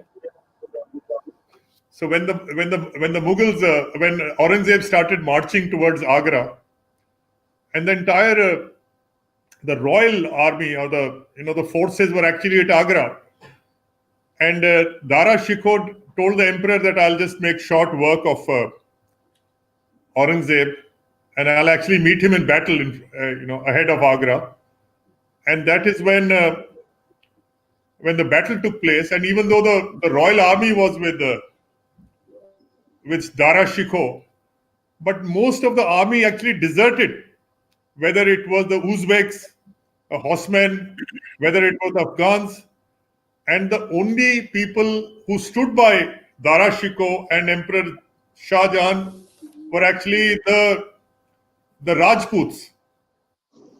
The Hindu Rajputs actually stood by Emperor Shah Jahan. It's a different matter that, because of the desertions, Aurangzeb could finally, get the Delhi throne. But having said that, sir, you're right that the Sikh, the Lahore Darbar, a majority of, at least the gunners were Muslim. A large body of troops were actually Muslim. There were Italian generals, there were French generals.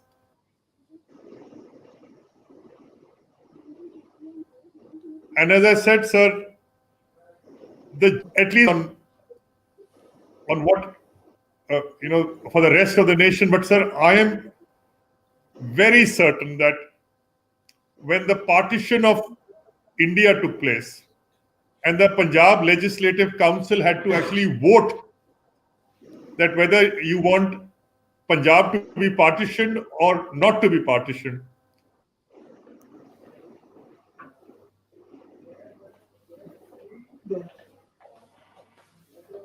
And 73 votes against partition. Sir, when I was a very young student studying in a boarding school in Dehradun, and we used to go to a science class, and we were taught the principles of science. And we were told that if you boil water, at 100 degrees centigrade, this water will actually become steam. And that is science, sir. It's not कि अगर भगवान की कृपा होगी तो वो steam बनेगा. Science is actually exact.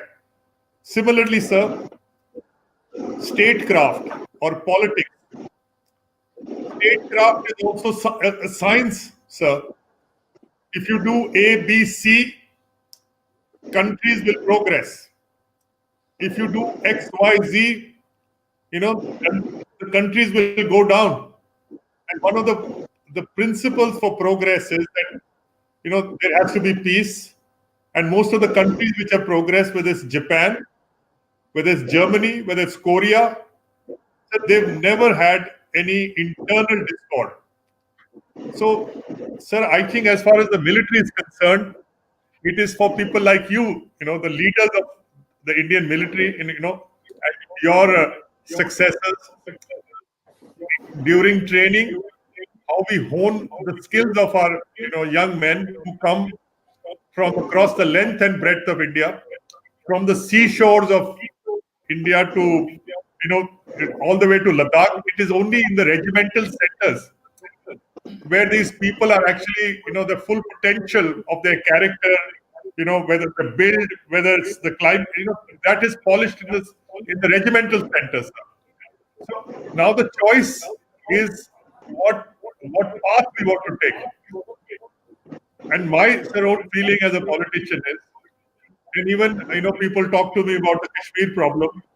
Sir, if India continues to grow for the next 20 years at 7, 8, 9%, so we will become a meaningful society. And if Pakistan, which has claims on Kashmir, or so-called claims, and Pakistan is growing at 3%, sir. So within 20 years, the Kashmir problem would have solved itself, because India would have had, a per capita income or a GDP at 10 times of Pakistan. This is the way to solve the problem of Kashmir. So we need to put in our resources of intellect, resources of, all our experiences, and try and move this country economically ahead, sir. And we should, even apart from the military, and we're very proud of our military and how apolitical it is. So even politically, it would be wise to have a very inclusive kind of politics so that India can move ahead, sir. Thank you very much. I'm sorry I was a little long-winded in my answer. No problem. You're welcome. We have a policy of pro rata recruitment into the Indian military based on a state's recruitable male population. This ensures an equitable and pluralistic representation and composition of the Indian military. Unlike what we experienced during the First World War, when Punjab, with a population of just 2%, contributed more than 20% of the British Indian Army. So that stage is gone. We have an all-India, pan-India representation and a recruitment number-wise, class-wise, ethnicity-wise, language-wise, religion-wise. And the imperative of the Indian military being a political, yet inclusive and pluralistic within the prevailing environment, what we have just talked about, and General Malik highlighted, it cannot be overemphasized. This would suggest that the military maintains a detached kind of a profile from the societal swings and orientations which come and go with political power and ideologies. Now, how does the military handle this challenge of being a part and a constituent of the country, being a very vital instrument of state, and yet maintaining a detached distance from these influences which are not in the interest of the military? I'd request Major A.P. Singh to put us wise on what he thinks on this issue. Major A.P. Major General Brad, A.P., if I can come in for a second. Please. General Brad, if I can come in for a second. Please. And maybe General Chief Mr. VP Malik could clarify. Jansa, my information is that even though we have started the pro rata recruitment from all the states, but Punjab still contributes about 8% to the Indian military, sir. I could be wrong. Maybe General Malik can clarify on that. We were double during the British time, but we've come down to 8%, sir. Thank you, sir. Yeah, I can throw some light on that. The fact is that there is a distribution of vacancies all over India in all states, as General Brar mentioned about this. But there are certain states where we are not finding adequate number of volunteers coming from them. Indian Army or Indian Armed Forces are all a volunteer force. So those vacancies which are not filled by some states, whether it is Gujarat or it is Orissa and all, now those vacancies are naturally given to states which are able to fill their vacancies, plus they have more volunteers coming. Thank you, sir. Over to Major AP Singh. Thank you very much, sir. Firstly, a very good afternoon to my co-panelists and to everybody watching the discussion. I'd like to just start off by saying that by definition, pluralism states that it does not require any central unifying force or one kind of entity to bring all parties together. I mean, what it actually needs is a mechanism or an integrating mechanism where the individual components or the individual qualities of each part of that pluralistic society or pluralistic army is allowed to grow on its own. We are all aware, and it's been labored on by our panelists and many speakers even before this discussion took place, that India is basically has a different societal structure with castes as a division. We have different religions living happily in this country. There are linguistic divisions which happen in this country, which exist in this country. And there is a class composition, there is an invariable kind of a class differentiation also that exists. These components, while individually they look like decisive, but in India, surprisingly, and I'd like to go with the finance minister when he said that they sit very lightly on our Indian population also, because people generally mingle and they easily go to any religious place or easily take on any and try to learn each other's languages and so on and so forth. But in the army especially, it's very important for us to maintain the non-religious, apolitical and totally pluralistic methodology right from the training days. And that is what I'd like to address. But first, to take a cue from what the question was asked, I would like to quote our President Ramnath Kovind, who was reviewing the parade at the National Defense Academy. And at that time, he very correctly, and I feel very proud to say so, that he says the armed forces are a symbol of excellence and dedication to the nation. He said the parade he was reviewing was composed of people from different communities, boys from different religions, different strata of society, yet they marched through in a very harmonious, very well orchestrated parade. But that's what the army is all about. You bring everybody together. You move as one unit. You move in one motion, irrespective of what is hurting you, irrespective of whether you're tall, short, big, fat, whatever. So he says this harmony is what is required, and this is the president. This is essential for the unity of our country. This kind of pluralism is essential for our country. At this stage, I'd like to play for you a clip, and I'd ask my tech team to put up this clip of the erstwhile commanding officer of 21 Para Special Forces, where he talks about our Indian pluralistic and secular society, so secular nature of the army. Can I have the tech team put it up, please?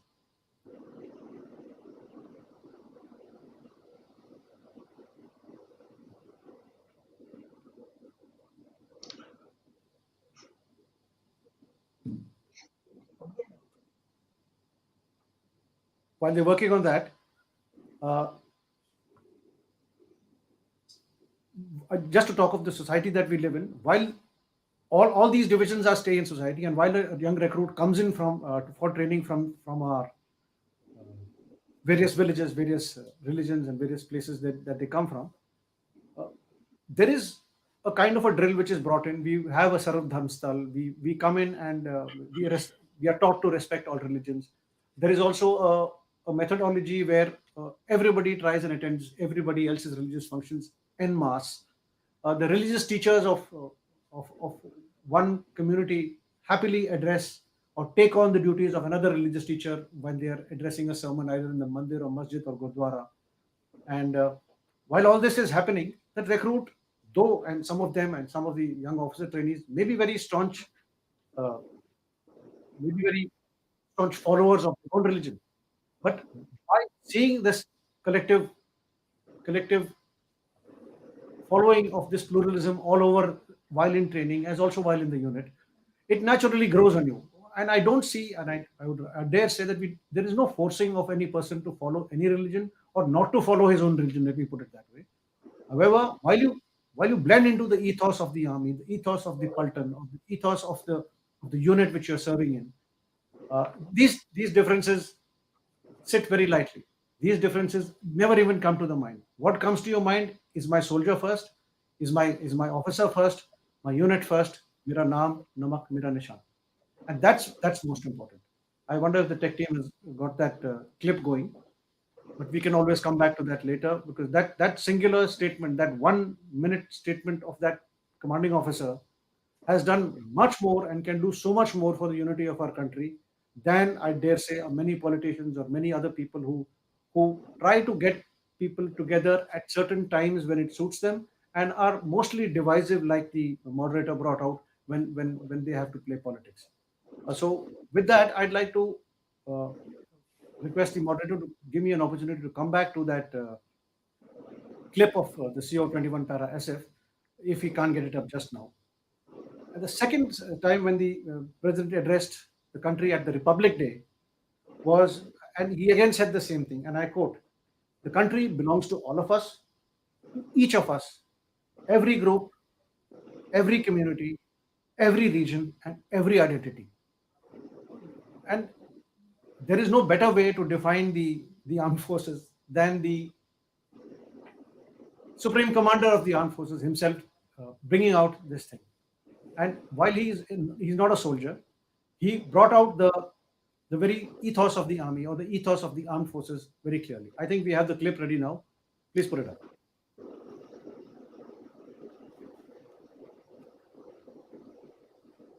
In Indian Army, life is very different, very challenging. And once you join Indian Army, you are in a different environment. The environment which we see generally, the problems which are plaguing the country, there are divides, there is casteism, there is religion, all these things. All these things are not there in Army. Army, you live in a very, very pluralistic, secular society, and you act like a unit. So when I keep saying this, when I was commissioned and when I joined Special Forces, I was asked by one of my NCO that, "What is your religion? What is your caste?" I said, "I am Hindu Rajput." So he said, "Bloody chap, take a dip in that dirty water." So I went and I took a dip. Then I realized.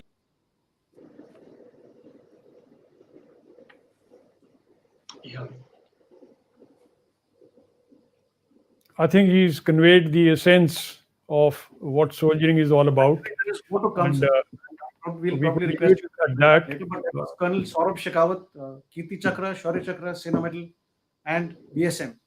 Probably one of the most decorated soldiers in the Indian Army today. Right. We have with us Colonel Pandey, serving commanding officer of a battalion. And he's at the business end of the Indian military, so to say. I would ask him, what is your experience and view on this issue, being in service and having soldiers from a very diverse background making up your unit as on today? Colonel Pandey. So thank you for this opportunity, first of all. And I would like to go a bit back in history before I come to my unit and how I run it. So there was this great saint of India called Swami Vivekananda. and he prays to his deity, the Mother Kali, whom he is praying to. And he says 4 lines, and if you hear it, you will think as if he's describing battlefield. So he says, and his version is translated by one Mr. Nirala, Surikant Tripathi Nirala. So it goes that Sada Ghor Sangram Chhedna Jiski Puja Ke Upchar वीर डराए कभी न हारे अगर पराजय 100 बार चूर चूर हो स्वार्थ साध सब मान हृदय हो महाश्मशान नाचे उस पर श्यामा घन रण में लेकर निज भीम कृपाण. So even a saint, when he visualizes his God here on this land, he's talking about warfare. Then we cut to what the Honorable Finance Minister was talking about, the linkage between UP and Maharashtra. Another link which I discovered in my research was that Chhatrapati Shivaji Maharaj, his court poet was one Mr. Bhushan. And Mr. Bhushan, he belonged to a place in Kanpur. And he was singing praises to Chhatrapati Shivaji Maharaj. And he goes saying, Jalachar, Thalachar, Thaki Rahyo, Udina Sakat Drum Khag, Surnar Rahyo, Sumar Huai, Bansi, Sursar Lag. He keeps ranting that how great Shivaji Maharaj was. So a saint talking about warfare. You have somebody from Kanpur who's talking about a great ruler who's from Maharashtra. So as the Honorable Finance Minister said, it was all there. We are not discovering something new.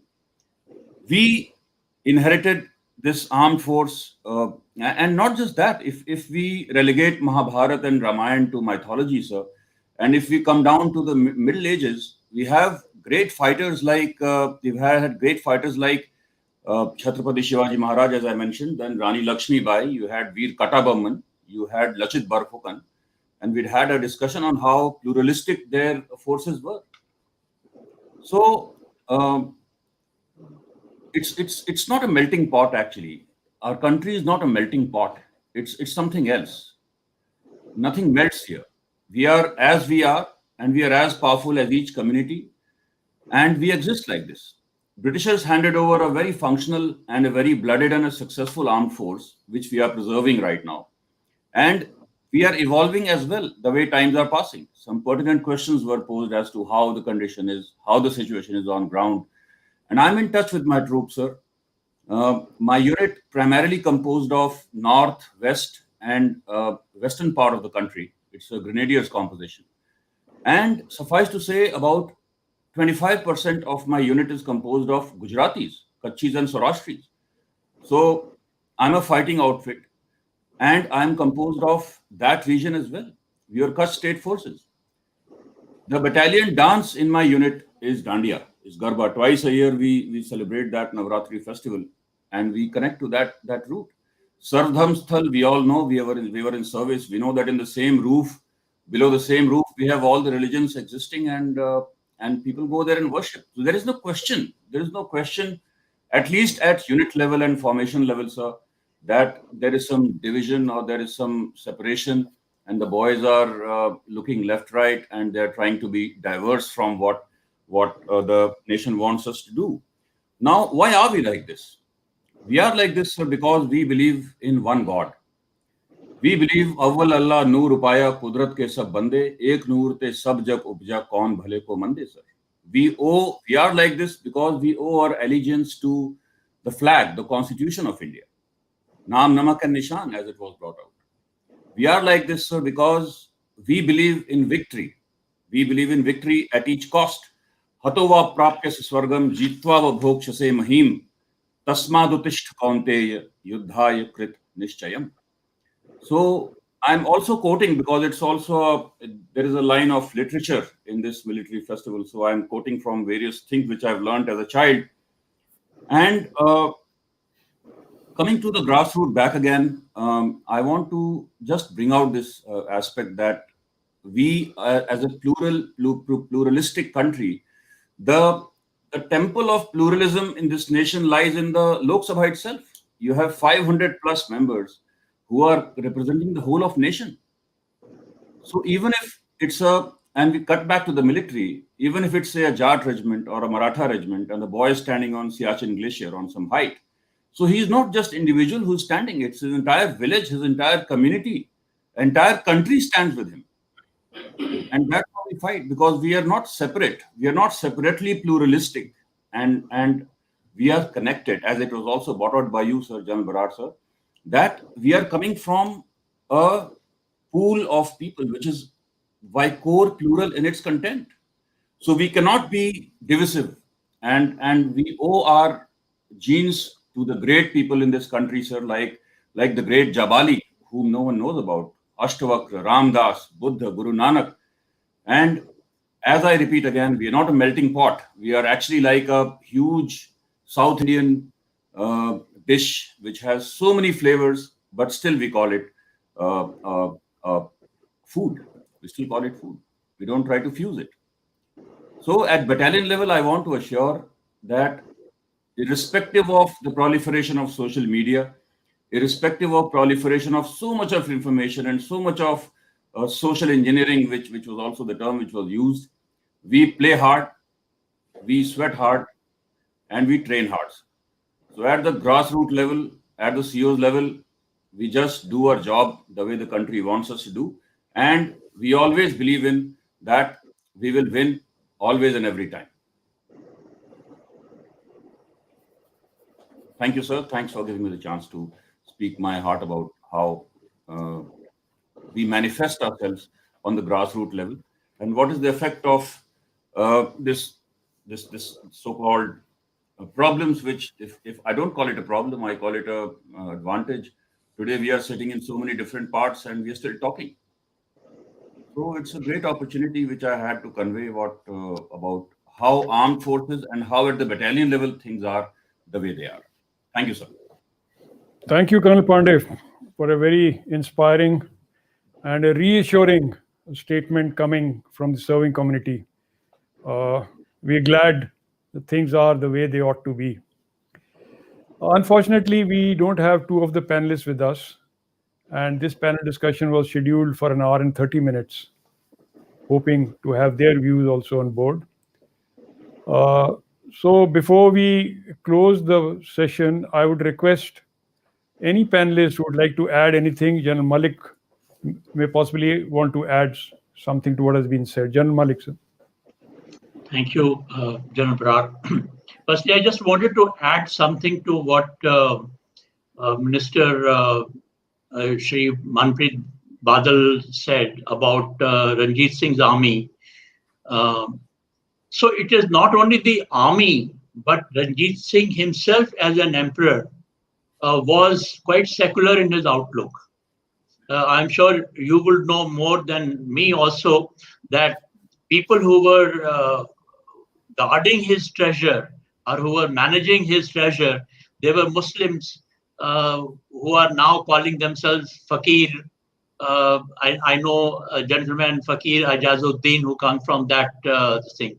So what is more important is it's not only the army, but the political leadership at the top, which has to look into this as a secular society and not sort of be divisive in their what is happening is social engineering. And similarly, the other thing that I want to mention, since you are here with us today and I have the opportunity of speaking to the political leaders, that there has been a number of attempts to bring in reservation within the armed forces. And not only in my time, but even before that, and I don't know after that, but there may have been some attempts. Now, this is something which I think all political leaders need to guard against. When some organization is functioning well and everybody acknowledges the functionality of that particular efficient organization, why introduce things like this, which will only create more problems? So I always say that let us remain apolitical, and please help us to remain apolitical and not get politicized into these scheduled castes, scheduled tribes, and these reservations, etc. That is the other point that I wanted to make here, General Barar. Thank you, sir. coming on to, or try to add on to what you just said in terms of reservations. Why should the Indian military look for reservations when you already have a defined representation on pro rata basis, on all India basis, and merit counts? There really is no need. We already are a very pluralistic, a very diverse, and a very representative setup.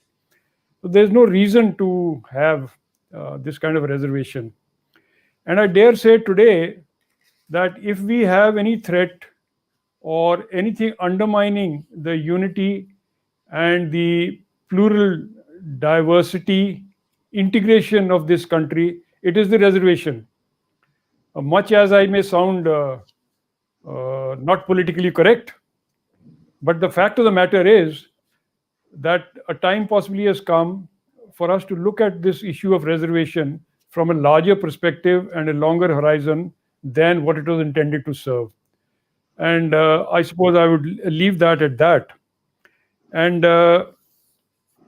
Manpreet Badal, who's been listening very patiently, especially on to Ranjit Singh and the Fakir brothers and Ranjit Singh's artillery, maybe he has something more to add, because I know he has a repertoire of anecdotes and related kind of insight. Mr. Badal, would you like to add something to all this? Thank you. Thank you, Jit Sir, I just want to, sir, briefly just add one small point. And of course, sir, there are two institutions in India which have done more for the unity of India than any other institution. One, of course, is the Indian Army, and the second is the Bombay film industry. Sir, coming from Punjab and, somehow, getting into the slot of a senior politician now after 25 years in politics. Sir, I must say that, and I keep telling my colleagues, not only in Punjab, but in all the other states, whoever I happen to meet, that, sir, we have paid a very heavy price for the politics which was played in 1947 and prior to 1947, between 1937 and 47. So my son is now in the fourth generation, which has seen partition, since partition. My son, and the wounds are still very, very raw. It's impossible to forget what happened in 47. There we always remember very fondly of Punjab pre-47. And I keep advising my colleagues that, we should avoid going, at least, sir, Bengal and Punjab were partitioned. So the pangs of partition are far more in Punjab than any other state, sir. And, this is coming from somebody who, people who have been through this, that we should, whatever it costs, whatever price has to be paid, we should avoid this kind of politics. And, that there is no other way, sir. Finally, sir, if I may add a small anecdote, that even during the Battle of Saragadi, when that small platoon or a small group of soldiers in that small chowki, and the Afghans actually called out to the Havaldar, who was in charge of those 20 soldiers, and the Havaldar came out. The Afghans said that we have no enmity with you. Our fight is against the British. आपके साथ कोई दुश्मनी नहीं है. All you have to do is put down your arms and start walking back to your villages. And I'm prepared to swear on the Quran that you will be allowed, to go without any damage or without, any injury to you and, your colleagues. And sir, what the Havaldar told the Afghan, of course, he spat on the ground. And he said, do you think we are actually guarding this frontier or this chowki? Not a wish. No. we are here because we are actually guarding Bharat Mata. We are actually guarding our land, and you will not get this donkey without a fight. So that sense of nationalism, sir, even when when troops were actually being paid for the British Army, the sense of doing some kind of national duty was there even more than 100 years back. And only a military man could have thought about this sentence that we are guarding the frontiers of Mother India, and not because we are being paid by the British. So, sir, my considered view on to whosoever I meet in my within my colleagues or people from the other end who happen to or would listen to me is that sir, getting into power, not getting into power, sir, as a historian I can tell you that 50 years, 100 years is just a speck in history. Sir, who remembers, sir? Who remembers that? Who were the ministers in the court of Aurangzeb or Shah Jahan or Akbar? History does not record individuals. History will record the people of India. And sir, I think as far as Punjab is concerned, I can assure whosoever was watching this military literature festival discussion, so that we will act responsibly. Punjab has been a beacon of light for this nation. We've had the privilege of guarding India's fine and ancient civilization for thousands and thousands of years. And I hope that we will be able to inculcate these values in the generation which is going to follow us and the generation which will follow them.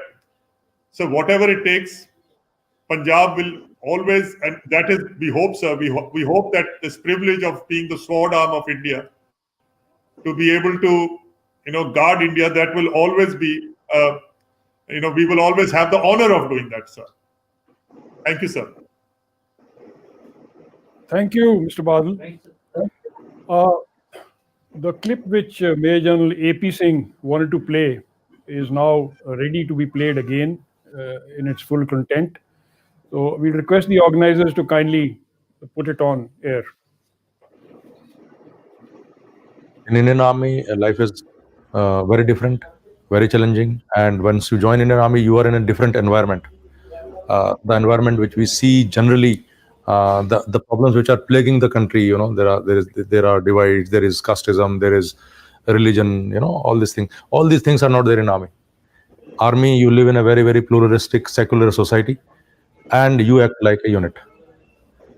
So when I keep saying this, when I was commissioned and when I joined Special Forces, I was asked by one of my NCO that, what is your religion? What is your caste? I said, I am Hindu Rajput. So he said, bloody chap, take a dip in that dirty water. So I went and I took a dip. Then I realized that there's something wrong I have said. So again he asked. So then I said, sir, my religion is SF and my caste is SF. Now you know. So he then told me that, you see, you are an officer. And so your religion is the religion which is the religion of your boys. So if your boy is a Hindu, you are a Hindu. If your boy is a Sikh, you are a Sikh. If your boy is a Christian, you are a Christian. If boy is a Muslim.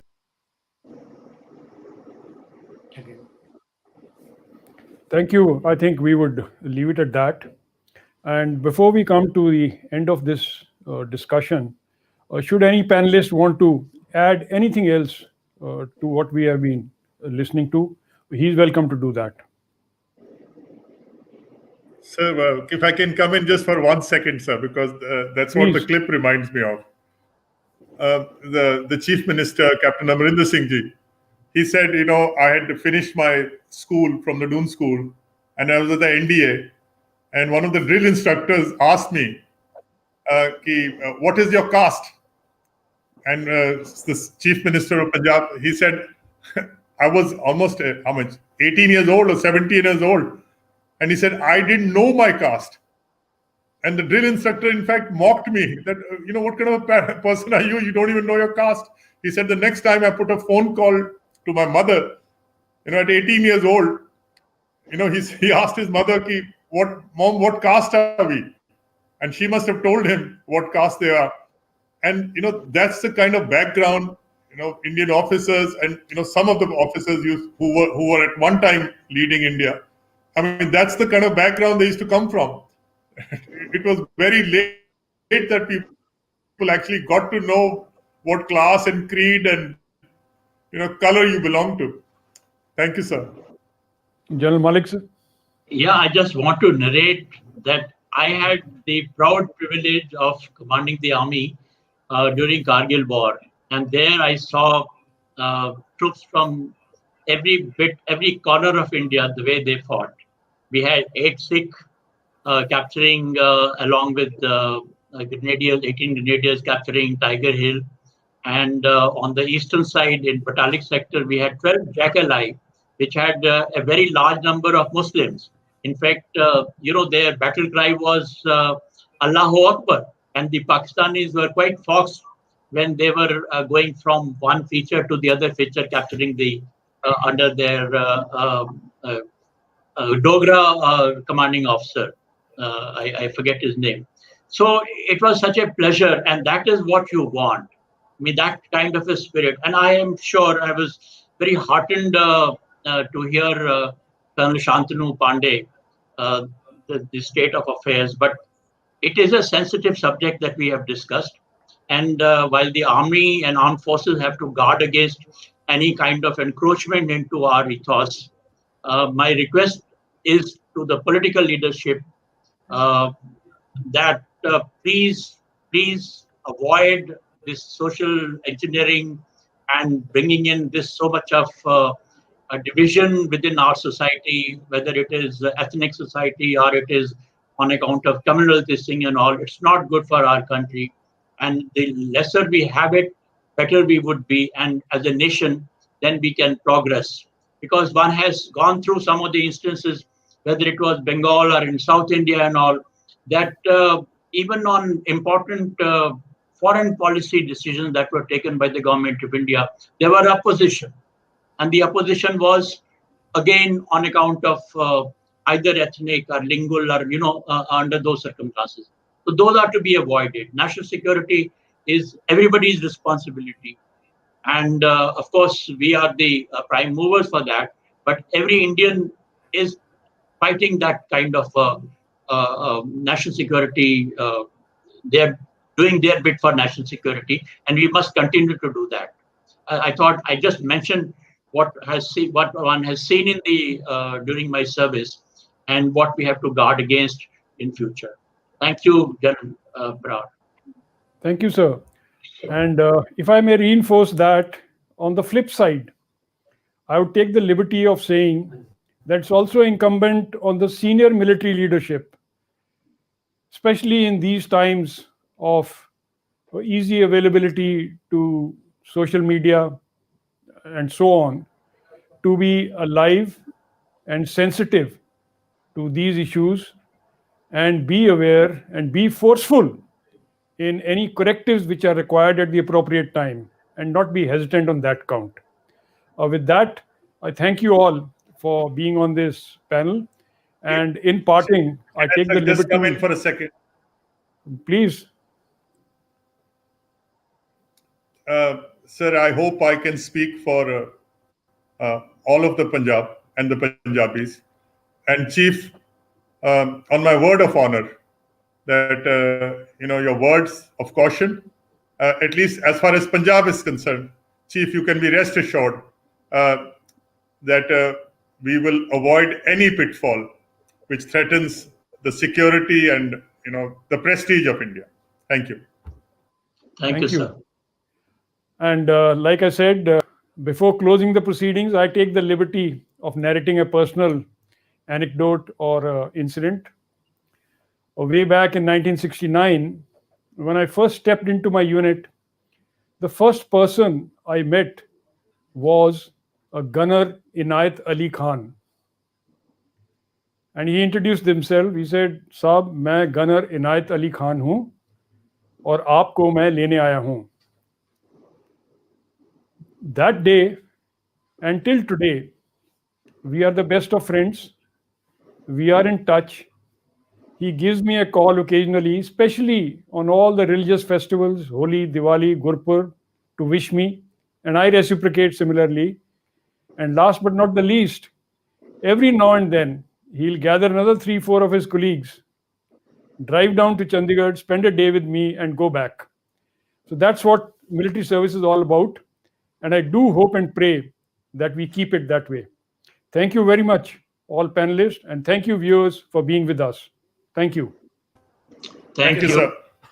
Right. Thank you, sir.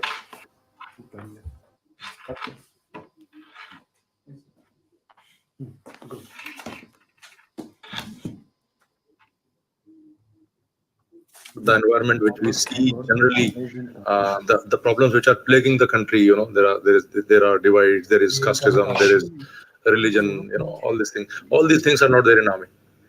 Army, you live in a very, very pluralistic, secular society, and you act like a unit. So when I keep saying this, when I was commissioned and when I joined Special Forces, I was asked by one of my NCO that, what is your religion? What is your caste? I said, I am Hindu Rajput. So he said, bloody chap, take a dip in that dirty water. So I went and I took a dip. Then I realized that there's something wrong I have said. So again he asked. So then I said, sir, my religion is SF and my caste is SF. Now you know. So he then told me that, you see, you are an officer. And so your religion is the religion which is the religion of your boys. So if your boy is a Hindu, you are a Hindu. If your boy is a Sikh, you are a Sikh. If your boy is a Christian, you are a Christian. If boy is a Muslim, you are a Muslim. So as an officer, you are everything. So when we have this kind of template, and if you apply this template in the country, I think most of the problem will be solved. Oh, that's great. Yeah, and all the religions are there, all the classes and clans are together, and still they are one unit. And you see the performance of Indian Army. Wherever, whenever the chips are down, you call Indian Army, and Indian Army performs. So that is the strength.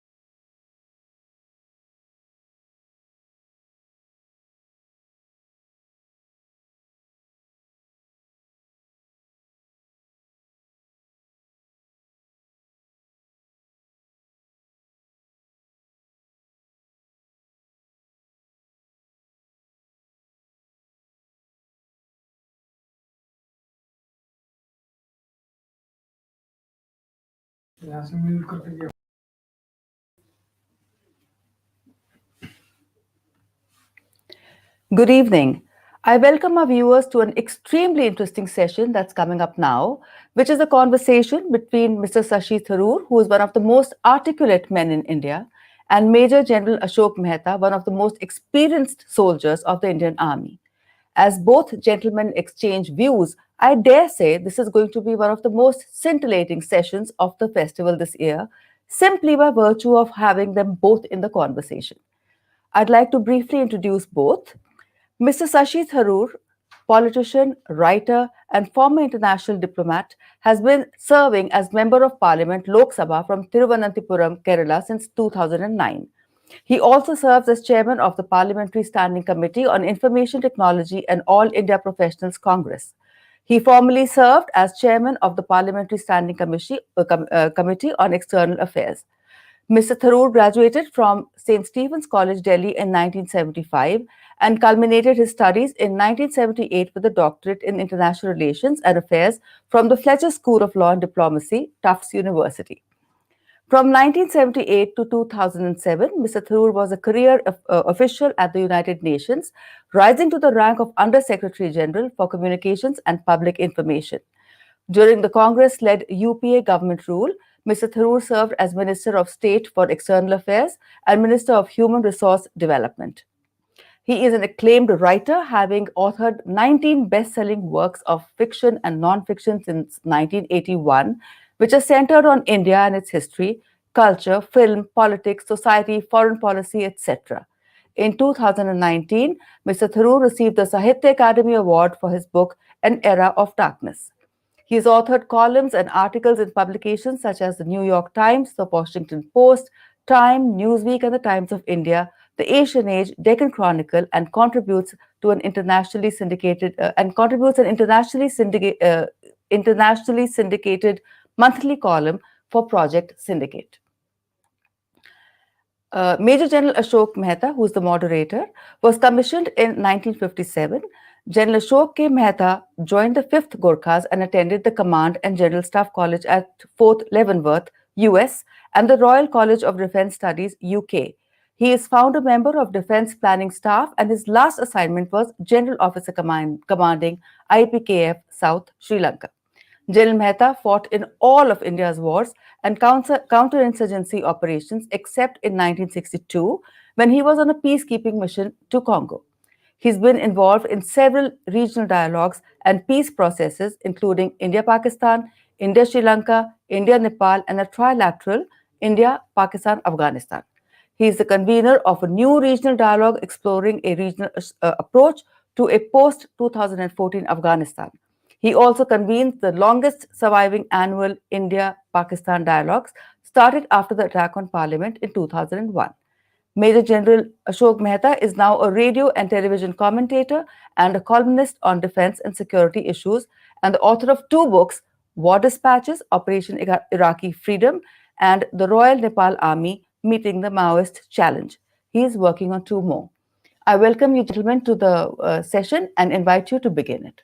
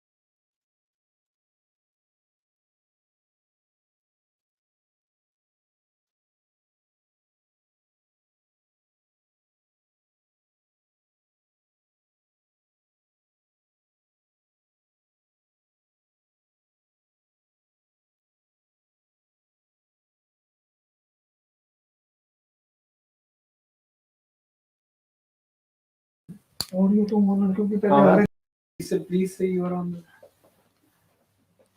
you're there. Gentlemen, we cannot hear you at all. If you're on mute, please unmute yourselves.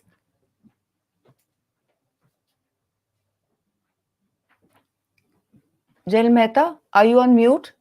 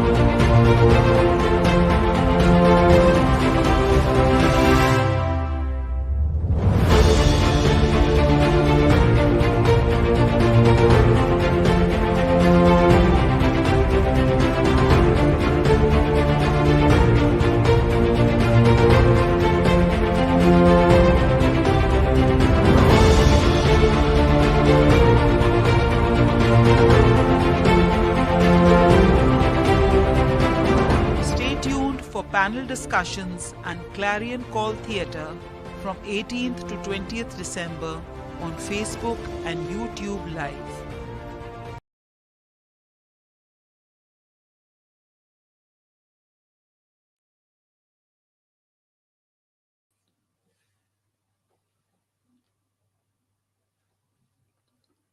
Looks like there's a technical glitch somewhere or the other.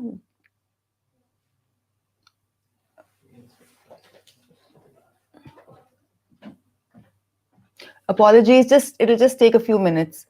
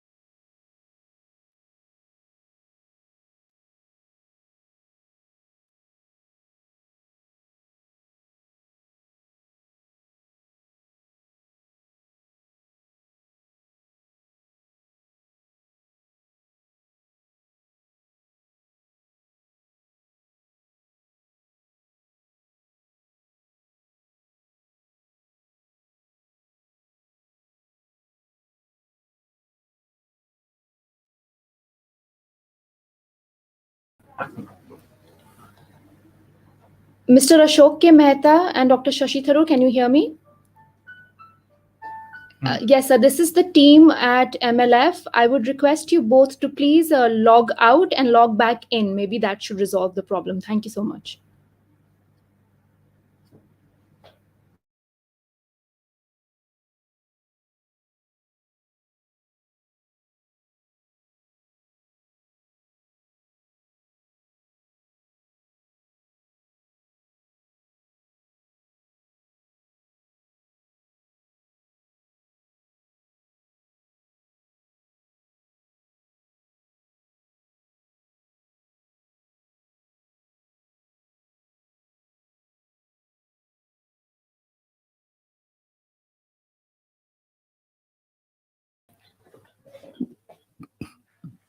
Okay.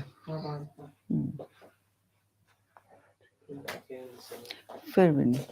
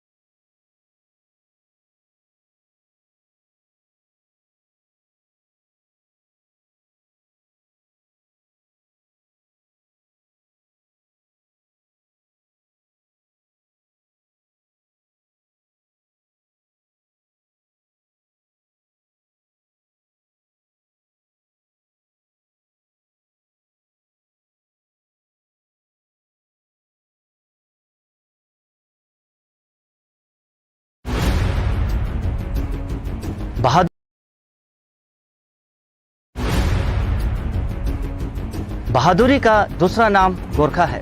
Adolf Hitler ने कहा था, अगर मेरे पास गोरखा सैनिक होते तो मैं पूरी दुनिया को जीत लेता। निडर योद्धा होना गोरखाओं को विरासत में मिली है और यह बहादुरी हमारे खून में दौड़ती है।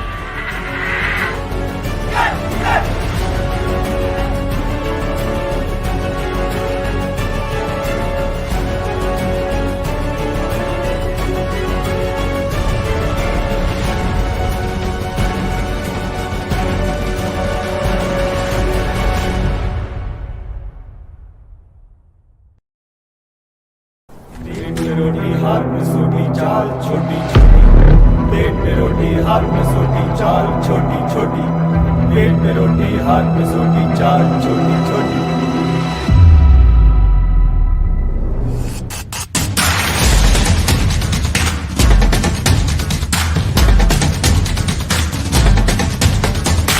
The Indian Army is the only army in the world which operates in such heavy snowbound areas round the year. To reach these places, high up in the northern borders, the men need to negotiate deadly crevasses and impossible ice walls, which require a different level of skill set. The ability to survive and operate effectively in extreme high altitude terrain.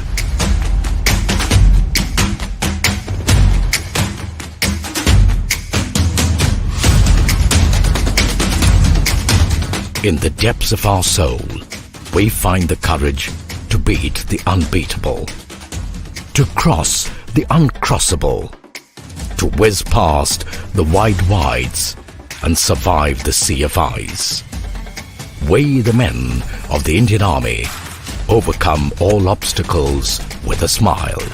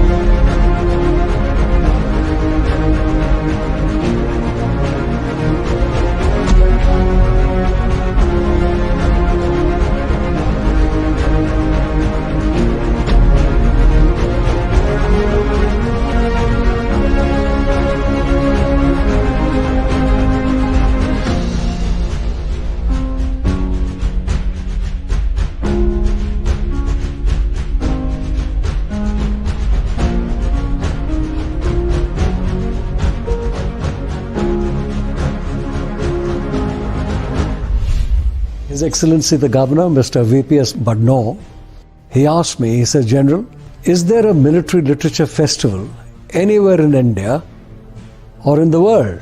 So I told him, I said, I'm not aware there isn't any military literature festival anywhere. So he said, why can't we have it in Chandigarh? I said, certainly we can make an effort, but first I must have the views of the Chief Minister of Punjab. 4 years ago, we started the Military Fest program in Punjab. Object being to teach our youngsters with regards to military affairs, whether there were wars with China or whether there were wars with Pakistan. The Military Literature Festival Chandigarh has gone from strength to strength over the years, bringing together veterans, historians, strategists, economists, poets, artists, former spies, politicians, and even film stars from all over the world with a focus that always remains the military, past, present, and future. Military Literature Festival of Punjab is one of the most inspiring events which takes place in Punjab every year. And it is attended by veterans who have not only done this country proud, but who can inspire future generations. The soul of the Military Literature Festival actually focuses around the warrior, his activities, his culture, his knowledge, and his understanding that since he is powerful, he must always help the weak. And I see lots of people there who are buying things and new books coming out, which I've read maybe 40 years ago or 50 years ago when I was under training myself. And subsequently, further research has gone into it and new books emerged with different events. So we thought that this was something that, of course, keep everyone abreast with what's going on, and also for the newer generation to understand. Punjab has drunk deep the chalice of courage from one end of the world to the other. Punjab has been and is a land of soldiers since times immemorial. This is the first edition which is going virtual to honor our veterans, also to inspire younger generations and generations to come to follow the footsteps of our brave veterans. Like shotgun shooting, horse shows, polo, to photography, to bird watching, to adventure events like cross-country runs, cycling, off-road shows, Braveheart motorbike shows, vintage car rallies and paragliding. But now, this time, it will be virtual launch with more national and international participation. I am very happy that the organizers, led by General Shergill, have done a great job. It's grown in leaps and bounds, and where we started off as a little lit fest has now become the talk of India, and we are the only military history festival that is existing in the country. I'm sure younger generations will be inspired, and we will not only learn but we will enjoy ourselves at the festival. This year, since we are going to have it virtual, I would want lots of people to be virtually be connected to us in this Military Literature Festival. Well, I'm sure that this year we'll have a great virtual content which is going to reach out to the far corners of the globe. So look forward to meeting you all in this virtual Military Literature Festival from the 18th to the 20th. The Raksha Mantri will be addressing the Military Literature Festival in company of His Excellency the Governor and the Honorable Chief Minister. It's going to be our fourth one, and I not only wish it success, I'm going to be very much part of it. For me, it's something that I look forward to every year, and I hope so will you.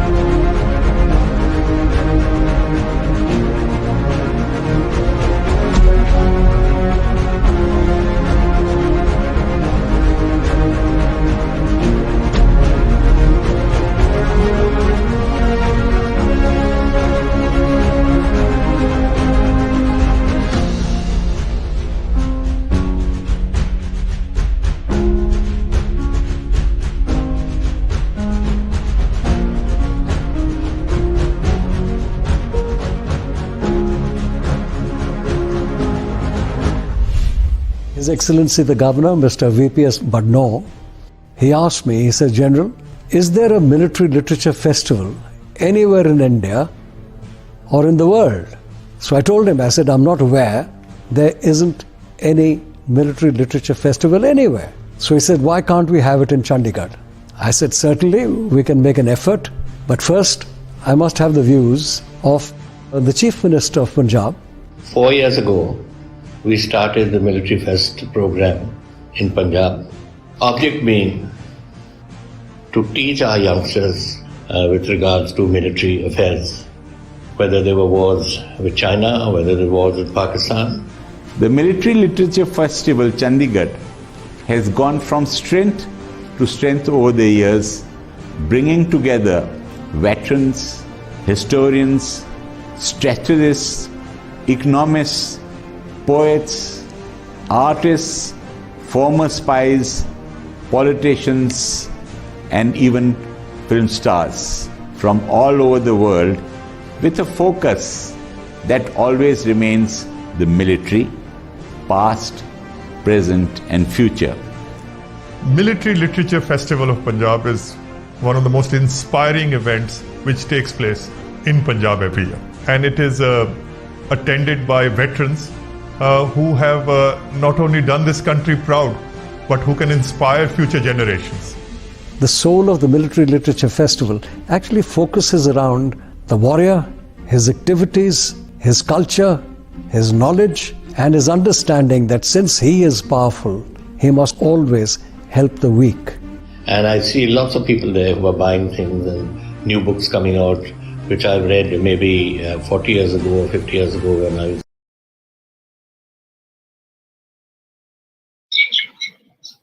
I think we'll be going ahead with somebody else, so let me hang up.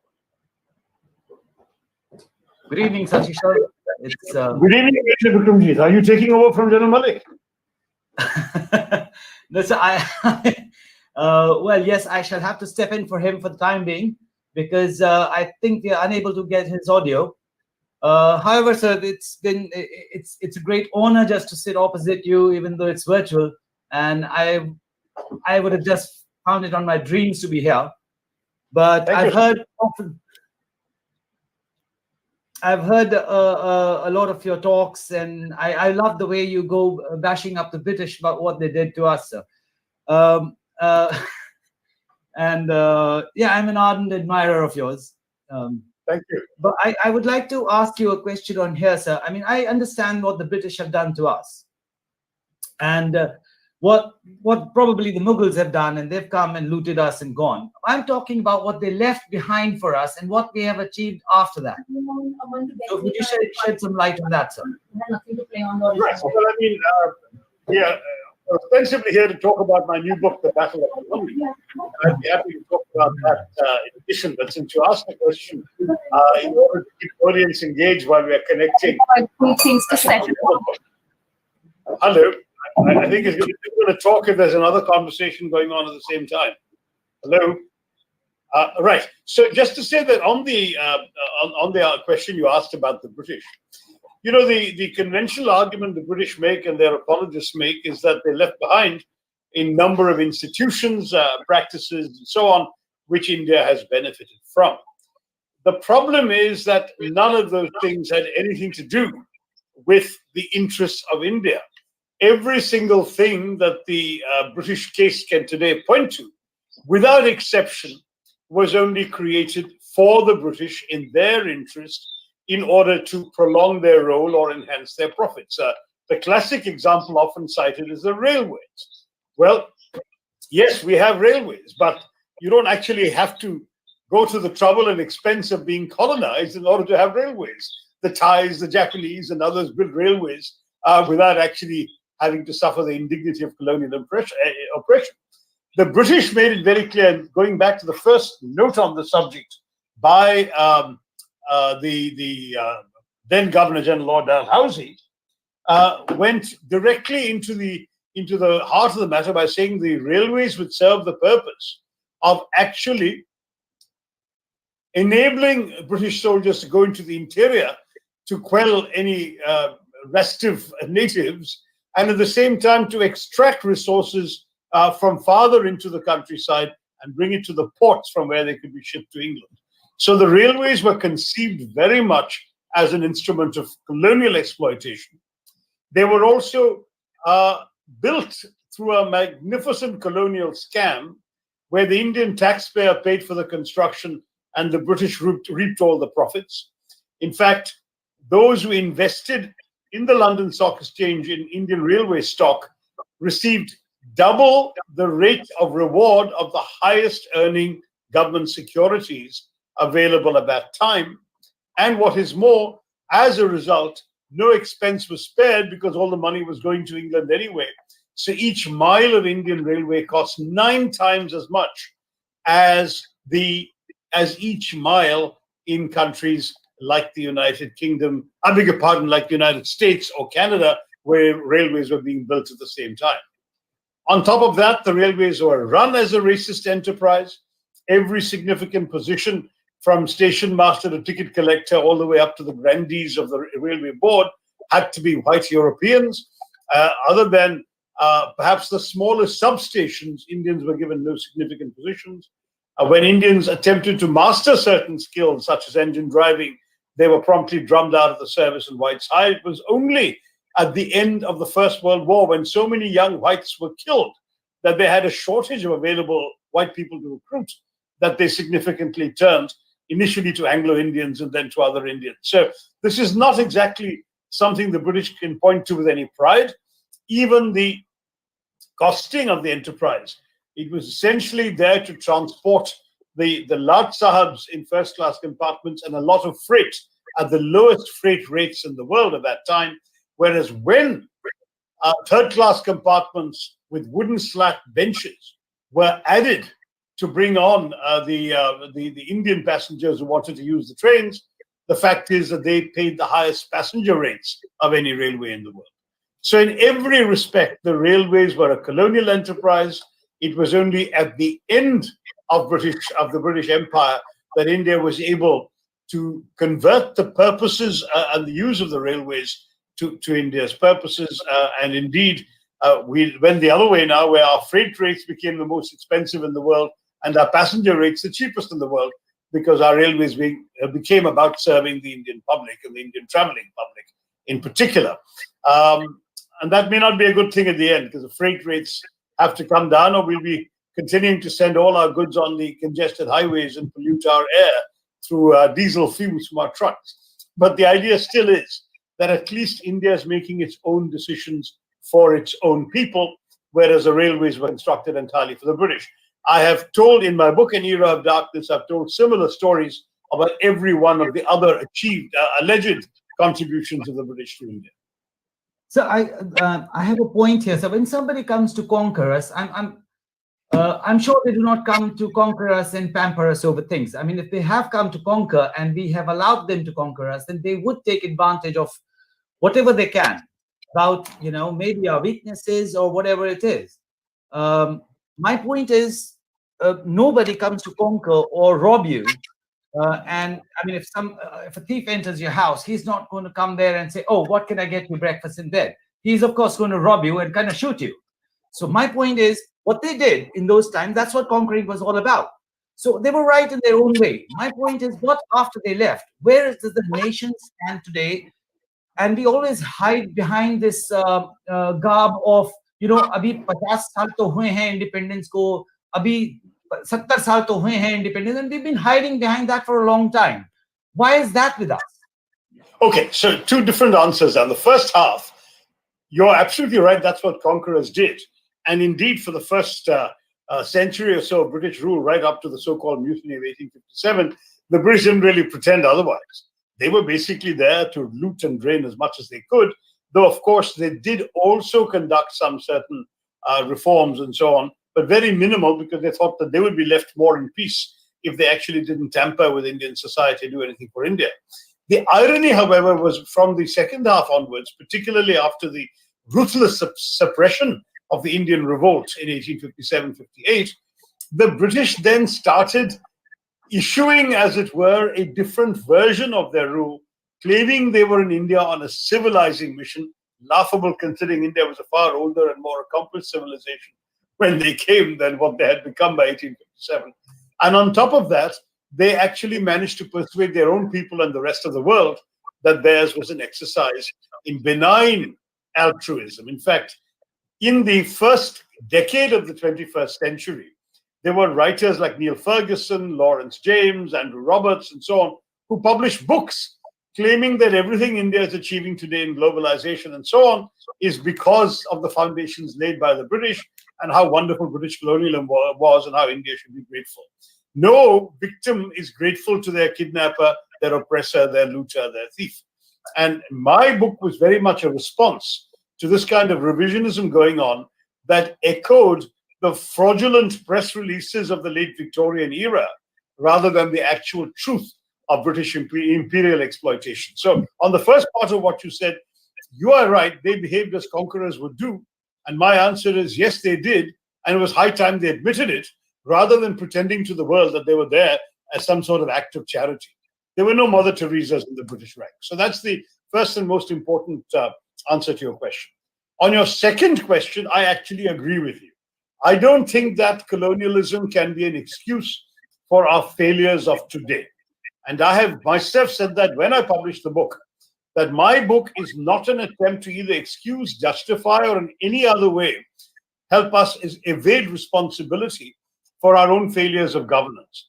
The past is in the past, but I feel that every society has an obligation to know about its past, just as every one of us wants to know about our parents, our grandparents, our families, our background. Similarly, or you in your military career, every one of your soldiers and officers I've met is so proud of the history of your regiment. That's normal. Similarly, we as a society, as a nation, we have an obligation, it seems to me, to know about our past, because if you don't know where you're coming from, how will you appreciate where you're going?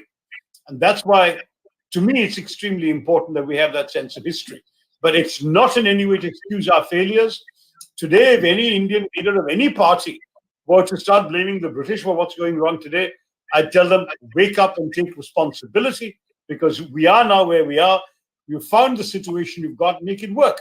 There's this wonderful old joke about the lost driver in the countryside somewhere who asks a nearby peasant, how do I get to Delhi from here? And the peasant replies, well, if I were going to Delhi, I wouldn't start from here. And that's the kind of blunt answer. You simply can't afford to say it. You need to get to Delhi. Today's leaders need to get to a better future for all Indians. No point saying we wouldn't start from here, colonialism put us in a bad shape. We have to live with what we've got and make a success of it. So there I'm agreeing with you. On the first half, I don't. So I also have a point. You are the Lord and Master of English, as we all call you. The Lord and Master of English. I never say that, and the British wouldn't say that. We told you that, sir. So I need to know more about this book on thesaurus, kind of the one which you've just written. We'll come back to that in the second half. My first question to you on the issues are, is it of any advantage that we today in our country speak English? How does it turn into an advantage, or was it, had they not come and we had not learned English, would we still be at the advantageous step across the world? I mean, no, look, I think it is an advantage to have English. Let's not pretend otherwise, because undoubtedly, through accidents of history, and not only because of British rule, also because of the US dominance of the world economy since the 1950s, English is undoubtedly the single most useful language across the planet today. And I say single most useful, not the most widely spoken, because in terms of numbers, the Chinese are still ahead.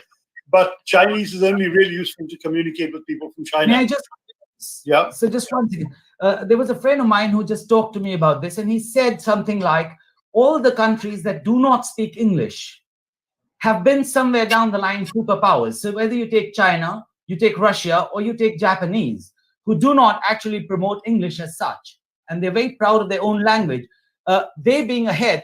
I mean, that's just one of the arguments which I would like you to, expand on. And the fact is, you asked about whether it's useful, and the truth is, it is useful to have English simply because in a globalized economy, you want to be able to communicate with clients, customers, etc., around the world. And English is everybody's second or third or fourth language. So if all else fails, if you're selling something in Germany, The German guy won't be able to speak Hindi or Chinese for that matter, but he will understand English as a second language, and therefore for you to have it is an asset. And the same with the Chinese, for example, are now teaching English in some fancy schools from the kindergarten onwards. But in most government schools, from the second grade onwards, you learn Chinese, you learn English in China. As a Chinese person growing up in China, in a Chinese communist system, proud of your Chinese, but you learn English as a second language. So the usefulness of English is not to be debated. Whether it's German, whether it's Russian, whether it's Chinese, everyone knows that the language, the first foreign language you need to have some acquaintance of, because it is so influential and useful around the world, is English. Not as a language you need to be perfect in, but as your second or third or fourth language. And frankly, many Indians are instinctively bilingual or even trilingual. It's in our society, you grow up often speaking one language at home, studying another language at school, perhaps having a third language at work, and then learning a fourth language if you were so inclined by going to a class. And all of these things would mean that you have an opportunity to slot in English in one of those slots. I'm not saying that if you are proud of your Hindi or your Bangla or your Assamese, that you need to suddenly, or your Tamil for that matter, that you need to suddenly reject English. I'm saying by all means, flourish in Tamil, read in Tamil, write literature in Tamil, but know enough English that you can function when you meet somebody who doesn't know Tamil, because the vast majority of the world doesn't. That's the same story for all the other languages. So where does Hindi stand when we come to, when you talk about regional languages and you say, well, your second language, you better learn to say, speak in English because that's an international language. But what about Hindi per se for a regional, state-wise? Hindi is the most useful Indian language so far for northern India. In other words, you can be understood in Hindi almost anywhere north of the Vindhyas. But it doesn't get you very far south of the Vindhyas or in many places in the east and northeast. And therefore, the challenge that comes up is that when, for example, some of my friends in the ruling party try and talk about making Hindi the national language, the difficulty they run into is the resistance of those who feel themselves in India disadvantaged by any one Indian language taking precedence over theirs. You see, if it's English, everyone is at an equal disadvantage or advantage. If you are educated in English or have taken the trouble to learn some English, whichever part of the country you're in, you can deal with people from any other part of the country. Whereas if Hindi becomes a national language, which it's not, it's only an official language, it becomes a national language and is used for all government business, for the courts, for the media, for parliaments, and so on. What happens? It means that Shukla and Singh and Sharma are functioning in a language they've heard from their mothers' laps, whereas Subramaniam and Reddy and Nair are suddenly having to learn a different language where they will always be less well equipped than Shukla and Sharma and Singh. And there's going to be an inevitable resentment at the perception that language has reduced them to second-class citizens. So for that reason, Hindi is certainly doing well. It's growing in popularity. In my own lifetime, I've seen how much more Hindi is understood, for example, in the state of Kerala, thanks in part to Bollywood success and in part thanks to the prevalence of Bihari migrant labor coming to look for jobs in Kerala. And these young Bihari boys, their Malayalam is not often what it should be. So very often the Malayalis learn enough Hindi to communicate with them, and so on and so forth. So the normal processes of national evolution, the popularity of cinema, the increasing migration within the country will spread languages. And maybe Hindi will win eventually the hearts and tongues of a majority of the Indian population. But it's not now, and it should never be imposed or thrust upon the unwilling, because that would divide a country that desperately needs to remain united. But so when I was a child and I was studying in Chandigarh, and then my father was in the army too, and he got posted wherever. The regional language was one of the languages that you had to learn as a part of your curriculum. You had to learn Punjabi, and you had to learn Gurumukhi. And when I went to Rajasthan, you had to learn, and when I went to Gujarat, we had to learn Gujarati. So why don't these states have the similar thing for Hindi, that come no matter way to certain standards, you will have to learn Hindi also? Well, I think the thing is that most of us realize we can't function meaningfully in northern India without Hindi. And therefore, a vast majority of Indian school children will learn Hindi as at least a second language. Certainly, anyone who's gone to school in an Indian metropolis would probably be literate in Hindi, be able to read, write, and spell, because they've learned it in school as a second language, even if they're in an English medium school. The challenge is going to be that you cannot deny people the right to refuse to do that. So Tamil Nadu, for example, even though right now it is a ruling party that is closely allied with the BJP that's ruling in Delhi and which is associated with the Hindi, Hindu, Hindutva slogan that has sustained that movement for some time. Even despite all that, when the government returned to the idea of the three-language formula and suggested that schools should offer English, Hindi, and the state language, Tamil Nadu immediately said, we prefer the two-language formula. We'll offer English and the state language. We don't want to learn Hindi. And you can't impose Hindi upon Tamil Nadu if they don't want it. And that's essentially it. The point is that you can encourage them. If you go to a private school in Tamil Nadu, you may well choose to learn Hindi. You might be able to learn Hindi there. But you will not go to a government school and have Hindi thrust upon you. That's the situation at the moment in Tamil Nadu. In other states, that's so far not a problem. In neighboring Kerala, the capital of which I represent in Parliament, Hindi is available and Hindi is taught. I can't say that the quality of what the kids learn is outstanding. That's another matter. But at least it is taught. And I think that option should always exist. Look, I went through the sort of senior Cambridge examination system and did reasonably well in elementary Hindi. But it was only after living in Delhi to go to college and picking up the Delhi of the streets, talking to panwalas and rickshawalas and taxi drivers, that my Hindi became anything like remotely fluent.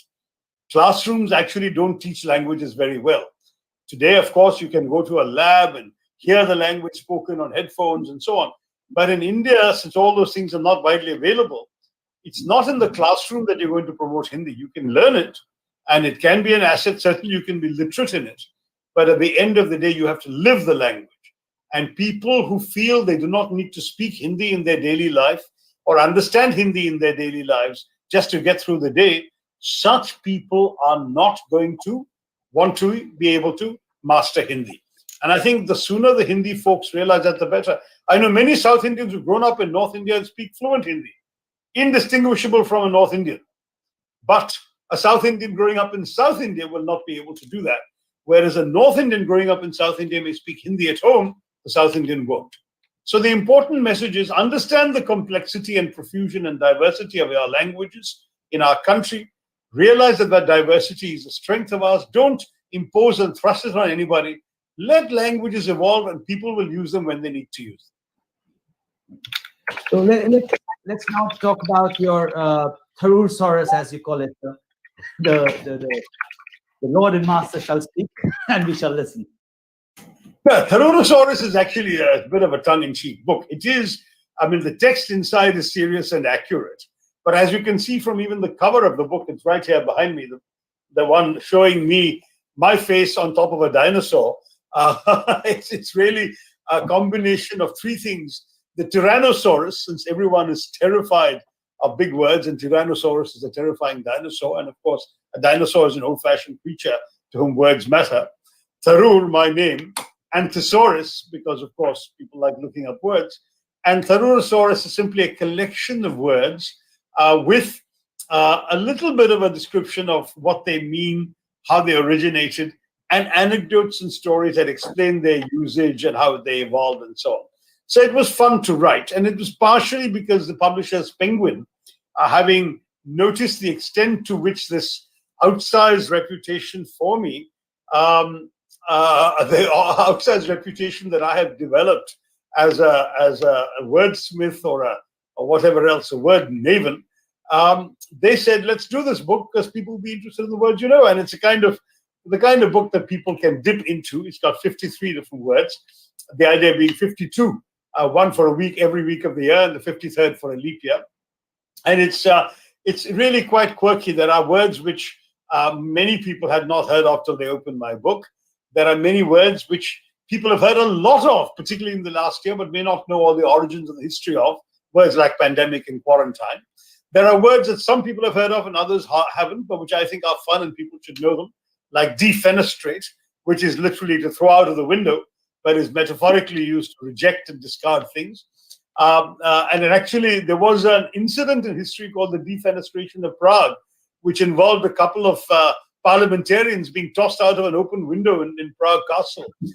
And they survived that defenestration by landing in a festering, moldering heap of garbage. So I tell such stories and make it, but they're also tragedies.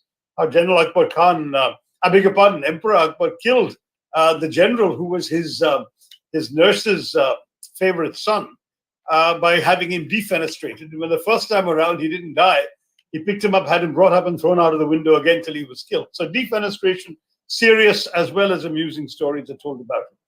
But also words that express certain ideas. For example, epicaricacy is about taking pleasure in the misfortunes of others. And sadly, too many Indians are prey to that kind of emotion, so they should know the word for it.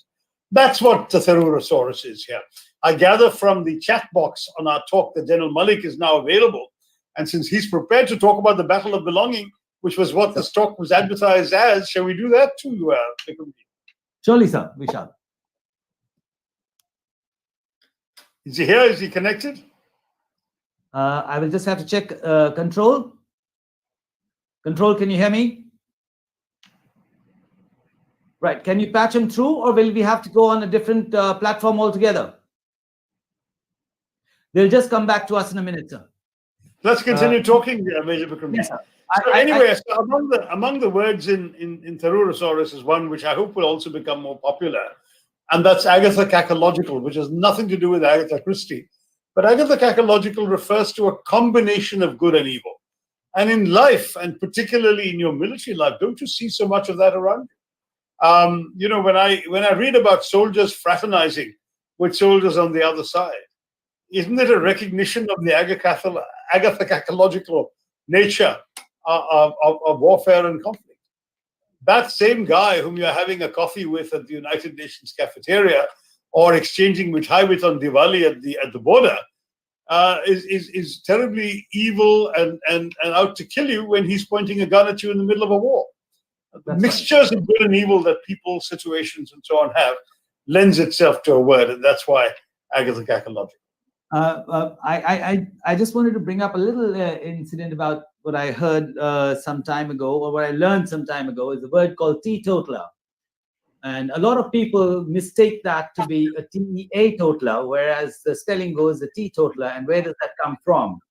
And I mean, you of course know it, but just for the audience, so the teetotaler word comes from the game of golf in olden days, when it was played as a very leisurely game, and everybody would knock their balls and then drive their balls and walk to the ball to where the ball was, and the waiters would follow with Bloody Marys and beers, and the only person who was not allowed to perforce drink during that game was the guy who totaled your tea, and that's why the word came teetotaler, which is T-E-E, I think.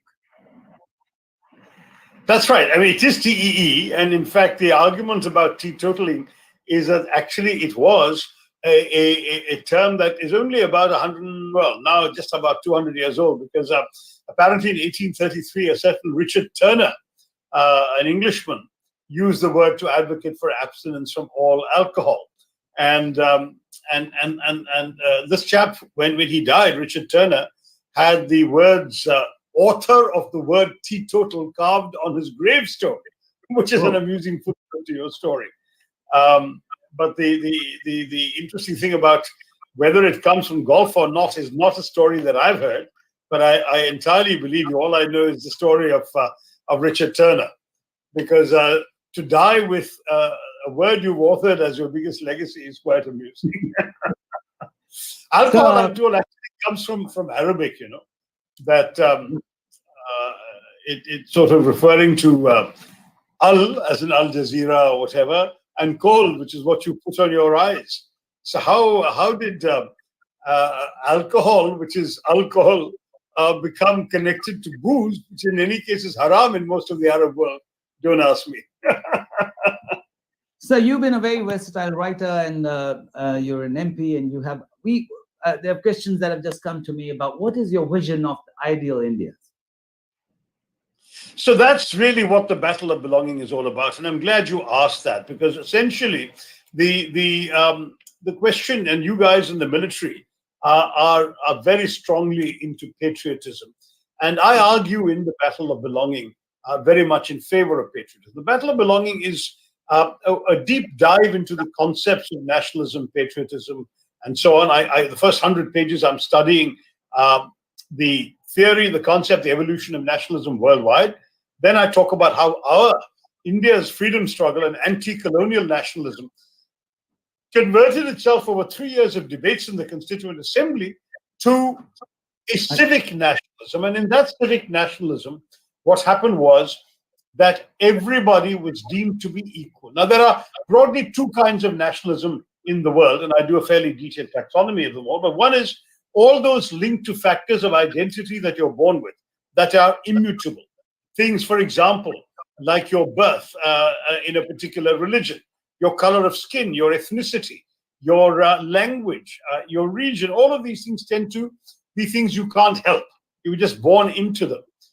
But if you construct an identity of nationalism from that, that is what can be called as ethno-religious nationalism. Civic nationalism says it doesn't matter what your race, your color, your religion, your language, any of those are. It's not anchored in identity, but in constitutions and institutions. And the Indian Constitution recognizes that kind of civic nationalism, where if you're Indian, it doesn't matter. You can be a good Muslim, a good Bengali, and a good Indian all at once. You can speak Punjabi, you can be a Jat, you can be a male or a female. Your rights are the same, irrespective. That's what the Constitution guarantees you. As for patriotism, patriotism is about loving your country because it's yours, because you belong to it and it belongs to you. The way you'd love your mother, you don't have to claim that she's perfect to love her. You don't need to claim that your country is perfect to be a patriot.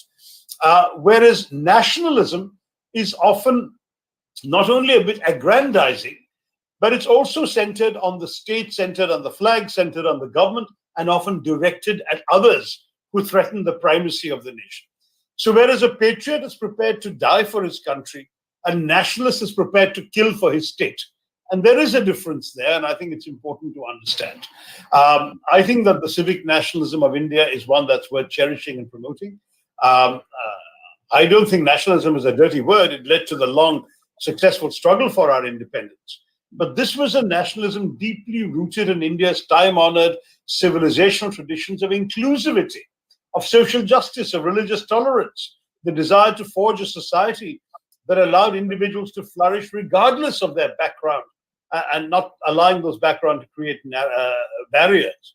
Whereas today, I'm afraid many people, especially connected to the ruling establishment, who speak of nationalism mean an exclusionary, aggressive, sectarian, Hindutva form of nationalism that excludes large sections of our society. And that's why I think it's very important that a brand of nationalism anchored in liberal constitutionalism, in democratic rights, safeguarding the rights of every individual, irrespective of their religion, is promoted and protected above all others. And that's the idea of India in our constitution. Right. So say in case the British had not come, I mean, all the British bashing that you do, say in case they had not come and we hadn't got railways and we hadn't got the other things, do you think that we would be in the state that we are right now? And what would have changed if they had not come? I actually do believe we would have been, but of course, that's again one of the arguments going back to our first conversation about the British, was the argument being made that the British are the ones who created the unity of India. I think that's nonsense. All sorts of reasons. Conceptually, it's not true. The idea of Bharatvarsh goes all the way back to the Rig Veda. The idea that we have a common land framed by the mountains and the sea, and that, as the Harvard scholar Diana Eck put it, has been knit together by the sacred tracks of pilgrimage for thousands of years. That clearly creates a unified civilizational space, the space of India. I've argued that in the book, and I stand by that argument. Secondly, it's also not true in terms of purely religion. Some people say, well, that's a very Hindu idea. How do Muslims conform? Well, Maulana Azad answered that. He said that even in the Hajj in Mecca, when people came from any part of the subcontinent, whether it was Pathans from the northwest or Tamil Muslims from the southeast, when they came to Arabia, they were referred to by the welcoming Arabs as Hindi. Everybody was seen as coming from a common geographical and civilizational space called Hind. It wasn't just a Hindu island. Third, politically, every major ruler of India has tried to unite the entire subcontinent. Going back to Chandragupta and Ashoka's rule extended all the way to Vellore in Tamil Nadu.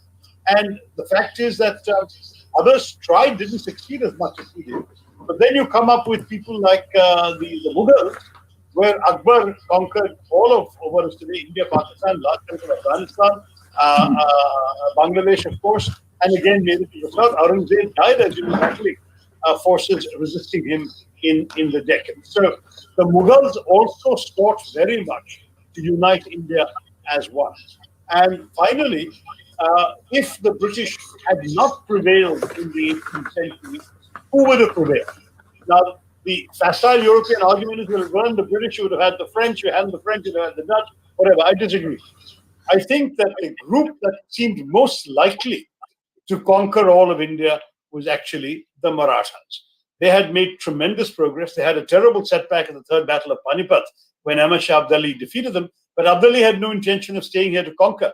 He came, he defeated them, he looted, and he went back to Afghanistan. So the Marathas would normally, if there were no Brits, they would have picked up the pieces and moved on. In fact, for large chunks of time, the Marathas had the Mughal emperor in Delhi as their prisoner. He was still the monarch, the constitutional monarch, if you like, but they told him what to say and how to rule. They made it as far as Calcutta, where the British stopped them with the so-called Maratha ditch. And they made it all the way south. I mean, why do we have Sambar in South India? Because the people of Bangalore, when Sambhaji had become the new ruler there, Sambhaji was missing his dal. So they invented a dal for him and named it for him. And they call it Sambar. That's how you have Sambar in South India. So the Marathas were in South India too. They were in the north, they were in the east, and of course they're from the west. So you would have, I believe, seen something rather like what happened in Japan under the shogunate. The Marathas initially as a military empire would have spread across the unified India. And then with the normal evolution of all democratic forces everywhere in the world, you would have seen a gradual evolution. In any case, the Marathas would have kept the Mughal emperor as a constitutional monarch, just the way the shoguns kept the Japanese emperor as a figurehead. And eventually, the Marathas would have been forced to liberalize and open up the democratic space. And we would have bought our railways rather than getting the British to oppress us and build them. Right. So Shashi, can you hear me now? Yes, sir, we can hear you. Ashok, good to have you back in the business. Good. Let me. Done a terrific job of deputizing for you. Even though I know. Yeah. He let you do the British bashing and the railways and the Japanese, but let's get back to the Battle of Belonging, exactly. which is a fascinating book. So those of you who are listening to this or watching and listening to this program, let me start by saying that this is an absolutely fascinating book. And it's fascinating because it concerns, although it doesn't talk very much about the armed forces, but it really hits directly at the Indian armed forces, because when Shashi Tharoor asks the question, who is a perfect Indian? I think that perfect Indian is the Indian soldier, because he embodies all the values that Shashi Tharoor talks in his book. First and foremost, about secular, about being apolitical, about being professional, and being able to look after the people. It's unity in diversity. It's Jai Jawan, Jai Kisan. And yet, in his book, I don't find Shashi Tharoor make a mention, even in passing, that his best candidate for a good Indian is the Indian soldier. Shashi? I think That's a fair point, Ashok. I think I'll definitely have to put this into a second edition. Not because I haven't thought it, I've actually written elsewhere. For example, about the wonderful traditions of the army, the way in which, for example, we have tremendous respect for every faith. I've heard stories from your colleagues in the army, and I'm sure you could have told me a few yourself. One famous example was when there was a religious ceremony that needed to be conducted, but the Purohit attached to that particular battalion had to, or regiment, had to be away at home because of a sudden bereavement. And the only other religious person around was the Maulvi. And he decided to conduct his Hindu service. I forgot what it was, Diwali or whatever, but he gave apparently a brilliant talk about the meaning of that particular Hindu festival that I heard about from 2 or 3 different officers at different times. The way in which we celebrate the unity of Indians in the army, and that I've heard from many, many soldiers and officers over the years, is something that exemplifies the best values of what India should be all about. So, Ashok, thank you for pointing that out. I could have honestly wanted to incorporate a few such stories, but I think I was so taken up with the theoretical debates and the arguments about the issues of national patriotism that I didn't do enough justice to it. However, there is one story which I have told at length from the army, and that was about an incident when an Indian soldier meets, an officer now retired, meets a Pakistani general now retired, who in turn tells the story of how his family had been from India, was in India, but his elder brother had migrated to Pakistan, become a brigadier, and had ordered this guy to go off and kill a soldier in the 65 war, an officer sitting in a tank. And the soldier whom this gentleman telling the story killed happened to be the brother of the Pakistani brigadier. The Indian major who was killed was the brother of the Pakistani brigadier who was given the order to kill him. And this kind of story, and then of course this fellow comes to India and apparently goes and visits the mother of the family. The whole thing is extremely moving and powerfully told. I've told it in some detail in the book. So there are stories involving the army as well. And of course, we all know the story of the famous Sahibzada Yaqub Khan and his brother shooting at each other in 47-48 on the Kashmir line. So there are stories like this that I think are very much worth it. Yeah, the other point that somewhere in the book you certainly do mention that in the 71 war, you talk about Jagjit Singh Arora, you're talking about how secular India is. And you talk about this Jagjit Singh Arora being a Sikh, Jacob being a Jew, Sam Manekshaw being a Parsi, and Idris Latif being a Muslim. This combined team which got together in during the 71 war was really instrumental in demonstrating the complete secularity in the armed forces. But moving on,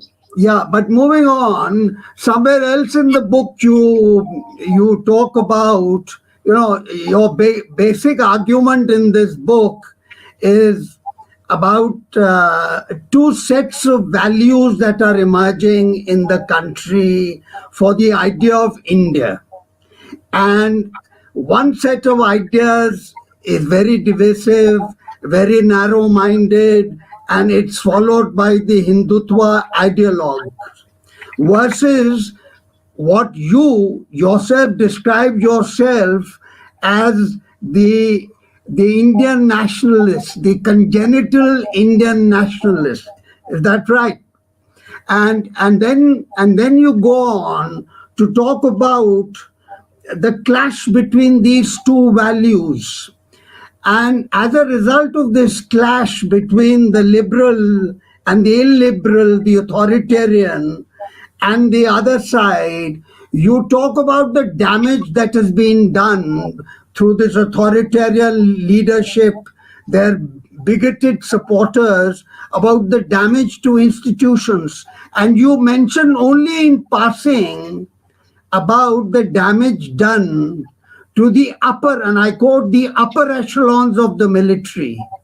I think you've been a bit kind to this government, because in my own view, that damage has gone much deeper than the upper echelons, especially following what happened during Uri, Balakot, and there's so many other examples of an attempt to politicize much deeper the Indian military. What's your take on that? Yeah, I mean, I've always been careful to keep the military out of my political interventions. But, we have a lesson, unfortunately, next door, when a relatively sort of secular-minded Pakistani army was completely Islamicized by General Zia and onwards. And I would hate to have a similar situation happening in India. In India, our battalions have their own traditions, and indeed, there are overtly religious slogans that are the battle cries of some of our regiments. And so what? They're religious slogans, regional slogans, they're proud elements of culture. But at the same time, they see each other as brothers in arms, and they're not divisible in these ways. But if they see the society around them being infected by the communal contagion, if they see a society which is unfortunately more and more conscious of religious differences and divides from their fellow citizens, can they forever remain immune? I don't know. It does worry me. As it is, we are witnessing a surprising paucity of Muslim soldiers and officers, for example, in our army.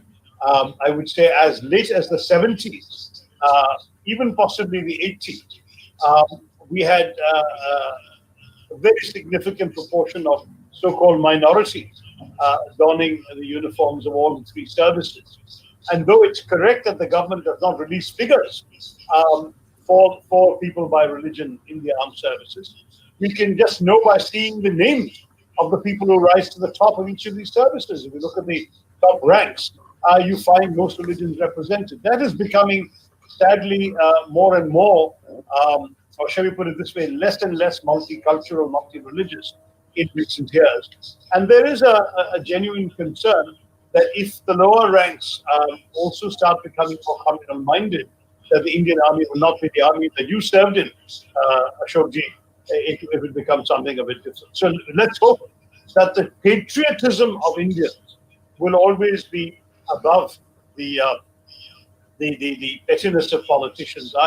I still remember seeing that amazing memorial in the island of Gujarat, where the memorial to the ship that was sunk in the 71 war, when Captain Mullah went down with the ship. And what they've done is they've listed the name of every single sailor, every single serviceman on board that ship at the time it sank, who sacrificed their lives for the country. And it brings absolutely tears to your eyes as you go down those names, because there is no part of the country and no religion of the country that is not represented amongst the names of those who sacrificed their lives for our nation. That has got to be what Indian nationalism and Indian patriotism is built on. In nationalism, where everyone contributes, sacrifices, and is proud, and in nationalism which does not discriminate amongst any of them, where the officer can be a Muslim and the subaltern a Sikh, where the general can be a Christian, or the admiral or the Air Force chief marshal can be a Christian and enjoys the unquestioning allegiance of his Hindu subordinates, because ultimately what unites them is the ethos and ethic of service to India and its armed forces. That is something I think we all want to see always. I think you're right. INS Kukuri went down, and my battalion, the 2nd 5 Gurkhas, has a very deep bonding with INS Kukuri. But you talked about my time. Today, the Indian soldier takes his vow, his oath of allegiance on the Constitution of India. In our time, we took an oath on what Field Marshal Chetwood had said. And I want you, Shashi Tharoor, to listen to this, and the veterans who came after my time, and this is still very germane to the country, in the values that you embody in the book. And Field Marshal Chetwood, and that's the oath we would take during the passing out ceremony, had said, the safety, honor, and welfare of your country come first. The safety, honor, and welfare of the men you command come next. Your own safety, your own comfort come last, always and every time. And I wish our politicians, and Shashi, you should, because there is a lot of critique today on, somebody mentioned about the 542 people who represent the unity in diversity in India. But if you look at some of the Election Commission has come out with these figures about their backgrounds, and I dare say that's not the kind of India that you want represented in the Hall of Fame. Your take on that, Shashi? Well, I won't knock my own colleagues in Parliament, but I understand where you're coming from. Let me say, I've been to the Indian Military Academy, which of course was set up by Field Marshal Philip Chetwood, and I remember very much this extraordinary motto: the safety, honor, and welfare of your country come first, always, and every time. I like that. First, always, and every time. And the honor, welfare, and comfort of the men you command come next, and your own ease, comfort, and safety come last. I mean, that is something which I think is a very good prescription for leadership in any domain, but it's in the military, in particular, the products of the IMA who really take it to heart and carry it out. And we've heard so many stories in the Kargil War, where more officers perished than enlisted men, than the regular soldiers and Jawans. That was very much an epitome of the officers living up to the spirit of the Chetwood motto. So I think that the motto should continue to be taught. It's a great motto. And though Chetwood was an Angrez, he did set up or help set up the Indian Military Academy. I think this motto goes back to an address he delivered in 1932. That's right. So it was while the British were still ruling us. But at the same time, in fact, that address, it seems to me, speaks for many things that will outlast the British. I mean, no better material exists in the world, Chetwood said in his speech. And the truth is that that's because our people had actually died under British command, perhaps, but they died in many a battlefield. I think we have time for one more question. One last question for you, Dr. Tharoor, and this is again something from your book.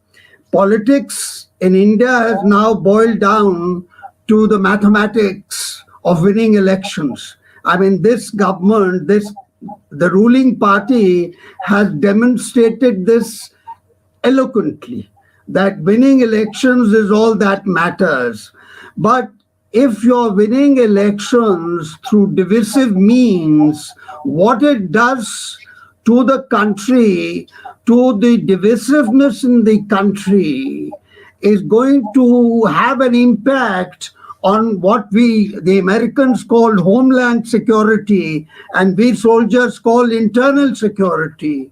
And the fallout of this divisive tactics of majoritarianism versus minorities is going to be very difficult. And I heard somebody else say in one of the sessions that all the mess the politicians create, then they expect the soldiers to sort that out.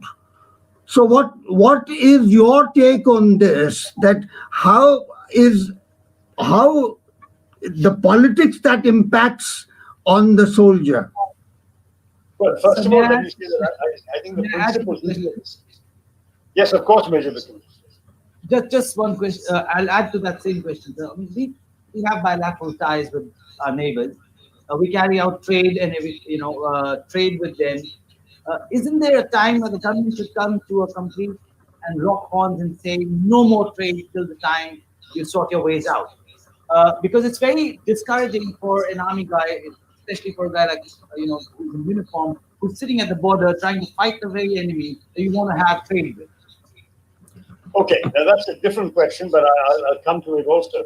Let me first respond to General Mehta by saying that I do believe that the Army's principal duties on the borders of the country, what you might call the security of the nation, national security, is principally about external security as far as the military is concerned, and internal security ought to be the job of the civilian government, which ought to do whatever it can to keep India safe, including from insidious threats that may be imported from outside, as well as anything happening within the country. Now, sometimes things get so bad that what is called for is beyond the capacity or the resources of the civilian government. Often emergency situations, everything from flood relief to search and rescue efforts in the mountains and so on, will require the military equipment, the military skills, the talent, and the training that the military has and nobody else does in comparable measure. And that's why sometimes it is legitimate to take recourse to the military and for the military to provide what you call aid to the civil. So I don't think there's anything wrong. There can't be a blanket ban against it. But I would agree with you that political failures should not result in the loss of military lives. The military is there to save the country, to protect the country from its enemies, internal or external. It certainly can be used in emergency situations for humanitarian relief, rescue missions, and so on. But for the most part, the domains of the two should be kept firmly apart. And on that, I don't disagree with you. I certainly hope that the politicians can do their job well so as not to needlessly risk the lives of our soldiers and officers. On Major Bikramji's question, it's a tough one because ultimately many of our situations on our borders need to be resolved through diplomacy, and trade itself is an aspect of diplomatic relations. So, for example, when we had the tragic loss of 20 Jawans and an officer on the Ladakh heights in June of this year, as you know, the government did not cancel all trade relations with China. When Chinese goods were held up in ports as a result of this, there was an immediate stream of protest from a number of Indian manufacturers and companies because some of the things they needed to complete their manufacturing of goods they needed to export suddenly got held up. So there is an interdependence in today's world economy that makes it difficult to just cut the umbilical cord just like that. Secondly, the government did a calibrated action to send a signal. So, for example, by first shutting down in India 49 apps and later taking that up to 110 apps, it may seem like merely trivial gestures, but the government calibrated that they would send a very powerful signal to the Chinese because it would hurt certain powerful and influential Chinese companies. Whether it's enough or not remains to be seen, but that's the kind of thing.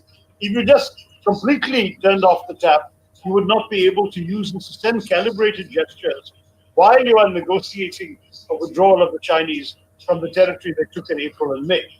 If we all agree, and certainly my party would insist, that the only acceptable outcome of the negotiation is for the Chinese to go back to where they were before the troubles started that have set our relations back so much, then the government should be given the flexibility to use every tool at its command, including trade and investment.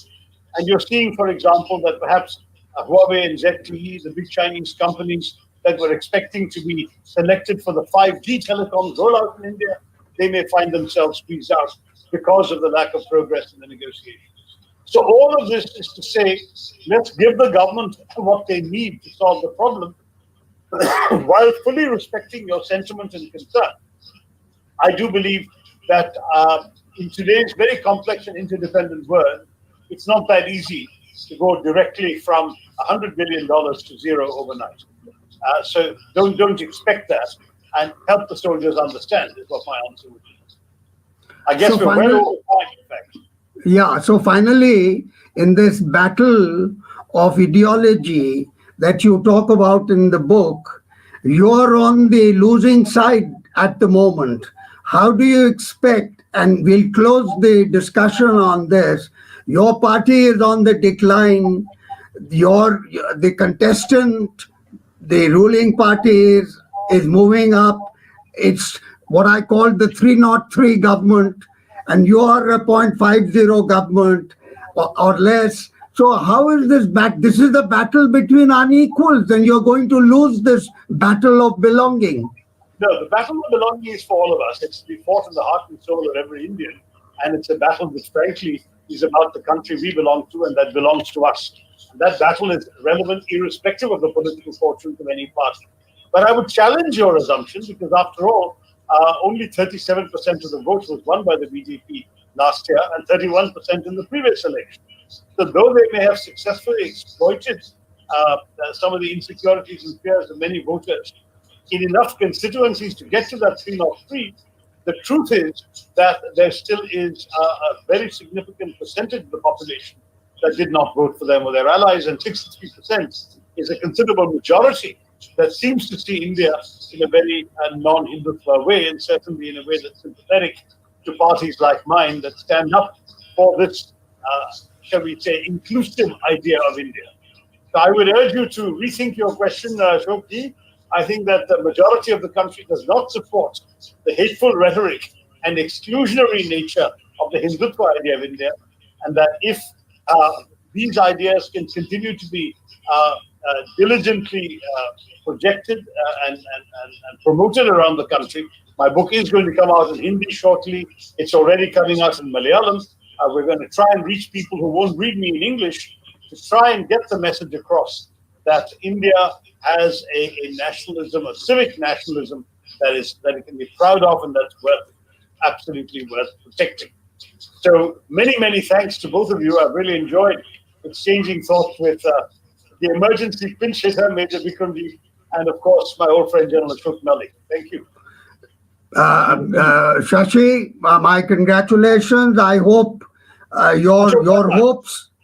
I hope your hopes about fighting this battle and eventually winning come out true. My congratulations for the book. I would suggest to our veterans to please buy his book. I'm sure he'll give you a military discount, and do read the book because it makes good reading.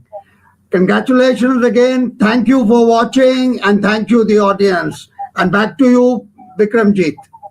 Thank you so much. Thank you so much, sir. It's been an honor having both of you over, and thank you so much for sparing time for the military festival. It's been very kind, and we're honored to do it. Thank you so much. All the best. Thanks.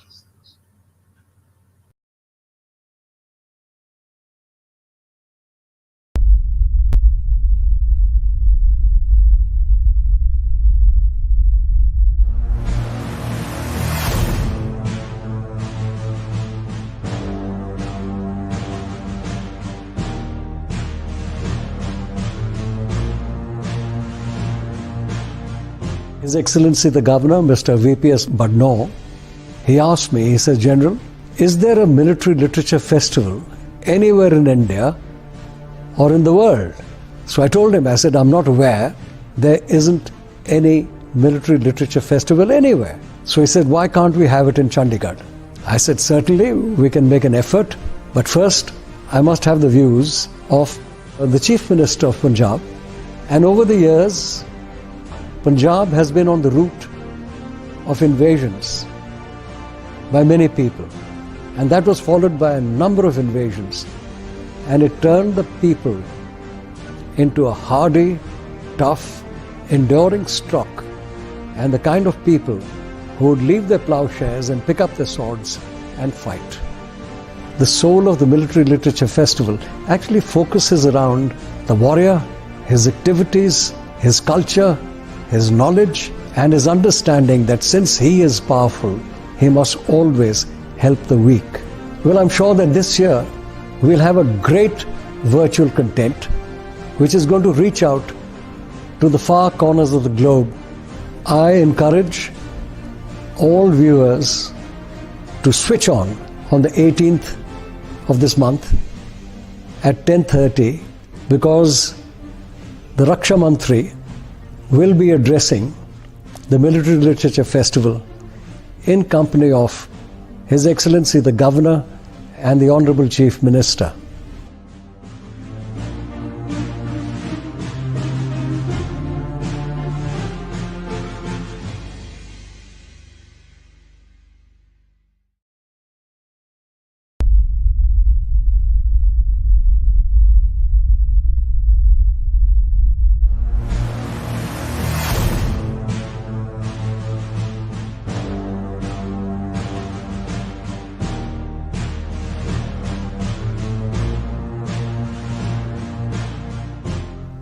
Military Literature Festival of Punjab is one of the most inspiring events which takes place in Punjab every year. And it is attended by veterans who have not only done this country proud, but who can inspire future generations. For all eyes and for all times, Punjab has been an expression of hope, courage and glory for the Indian subcontinent. It doesn't need any testament from either me or from any other man. This great region has written its own history. Punjab has drunk deep the chalice of courage from one end of the world to the other. Punjab has been and is a land of soldiers since times immemorial. This is the first edition which is going virtual to honor our veterans, also to inspire younger generations and generations to come to follow the footsteps of our brave veterans. I'm sure younger generations will be inspired and we will not only learn but we will enjoy ourselves at the festival. So look forward to meeting you all in this virtual Military Literature Festival from the 18th to the 20th.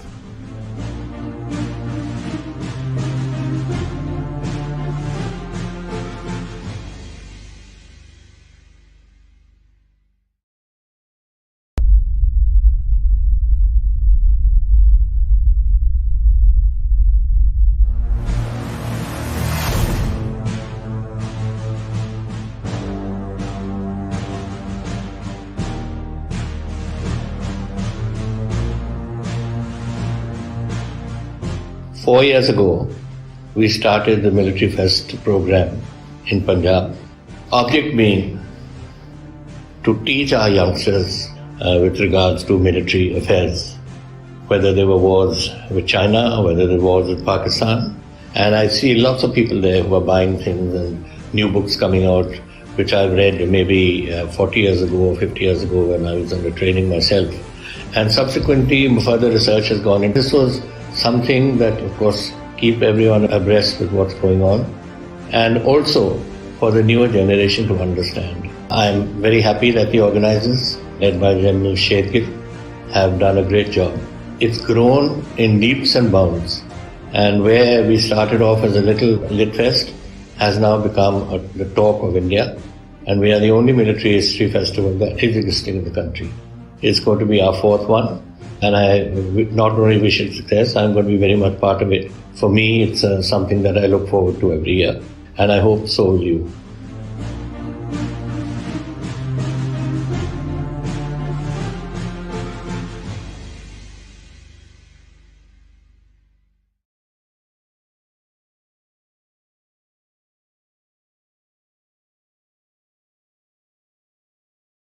Just set up till the time I say. Good evening, and we are back. One of the hottest topics that's going on today with our farmers on the outskirts of Delhi trying to protest, and with all our Jawans at the borders who are trying to fight our adversaries. A very good slogan had come up, the Jai Jawan, Jai Kisan, victory to the soldier, victory to the farmer. The contribution to India by the farmer and the soldier is epitomized in this popular slogan. Today, as the soldiers defend the frontiers against belligerent adversaries and terrorism, the farmers' agitation is also sharply in focus. The support for two evergreen sons of the soil has always been visible and vocal. Media diversions notwithstanding, the contribution of Punjab and its Jawan and Kisan ring loud and clear from the Galwan to Jantar Mantar. Even today, almost 80% of Indians live on farms and have close ties to the land. Throughout history, militaries have depended upon these communities to provide rugged, tough individuals who can endure the stress and have the qualities of aggression. Is this changing in the armed forces, where the military requires educated soldiers who might not have these attributes? Those countries rise where their people and the military endure more than their inimical neighbors. How does the Indian soldier match up to the Pakistani and the Chinese?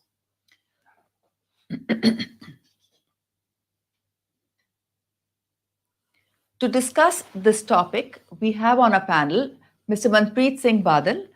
Mr. Manpreet Singh Badal is an Indian politician and leader of the Indian National Congress. A thoroughbred gentleman and an army man at heart and a genuine supporter of the armed forces, his dream once was to join the army, but we presume destiny had other designs for him. Currently holding the office of the Finance Minister of Punjab, he has been a member of the Punjab Legislative Assembly 5 times, in 1995, in 1997, 2002, 2007, and 2017, and he has been the Finance Minister twice. His first stint as Finance Minister was in the government led by Prakash Singh Badal from 2007 to 2010. This is his second stint as Finance Minister. He has presented the Punjab budget a record 8 times, the maximum for any minister in Punjab. Gul Panag, our second panelist. Gul was Miss India in 1999 and is known as a thinking actor. She is also a producer, entrepreneur, and a frontline advocate and an activist who regularly engages and facilitates dialogue and debates on critical issues of gender equality and justice, environmental issues, fundamental rights, secularism, corruption, and political accountability.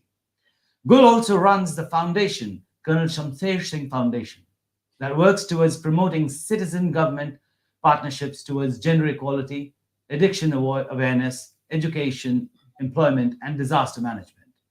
She's won acclaim for her roles in winning awards, nominations, and adulations for films like Sikandar, Ab Tak Chappan, Fatso, Dor, Manorma, and recently seen in the popular serial Patallo. She, an adrenaline junkie who loves great outdoors and adventure sports. She's won many state and national level debating competitions, including gold medals twice at the annual National Inter-University Debate. She was the Aam Aadmi Party candidate from Chandigarh for 2014 Lok Sabha elections. The moderator for this panel is Mr. Manish Tiwari. Mr. Tiwari was the president of the National Student Union of India from 1988 to 1993 and Indian Youth Congress from 1998 to 2000. He is a member of the Indian National Congress. He successfully contested in the 2009 Lok Sabha elections, was a member of parliament from 2009 to 2014. He also held the office of Minister of Information and Broadcasting from 2012 to 2014. Mr. Tiwari, an advocate by profession, presently practices in the Supreme Court of India and the High Courts of Delhi as well as Punjab and Haryana. As a member of parliament, he has been active in drafting a private member's bill to bring the intelligence agencies under parliamentary oversight. Over to the panel now. Thank you very much for those very elaborate introductions. May I welcome the Honorable Finance Minister of Punjab, Mr. Manpreet Badal, and the ever versatile, talented, and dynamic Gul Panag. I think we perhaps have a very critical subject to discuss over the next 1 hour, if I think that should be enough time for all of us. Let me just try and structure this particular interaction. I'll begin by asking 1 or 2 or 3 questions or posing a few questions, and then I would ask Mr. Badal to possibly give an opening statement for about 10 minutes, and then I'll request Gul Panag to do the same, and then we'll take it from there and see as to how the debate evolves. So the 3 questions that I have, and it's indeed extremely invigorating that we have the Honorable Finance Minister of Punjab with us. Is the union government trying to address a problem through the farm bills, which they are even petrified of talking about openly? And that problem is the huge hole in the union budget. The reason why I say that is because going back to 2016-17, the NDA BJP government decided to move food subsidy as an off-budget item. Till about 2014, the food subsidy component of the union budget was substantially funded as a budgetary item. But I guess when the economy started going into a tailspin post demonetization, they decided that they would reduce the food subsidy component in the budget. Actually ask FCI, the Food Corporation of India, the procuring instrumentality, to really take loans from the National Small Savings Fund, thereby window dressing the fiscal deficit. And as things stand today, the FCI has run up a debt of about 3.5 lakh crores projected to the 31st of March 2021. So my first question for the panel would be that, is the government really trying to address the problem through these farm bills, which they are not even willing to talk about or even acknowledge to the nation? My second question to the panel would be, given that this region is heavily militarized, going back to 1870, when the British government, the imperial crown, introduced the martial arts theory and recruited very heavily from Delhi all the way up till Khyber Pass. And given the fact that this region, Punjab, Haryana, Western Rajasthan, and even Himachal Pradesh, parts of Jammu, contribute very heavily to the Indian armed forces, notwithstanding the recruitable, the male recruitable population policy which was put in place in 1966. This region, in fact, gives, if I can use the word, a very, very proportionate contribution in terms of human resource to the Indian Army, or to the Indian Armed Forces. So do these farm bills, given the intrinsic linkage between an agrarian economy and its contribution to the Indian Armed Forces, do these farm bills really have an implication beyond the economy? And my third question to the panel would be that, unfortunately, we have a disturbed situation on the northern border. We have the Chinese who are currently in occupation of Indian territory. It's disputed as to what is the exact extent and quantum of that transgression. We've almost seen a kind of an information squeeze by the government of India with regard to the facts of this transgression.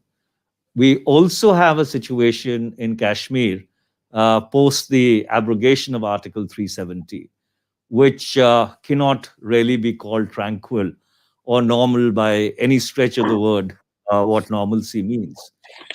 And if Punjab was to also, unfortunately, God forbid, get disturbed, how would that really play out, our Western neighbor, given the fact that we've had a brush with terror and militancy for 15 years, which claimed a lot of innocent lives, and Pakistan is always present to fish in troubled waters. So with these three opening questions, may I hand over the floor to the Honorable Finance Minister of Punjab, Mr. Manpreet Badal, to make his opening statement. Manpreet ji, over to you. Thank you, Manish ji. And my greetings to Gul Penag as well. And Manish, when you speak about the farm bills, I would actually put food security of India and the national security on par. And I would say food security because with a population of about 1.3 billion people, God forbid if there was a harvest failure, and even if you had money in your pocket, there are not enough food stocks floating around in the world to be able to feed 1.3 billion people. So why do you maintain an army because you don't use the military every day. You don't have to, why do we, spend so much money on military hardware? We haven't, since Kargil actually fought a war with any other nation. It's precisely why we need to maintain buffer stocks in food grains as well. So this is actually extremely disturbing for a country of the size of India. And I was, thank you for sharing your article with me this morning. And I went through, the way you have very lucidly tried to, highlight that how this whole farm bill is actually because of the debt which the FCI has run up. And if what my figures say that by the end of the financial year in March, it will be almost 6 lakh crores. And in the last, I think 7 years or 6 years, I mean, there used to be in the budget two kind of subsidies. One was the oil subsidy. That has gone now because they've linked prices of oil to international markets. And they have not paid FCI for the last 6 or 7 years. And that is why the FCI has run such a big bill. And so that is the worrying part, that this was something which has served India so well for the last 50 years. Why do we need to tinker with it? And especially the fact that if you in the last month or a month and a half back, if you read, there was a survey out on the World Hunger Index, and out of the 107 odd countries, India was 94th. And I remember when I was a young student in England, and this is in the mid 80s, there was a famine in Ethiopia, and all the biggest bands in the world, the music bands, had got together to organize something called the Band Aid. That was for Ethiopia. And I was surprised that even Ethiopia, in terms of hunger, has done better than India. So this is, of course, people are concerned, and especially in Punjab, that when people in India are actually going hungry, even though we sit on mountains of food grains, but it's just the capacity of people not to be able to purchase that the kind of nutrition. An average Indian is still malnourished. And what is the PDS system which is delivering food grains? They deliver, each citizen who's below a certain average of income is allowed 5 kilograms of food grains every month. And 5 kilograms would work out to be about 20 rupees a kilogram, so which makes it 100 rupees.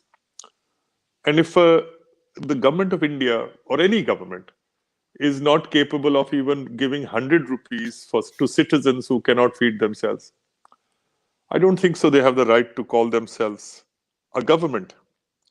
And as far as your question concerning the Chinese belligerence on our northern borders and how it could affect the morale of the Indian army, you'll have to believe me that the Indian army is far too professional to be affected by this. And especially, because it's, young kids, when they go to the regimental centers, the kind of training which is given to them, and how they are kind of shaped up. I don't think so. This agitation, I would not put too much this thing. My concern would not be on the morale of the Indian army.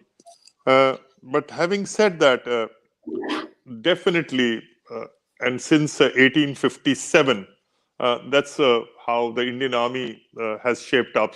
Because before 1857, the Mughals had a different kind of an army. It was a lot of Afghans, Uzbeks, Uzbek horsemen, Hindu Rajputs, and that was. But after 1857, and especially after the mutiny of India,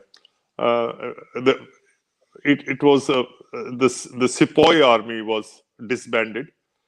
And then a lot of recruitment started taking place from the northern region of India. I think one of the finest books you can read on the subject, and which actually got me interested in military history, because I was doing a very dull and a drab subject called law when I was a student. But my roommate, who happened to be studying at King's College, he was doing military history. And, by chance, I just picked up his, because my books were boring.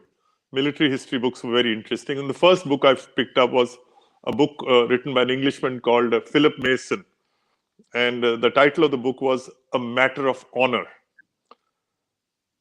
He's written two very good books. One is The Men Who Ruled India. And in that, he argues that why would a Jawan or a soldier fight for, a fight under the colors of a different government, who's not even Indian, who are paid for by a foreign government, and why would he give up his life? And why would scores of actually soldiers give up their lives to retrieve maybe a wounded body or a dead body of a British soldier? And then he comes to the conclusion, just a matter of honor. People in Punjab, because of geography, because of history, we just happen to be on the path of invasions. And people, and especially the farmers who, from North India, not just Punjab, but all over North India, because culturally and historically, we're part of battle. So let me just share a small, two anecdotes. One, of course, was the famous Battle of Saragadi, when the Afghans had besieged a small Indian outpost on the borders of what was then Afghanistan in British India. And the Subedar of the small military post, he was called out by the Afghan commander, and he was told by him that, we have no enmity with you.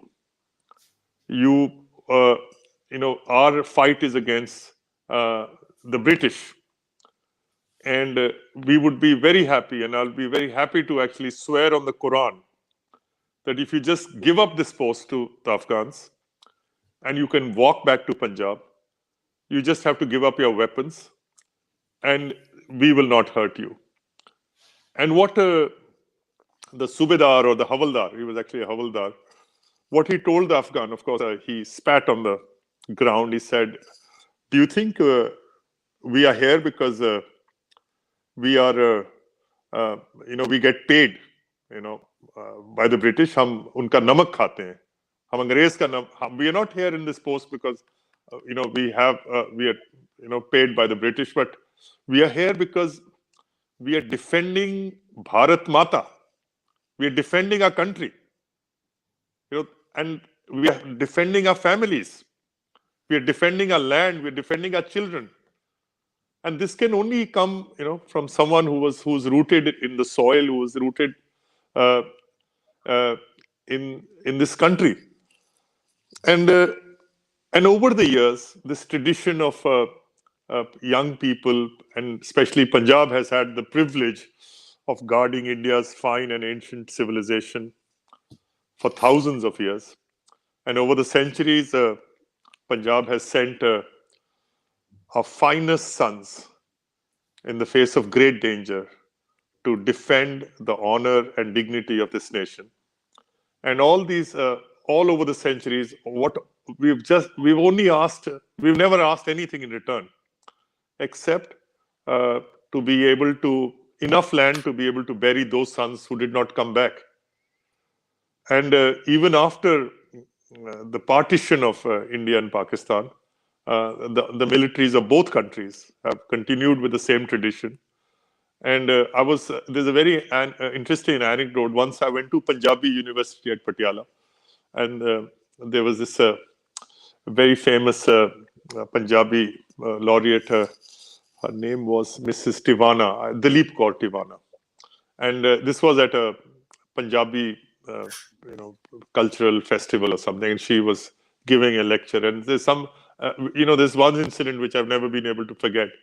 She said in this 1971 war, there was fierce battle which took place in the Sialkot sector, and it came down to a hand-to-hand fight between the two militaries. And there was an Indian major and a Pakistani captain who were, in a hand-to-hand combat. And the Pakistani captain was injured in his leg, so he fell down. And the Indian major pulled out his pistol to shoot him.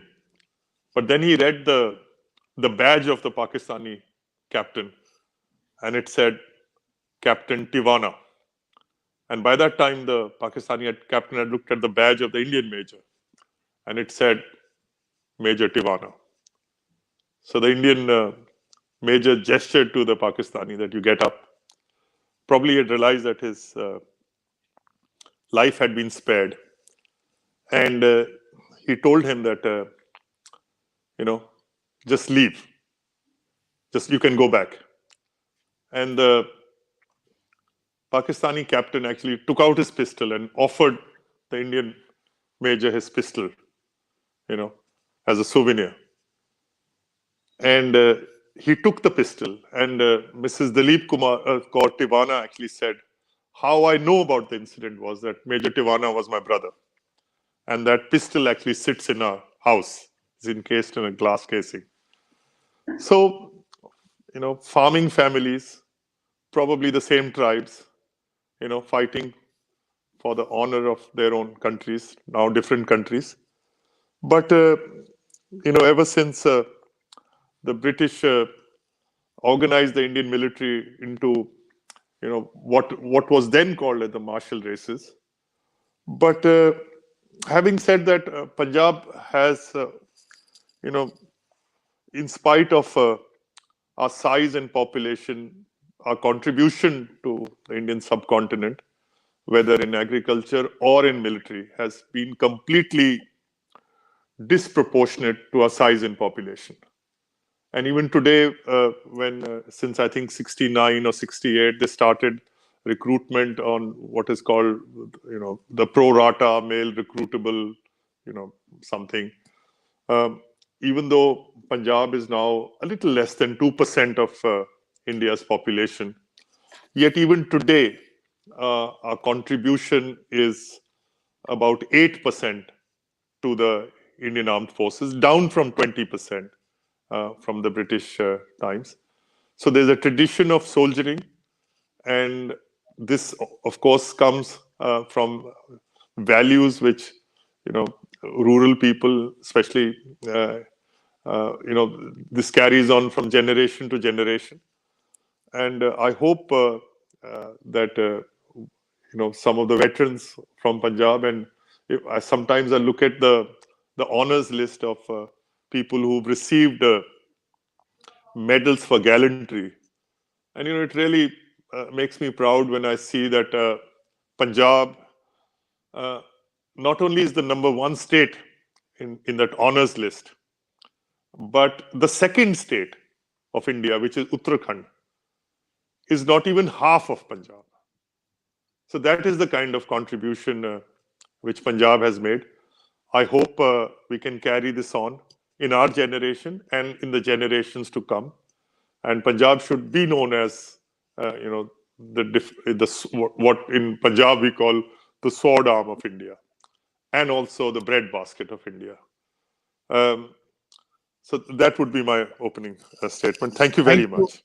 Thank you, Manpreet ji. May I? I'm sorry, I was a little long-winded. No, that's all right. That's all right. We have the time.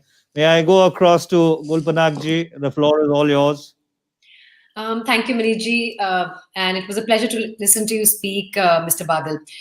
I think enough has already been spoken by Mr. Badal on the subject of the economic necessity or the economic compulsion of why these 3 farm laws are brought in. And one doesn't really want to use this forum to go into the politics of it. And also, I think, Mr. Badal has spoken very, very eloquently on the contribution of the northern states to the armed forces. I want to actually use this opportunity to talk about the crossroads that we find ourselves at today, and how Jai Jawan, Jai Kisan, the two groups of people, the sanctity of these two groups of people who have contributed so much to nation building today is really raising some very, very important issues. When Lal Bahadur Shastri coined this term, Jai Jawan, Jai Kisan, it was to highlight the contribution of the Kisan and the Jawan to nation building. And the last many decades are proof of the sweat and blood that the Kisan and the Jawan have put in. Today, I think the crossroad, which, in fact, at the risk of repeating myself, the crossroad at which we find ourselves as a result of this farmer protest. And again, I'm going to completely stay away from the politics of the protest or the perceived politics, but I want to focus on talking about the questions and issues it actually raises, Manishji. I think firstly, it forces us to look at the value of the legislative process and whether or not the same can be circumvented, whether it can be navigated through the process of ordinances and bills that are passed by voice vote by a government that enjoys majority in both houses. The second thing that I want to actually talk about is what it means for reform. And because a large part of the audience that we have here is from a military background, let's also be very clear that reform is something that is needed both by the Jawan and by the Kisan. For a country that has geopolitical ambition and aspirations, and rightly so, reform of the armed forces is very, very important. And as somebody who comes from a farming family and an armed forces family, I think it'd be very, very an opportune time to say that all of us farmers definitely want reform. I don't think anybody is a status quoist. But what has also come to the fore in the last few months is the manner in which reforms have come to be passed, how consensus, how consultations with concerned citizens or subject matter experts or those who are going to be affected by reform are given short shrift.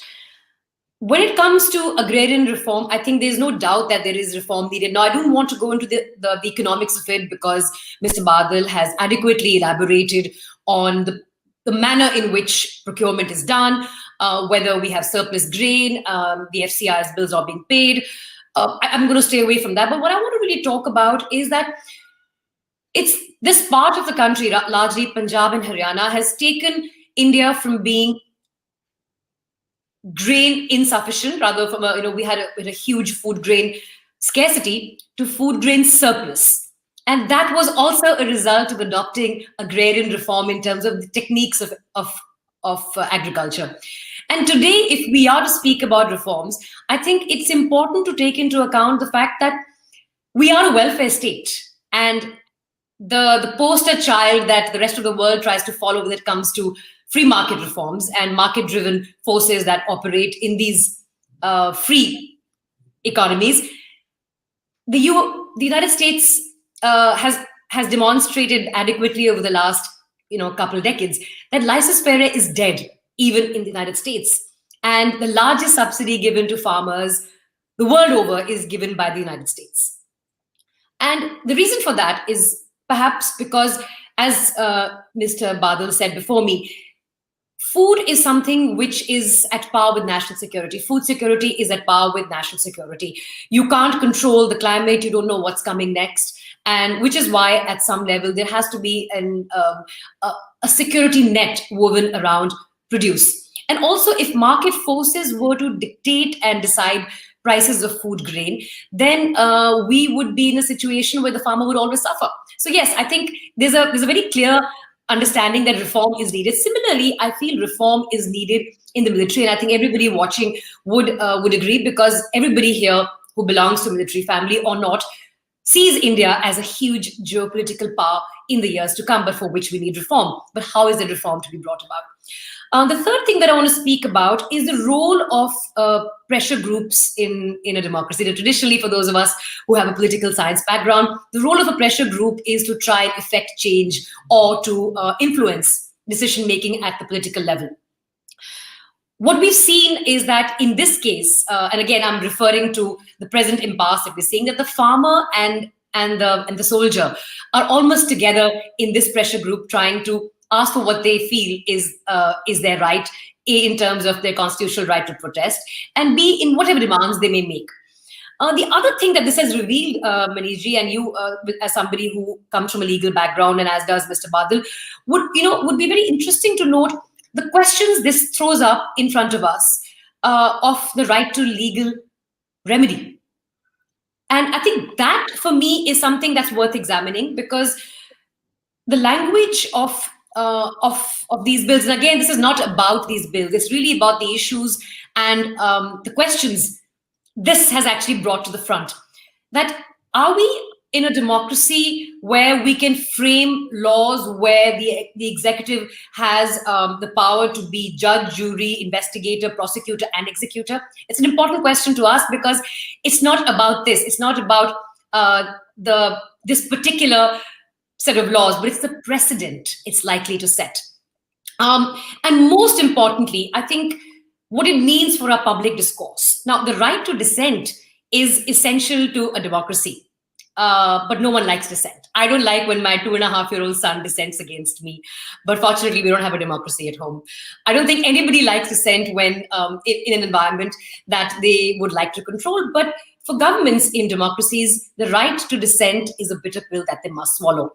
Now, coming back to Jai Jawan and Jai Kisan, and why I think this has come to a critical milestone in our public discourse, because governments that enjoy the kind of majority that the present government enjoy have a very low tolerance threshold for dissent and protest. And typically in the past, we've seen over the last 3 odd years that there has been a labeling of anybody who is a dissenter, be it anti-national, urban Naxal, and so on and so forth. Now, there is nobody, let's be very clear, there's nobody more loyal than a soldier. But a soldier, once he relinquishes his service and relinquishes his uniform, is somebody who is entitled to his social and political views. Now, when this soldier is out there protesting, for whatever may be the case, again, staying away clearly from the politics of the bills, but to label such a soldier in any manner, and particularly, something which is in the space of anti-national, I think is extremely disturbing, because as Mr. Badal said before me, and as you have said, Manishji, the farming belts of India send a huge number of their soldiers, their sons as soldiers, to the armed forces. Now, while you may have people who were either former soldiers who are now farmers in entirety, or those people who are on the side of the barricade, which has people donning the uniform, essentially they belong to the same community, the agrarian community. And when you come to Punjab, in specific, you have a martial people. I mean, Punjabis are largely martial people, which is why even today, since we have mixed troops in the armed forces, we still have 8% of the armed forces as people from Punjab. But they're all essentially farmers. They all come from farming families. So what does that mean for our public discourse? Is there a lesson to draw from our public discourse here, that can you just label everybody and anybody as an anti-national, for example, or as somebody who is potentially committing treason against the state? Because dissent is now being equated to treason at some level without actually going into the legal definition of it. So I think for me, the Jai Jawan, Jai Kisan slogan and what it's come to stand in today's time, and the questions it raises in front of us, and those questions we must confront, and it's not something we should wish away, because I think these questions really raise very, very, very critical issues, and unless we address them and acknowledge their existence, it may not augur well either for us who are part of the farming and military community, or for the whole nation at large. So really, this would be my opening piece with regard to Jai Jawan and Jai Kisan. And again, since you did mention that there is, we have a external crisis brewing in the form of what's happening in Eastern Ladakh. I don't want to comment on the loss of territory or not, because I'd like to keep that away from this particular conversation. But I think we would all agree that we would want to be the preeminent power in the subcontinent. And if we are to get there, we would need significant armed forces reform. And to acknowledge how this reform is to be brought about, and if the past few sets of reforms are any indication of how reforms are to be done, then is that the way forward? I mean, I really want to leave you all with these questions on our legislative process, on the need for reform and how reform has been brought forward, the right to legal remedy, and most importantly, what today, Jai Jawan, Jai Kisan, a slogan coined to unite these two groups of people, and now almost being used to sort of divide these two very groups of people who have contributed the maximum to nation building. So these are the questions that I'd like to leave you with in my opening remarks. Thank you. Thank you, Gulji. No, I think both Manpreet and you have raised extremely germane questions, which obviously need to be addressed, and they are a part of the larger thematic constitutional debate, which unfortunately has not taken place in this country. But before I come to those specific issues, you see, there is another dimension of these farm bills which nobody really has focused their attention very much on. The fact is that it is open-ended public procurement of certain commodities, which allows the government to service the National Food Security Program, which is a statutory legal enactment. The open-ended procurement combined with the minimum support price and the National Food Security Act form a social safety net for almost 65% of people who are dependent on agriculture for their livelihoods. Of course, all procurement is not done at a minimum support price. There are 28 or 29 commodities which are in that list. But since those are the staple commodities which people essentially use in order to feed themselves, there is the dimension then of the National Food Security Act.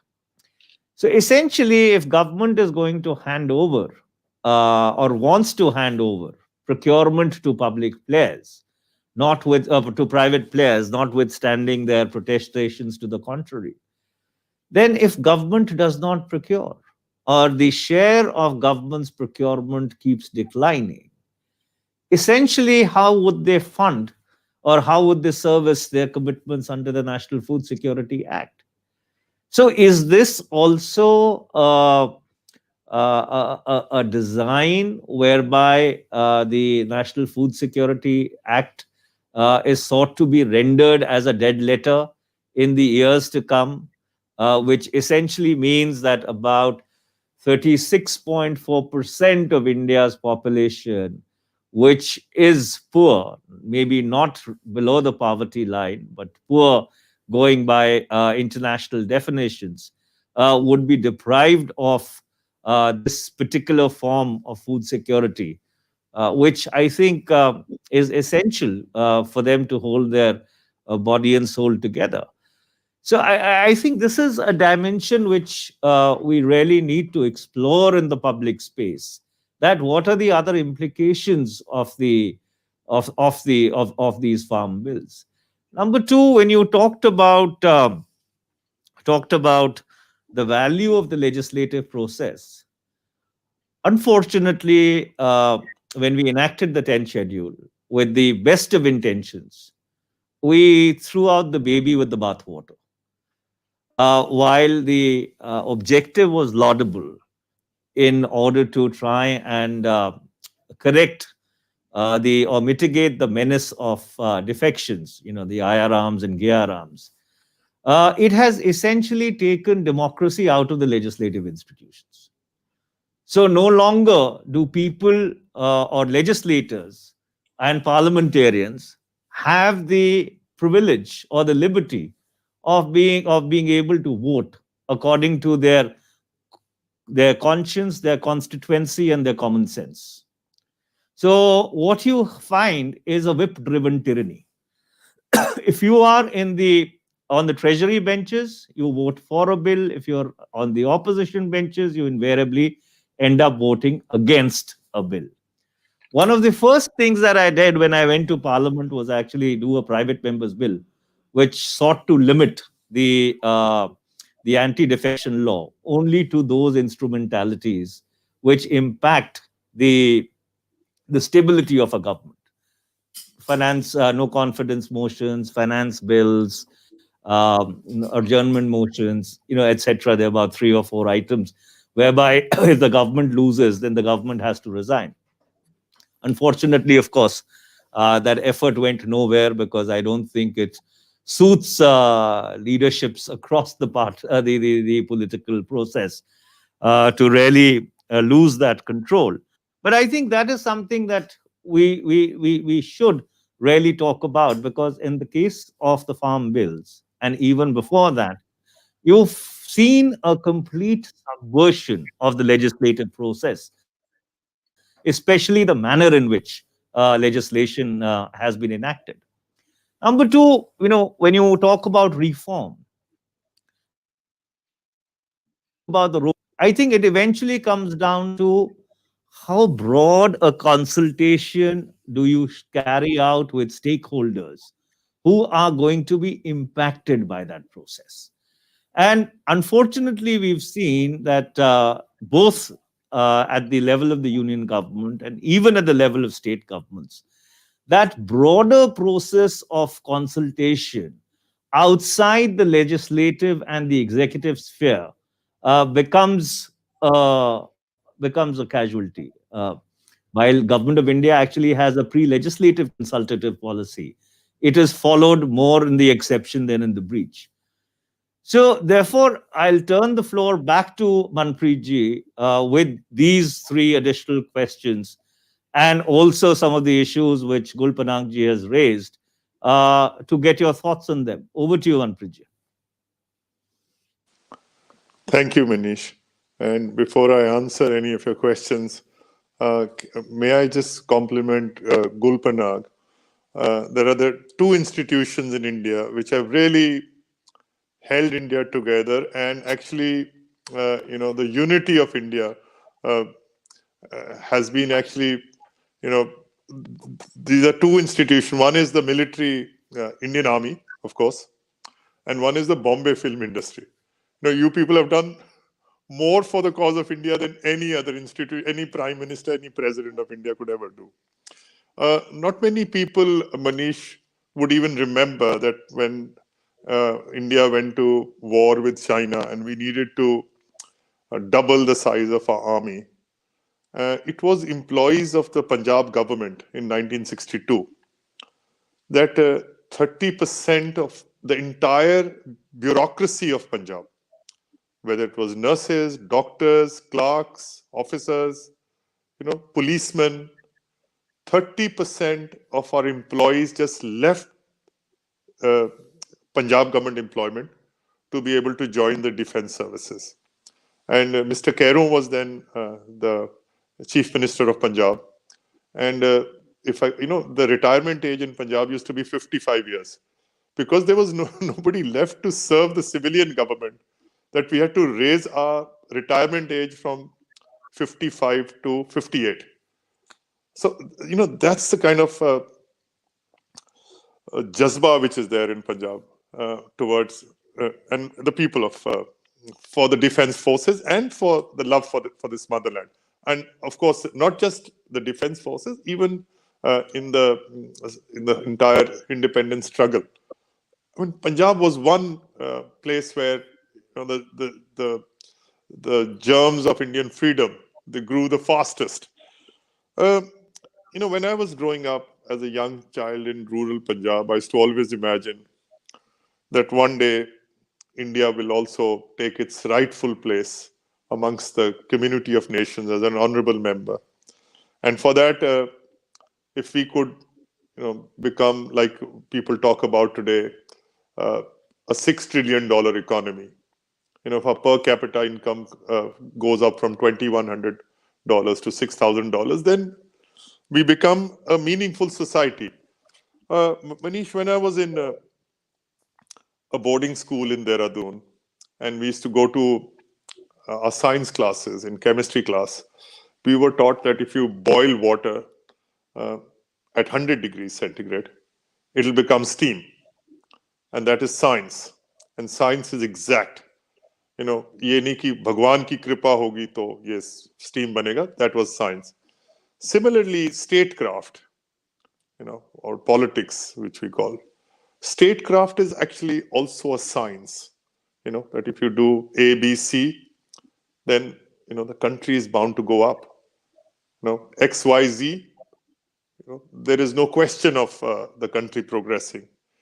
So in my view, even on agriculture and the farm bills, one, of course, would be that if the contribution of agriculture in Punjab towards our economy is 20%, but if 60% people are engaged in agriculture, then obviously, if 20 people were engaged, in producing 20% of our GSDP, then they would be doing fine. But if 60% are involved in trying to earn 20 rupees, then obviously they are not going to be well off. And in our quest, we were told that, food security is as important as national security. And Punjab became the breadbasket of India. And over the decades, we have poisoned our soils. We have depleted our natural water aquifers. And I don't remember Punjab actually being the recipient of any major project from Government of India. And if I could even talk about petty politics on this show, which I didn't want to, but you'd be surprised that we've just been through this record paddy harvest in Punjab, and we used to charge 3% a tax from the FCI or whoever was buying, which was called the Rural Development Fee, which goes on to fund our rural infrastructure. You'll have to believe me that they have withheld that money. In the cost sheet of the FCI, they put this as zero. And for the last 1 month, I have not been able to get an appointment with the Food Minister of India. And he, he said that unless you settle this farm thing, we are not going to give you the money. This is a kind of arm twisting which goes on. And this is a sizable amount, it's 1,200 crores. The United Arab Emirates is putting up 3 large food parks in India. And they were obviously very keen to have 1 food park in Punjab. If nothing, for nothing, just the name Punjab itself, just the name is sufficient to bring a food park to.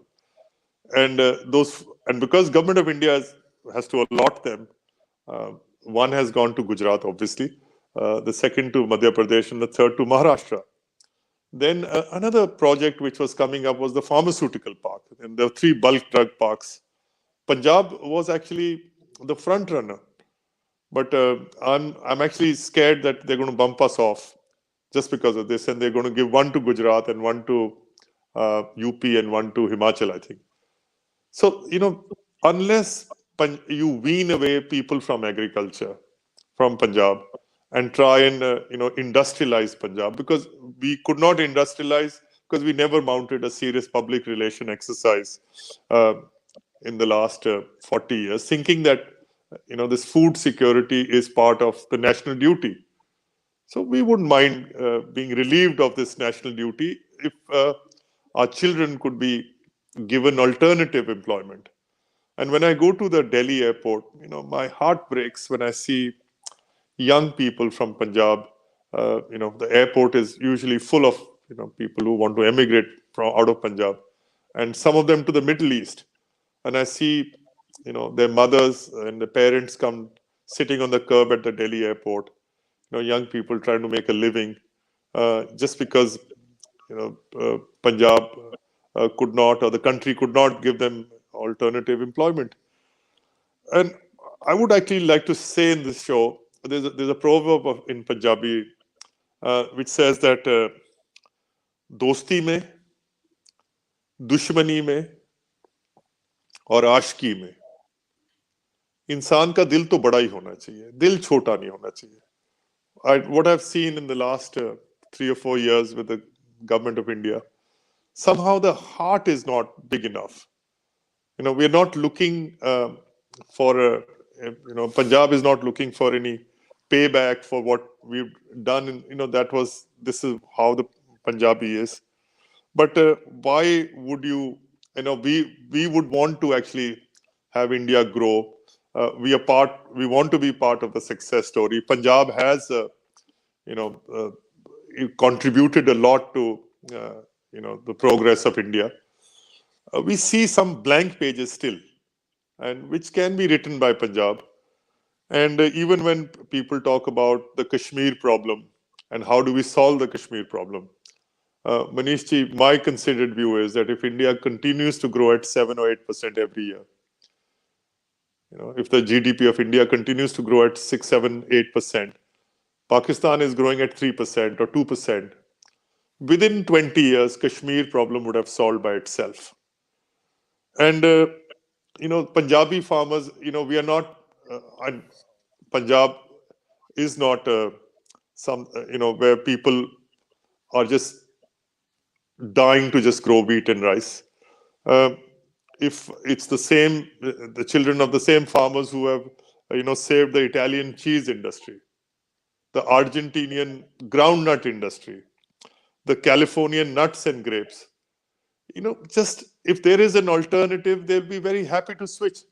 They're the first people who will switch. So, my considered view is that somehow government of India should show a larger heart. The transition cannot be abrupt. It can only be organic. And if sufficient investments are directed towards Punjab, and which rightfully belong to Punjab, I don't see a single central project after the rail coach factory in Kapurthala, which has come down to Punjab. And Punjab deserves, I think, better. But at the same time, I have no qualms in admitting that maybe there is some failure on the Punjabi leadership. We had such a big head start in 47, in 62. We have had hiccups. Pakistan was trying to destabilize. If I remember correctly, in 1973, Zulfikar Ali Bhutto had a meeting with all the editors of the Pakistani press, and he said, we are going to take revenge from India for what they did in 1971 in Bangladesh. They call it Sakut-e-Dhaka. That the revenge will take place in Punjab. And that is when Punjab was destabilized, of course, by a foreign power. And it was, the pain which Punjab suffered in terms of civilians killed, policemen martyred, civil servants killed. Punjab has paid actually a huge price. And if you look at from, even in the partition of India, India was not partitioned. Bengal was partitioned. Punjab was partitioned. 1 million people actually died on both sides of the border.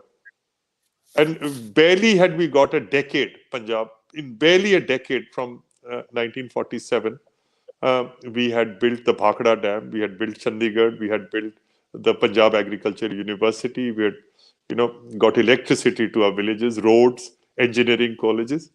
And between 62 and, 65 and 71, barely had Punjab come out of, this tailspin that General Zia and the ISI chief at that time, I think the man from Patiala, his name was, I think, Abdul Akhtar Rahman Khan. He was from Patiala, and his family had been killed in Patiala during the riots. So with these two people, the kind of vengeance they took on Punjab, and it wasn't till 1988 when the senior president Bush, who came and actually gave out the American policy that we will not allow balkanization of India. And barely had we come out of the tailspin of terrorism that special concessions were given to some of our immediate neighbors. Barely had we come out of that the GST, again, 25% of states' revenues was subsumed in the GST. So I think overall, the farmers of Punjab need to be given a chance. Everybody deserves a second chance. We're not asking for charity, but I think if one chance can be given, a transition, and as I said, it can't be abrupt, it has to be organic. And if people could be weaned away from agriculture so that dependence on agriculture goes, we'd be very happy. Manish, you'll have to believe me because I'm a Kisan. We have 5 months of the year in which we don't get any fungus on any of our crops, and we don't have any pest attack on them. Right from October till March, Punjab could actually be developed not only as a state which grows vegetables, not for India, but for the rest of the world. And what are called winter vegetables in India are actually summer vegetables for the rest of the world. So entire Central Asia, entire Russia, even parts of Middle East and Afghanistan, they're covered in a sheet of snow. Manpreet, will have to go across to Gul now, so therefore I'm sorry. I'm sorry. So thank you very much. No, I just wanted to add on a question to what Manpreet ji had just elaborated. So far we've really talked about the implications of the farm bills on Punjab and our neighboring states, which contribute heavily to the armed forces. But the fact is that rest of India also has an agrarian character. You have people across the length and breadth of this country who really depend upon agriculture for their livelihood. We have been trying for a very, very long time to change the structure of the Indian economy. But despite the Indian economy having grown, at about 8% between 2004 and 14, and even, at a fairly rapid rate between 1991, when we introduced liberalization, all the way up till 2004, the structure of the Indian economy really has not changed in terms of the number of people who depend upon agriculture for their livelihood. Similarly, the recruitment pattern in the Indian armed forces has also not changed substantially ever since 1947, or even if you were to go back in time. And even today, rural India, agrarian India, contributes disproportionately to India's armed forces. So therefore, Gulji, do you think that beyond the region that we live in, that we are concerned with, we are also obsessed with its progress, these farm laws are going to have a wider implication on other people across the length and breadth of the country? And if that is so, why are those people also not standing up and protesting? Is it because there is a lack of appreciation about the implications of these bills? Or is it just that it is a matter of time? Thank you, Manish. I think the one thing that really stands out in what you just said was that, among other things, of course, was that a significant part of rural India continues to send a large proportion of people to the armed forces, and urban India doesn't quite contribute at par. Now, that therein, I think, lies a very, very interesting aspect of our culture and of our country. The responsibility and the honor with which the armed forces are viewed in rural India is very different from the way the armed forces are viewed in urban India. And for the purpose of this discussion, to tie it to agriculture, I think it would not be far-fetched to draw the conclusion that agriculturalists, by and large, value the armed forces more than, say, people from the urban parts of this country. And there are two reasons for that. One, as Mr. Badal so eloquently articulated, he's somebody I have looked up to and interacted with briefly in the past as well. But he has summed it up perfectly, that because of two reasons. One, because there is a genuine sentiment which is pro-armed forces, which stems from honor and being rooted to the soil. And sons of soil being rooted to the soil, all these sentiments send these large numbers of people to the armed forces. And secondly, for lack of opportunity. Now, again, sort of at the risk of repeating what Mr. Badal has already said, the opportunity that's available for the youth of rural India, apart from continuing to work on their farms and seek out a better life, which is the armed forces, there really isn't that much opportunity. And again, the armed forces literally come to their doorsteps through the branch recruitment offices that are there across districts and areas that heavily contribute. Now, I think it's pretty clear that no farmer's father wants him to be a farmer either. But it's because of the fact that we lack any other skills by design or default that we end up remaining in agriculture, those people who are still in agriculture and those who perhaps been forced to continue with agriculture because they couldn't do anything else. Now, with regard to the ramifications of the overall crossroad of this Jai Jawan, Jai Kisan space that we're finding ourselves at as a result of the three farm laws that have brought this conversation back into focus, I think there's two parts to it. The first part is that in the northern part, and I'm being very specific when I say that, I mean Punjab and Haryana, essentially have agriculture that's for want of a better term, more developed. So there's a kind of agriculture that's pursued here in Punjab and in Haryana that is not very similar to the kind of agriculture that's pursued in other parts of the country. For example, the capital intensive manner in which we go with agriculture in Punjab and Haryana, be it irrigation through tube wells, perhaps watering water intensive crops that we shouldn't be growing in the first place, but that's a different conversation. Or poisoning our soils the way we are through the amount of pesticide and fertilizer that goes into it.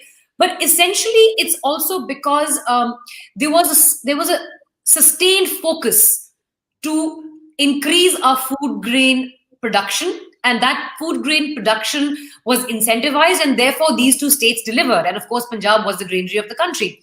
Now that we no longer need that role to be fulfilled, it would seem that Punjab has met its purpose and what it was meant for. So it doesn't really matter. Let's take away their incentive to grow what they were growing without perhaps giving them an alternative. I think there's a lot more stuff that Punjab can grow if it was adequately incentivized, and it can be done. And again, Mr. Badal would probably have more to share on that. So I think Punjab would be very open to reforming their agriculture, not just because they're also caught in this paddy wheat cycle, but because every farmer today is aware of the damage that they're doing to the soil because of the excessive, if I can use that word, use of fertilizer and pesticide, the damage to our topsoil, and not to mention the amount of groundwater the cultivation of paddy is taking. We would welcome a change in Punjab, and I say that as a farmer myself.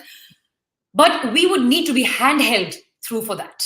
I don't think that's something that can happen automatically. On the other point of how these laws impact the rest of the farming community in the country, there are two parts, Manish ji. The first part is that agriculture isn't looked at in a lot of other parts of the country the way it is done in Punjab and Haryana. Again, and that is a very interesting historical context.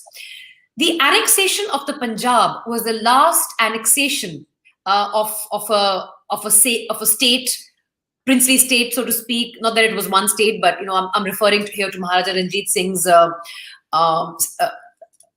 Punjab. Was literally the last annexation to take place.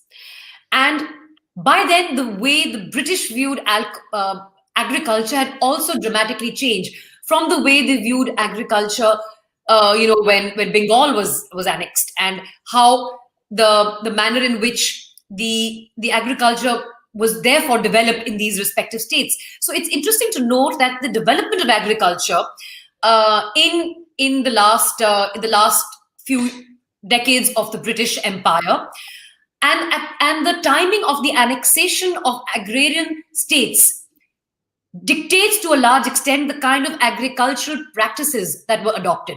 At the time of the annexation of Bengal, for example, and eastern states of India, there was a feudal approach to agriculture, which was what was prevalent in the United Kingdom at the time. But by the time the Punjab was annexed, there had been a significant shift towards industrialization in Europe. And that somewhere impacted the manner in which agriculture was approached, which is why you see a distinctive manner of the Punjab, Haryana, maybe we were all the same till these Pepsu was broken up, which is why our approach to agriculture, its presence in our culture is different from, say, other parts of the country. Of course, now Madhya Pradesh has been fast catching up with the kind of produce that Punjab comes up, especially with regard to wheat. But coming back again to why agriculture has been differently carried out in other parts of the country as compared to Punjab and Haryana, which see heavy use of tractors, machinery, and irrigation from tube wells. The other thing is that while the right to protest may be enshrined in our constitution and it is at the heart of our democracy, what's interesting to also note is there are multiple obstacles that can be placed in the path of the right to exercise your right to protest by the state machinery. So states where there is a government which is an opposition government, for want of a better term, have seen greater outpouring of protest against these laws than states which have, say, a government which is belonging to the same party or in coalition with the ruling party in the center.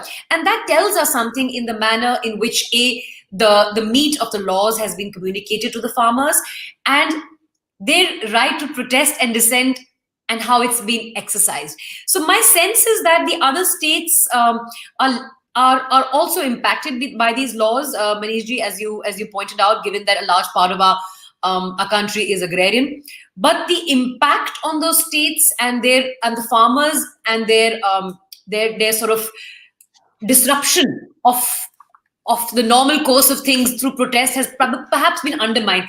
But just to say that, it's not that, there was a Madhya Pradesh has an interesting history of farmer protests. In fact, it was in I think in 2017, in the course of a farm protest under a BJP government, that 5 farmers were shot dead.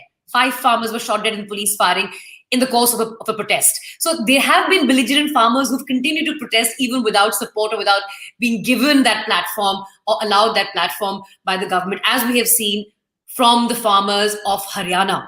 But to summarize, I would simply just say that agriculture is approached differently in different parts of the country from a cultural standpoint and the manner in which it's been carried out. And B, the ability to protest and dissent against these laws has been amplified as a result of having governments that have given space to the protest. But on a closing note, I do want to add that at some level, farmers pan-India have been failed by the opposition. Now, fair enough that these laws were passed by circumventing and circumnavigating legislative procedure, but it did not stop the opposition. And it's something that I have said repeatedly when I've been at the protest for over 10 days now. It did not stop the opposition from doing what the protesters are now doing instead. So essentially, at some level, the farmers have been failed twice over. Once by their ruling government, which chose to sort of make a short shrift of these laws by not following consultative process, or by creating this massive trust deficit by showing the intent that they showed, but also to some extent, and I would say to a large extent, by the opposition. that should have been doing what the farmers are doing now. And because the opposition failed them, the farm unions, the Kisan unions were forced to organize like never before and do that job for themselves. So that really is my take on the lack of protest from some. I wouldn't say the lack of protest, the scale of protests against the farm laws being somewhat lesser in some states, but definitely a lot more in some states. Gulji, you make a fair point, but since I'm playing moderator, so therefore, and debuting as an anchor, so therefore I would choose not to respond to that. That was not meant to be a jibe at you at all. It was just in light of sort of rounding off the argument. But to go back to something which was said earlier, you see, herein is the classical dichotomy. So while you have rural India, which contributes overwhelmingly to our armed forces, the shrill jingle of jingoism is something which is omnipresent in urban India. So therefore, whenever you have a conflict or whenever conditions get created whereby national interest is seen to be or perceived to be challenged or is challenged in the real sense of the word, you find a quiet kind of steadiness in among those people, among those communities, which actually send their sons to the front lines. But you find a lot of high decibel jingoism from those areas which which actually do not contribute. The second thing which I just wanted to say before we go on with the discussion, you distinguished between British attitudes towards agriculture in the first annexations which they did and the subsequent annexations when they played out. But the fact is that the British attitude towards agriculture was essentially an extortionist kind of a paradigm. If you go back to China's century of humiliation from 1839 to 1949, the opium for the Opium Wars was actually extracted from India, which for all intents and purposes, at least the eastern part of India had become a British colony by 1839 itself. And the reason why they had a different standard insofar as the northern part of India is concerned, because it also played into the British forward policy, because by the time the great game had commenced and the Brits were very scared about the Soviet Union actually coming down and occupying what they considered to be their eminent domain. So I think, and given the fact that they were very heavily recruiting from these parts, they obviously couldn't have shown the kind of insensitivity which they had shown earlier, which also ultimately was responsible for not one, but 3 famines playing themselves out in Bengal. The thing which I wanted to really ask Manpreet ji, and maybe that would be a good point to conclude this discussion, is it's been 25 days that the farmers have been camping on the borders of Delhi. Where do we go from here? Because eventually it does not seem that the union government is sensitive to the concerns of the farmers. And I think they are really playing them by stretching out these negotiations. It's the classical filibuster in the American sense of the word, that you keep talking for the sake of talking. So with your vast experience in administration, in political activism, Manpreet ji, may I ask you that where are we headed? Because eventually you have a situation whereby people are legitimately protesting for what they think, undermines not only their social safety net, but the raison d'etre of their existence. And you have a government which, for reasons which I have elaborated earlier, both of you have elaborated, refuses to budge. So my question to both of you, one by one, would be that where do we go from here? And Priji, over to you. Thank you, Manish. My considered view, Manish, that how to end this, at least would be, and if I, was part of the government, I may be a very strong individual, but if I've hurt my knee, then I'm sick. If my eye is paining, I will be sick. So any part of India, I'm not just talking about Punjab or even the peasants or the farmers of Punjab, but what is India? India is the sum total of its states. So if any state is stressed, either internally or externally, I think government is like a my baap. जैसे माई बाप को फिक्र होता है अपने औलाद का, this is how governments are. And if I think the best way to government of India would be to suspend or put in abeyance these laws for the next 6 months. And if they feel that these are so good for the farmer, actually somebody who wears a shoe knows where it pinches. It's very difficult for somebody else to say where is the shoe pinching from. But if they can actually hold it in abeyance for 6 months, let the government have a rethink, let the farmers have a rethink, and let them explain it to the farmers why they are so good for you. But for 6 months, I think they should just call it a draw. And if they can do it, and this is, I don't think so they should be hard-headed or pig-headed to trying to, just thrust these. Manish, my son is now 4th generation growing up in Punjab since partition. And the wounds of 1947, they still refuse to go away. He feels the pain as much as, my generation or my father's generation have felt. The kind of politics which is taking place in India, and I'm sorry, I'm digressing a little bit from your question, this kind of divisive politics, we have paid a very, very heavy price. We don't want the rest of India to go down that road or pay that price, which we or our ancestors have paid.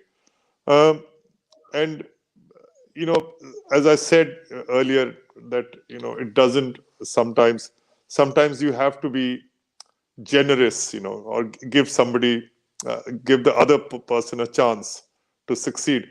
I think if government of India were to rethink and not hold on to prestige or ego.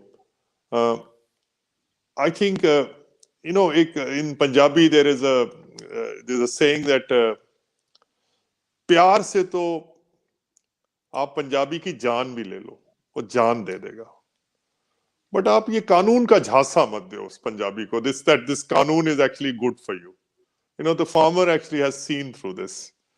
And when you ask that why are the protests so, shrill in Punjab and maybe the rest of India, they don't seem to be, it's just simply because people from Punjab are more aware. They have had actually a century of where farmers' organizations, from Sardar Ajit Singh and his famous tehreek called Pagadi Sambhal Jatta to, Sir Chotu Ram, who passed those historic laws for the Kisans of Punjab. So Punjab historically has been where people are aware of their rights. And earlier, Gul was talking about how feudalism was the norm in Eastern India, and how the exploitation of the peasant used to take place all the way from Bengal to UP, Madhya Pradesh, Rajasthan. Punjab was probably the only state in India. Obviously, we didn't suffer the colonial rule for 200 years. It was just 90 years. Also, Punjab always had the peasant cultivator. The feudalism was not present. The peasant himself was the owner of his land. So he is actually more aware of his rights. He is very proud of what he does. and being a Kisan and being a it's actually a matter of honor to be serving in the military. I remember, when I first became MLA, there used to be, people used to come seeking for favors, and one of the favors would be that, why don't you help us get our son in the military? And I used to ask them, obviously, a question that, is he fit to go in the military? And one of the expressions, Manish, you probably wouldn't have heard, they would say, Ji, wo to Nicholsonia Jawan hai. There used to be one commander of the Punjab military in 1857, John Nicholson. And he was big and brave and tough and all.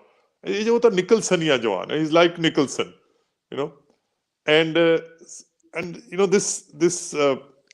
And going back a little bit, you wouldn't believe it that initially, when the British started recruiting, so children from good families would join the military, take their own horse, take their own sais, take their own lance, and not be expecting any salary, but just to serve the military. That is the kind of honor in serving the military for these Kisan or peasant cultivators of Punjab. And also, and this honor of respecting an enemy, I don't want to be long-winded. I am a little long-winded though. I remember this in 1971 because we've just been through the Vijay, the victory over Pakistan a few days back. That when the GOC&C of the Pakistani military, General A.A.K. Niazi, when he signed the instrument of surrender to his Indian counterpart, General Arora, he asked him two questions. One was, are you going to handcuff me? And General Arora said, of course not.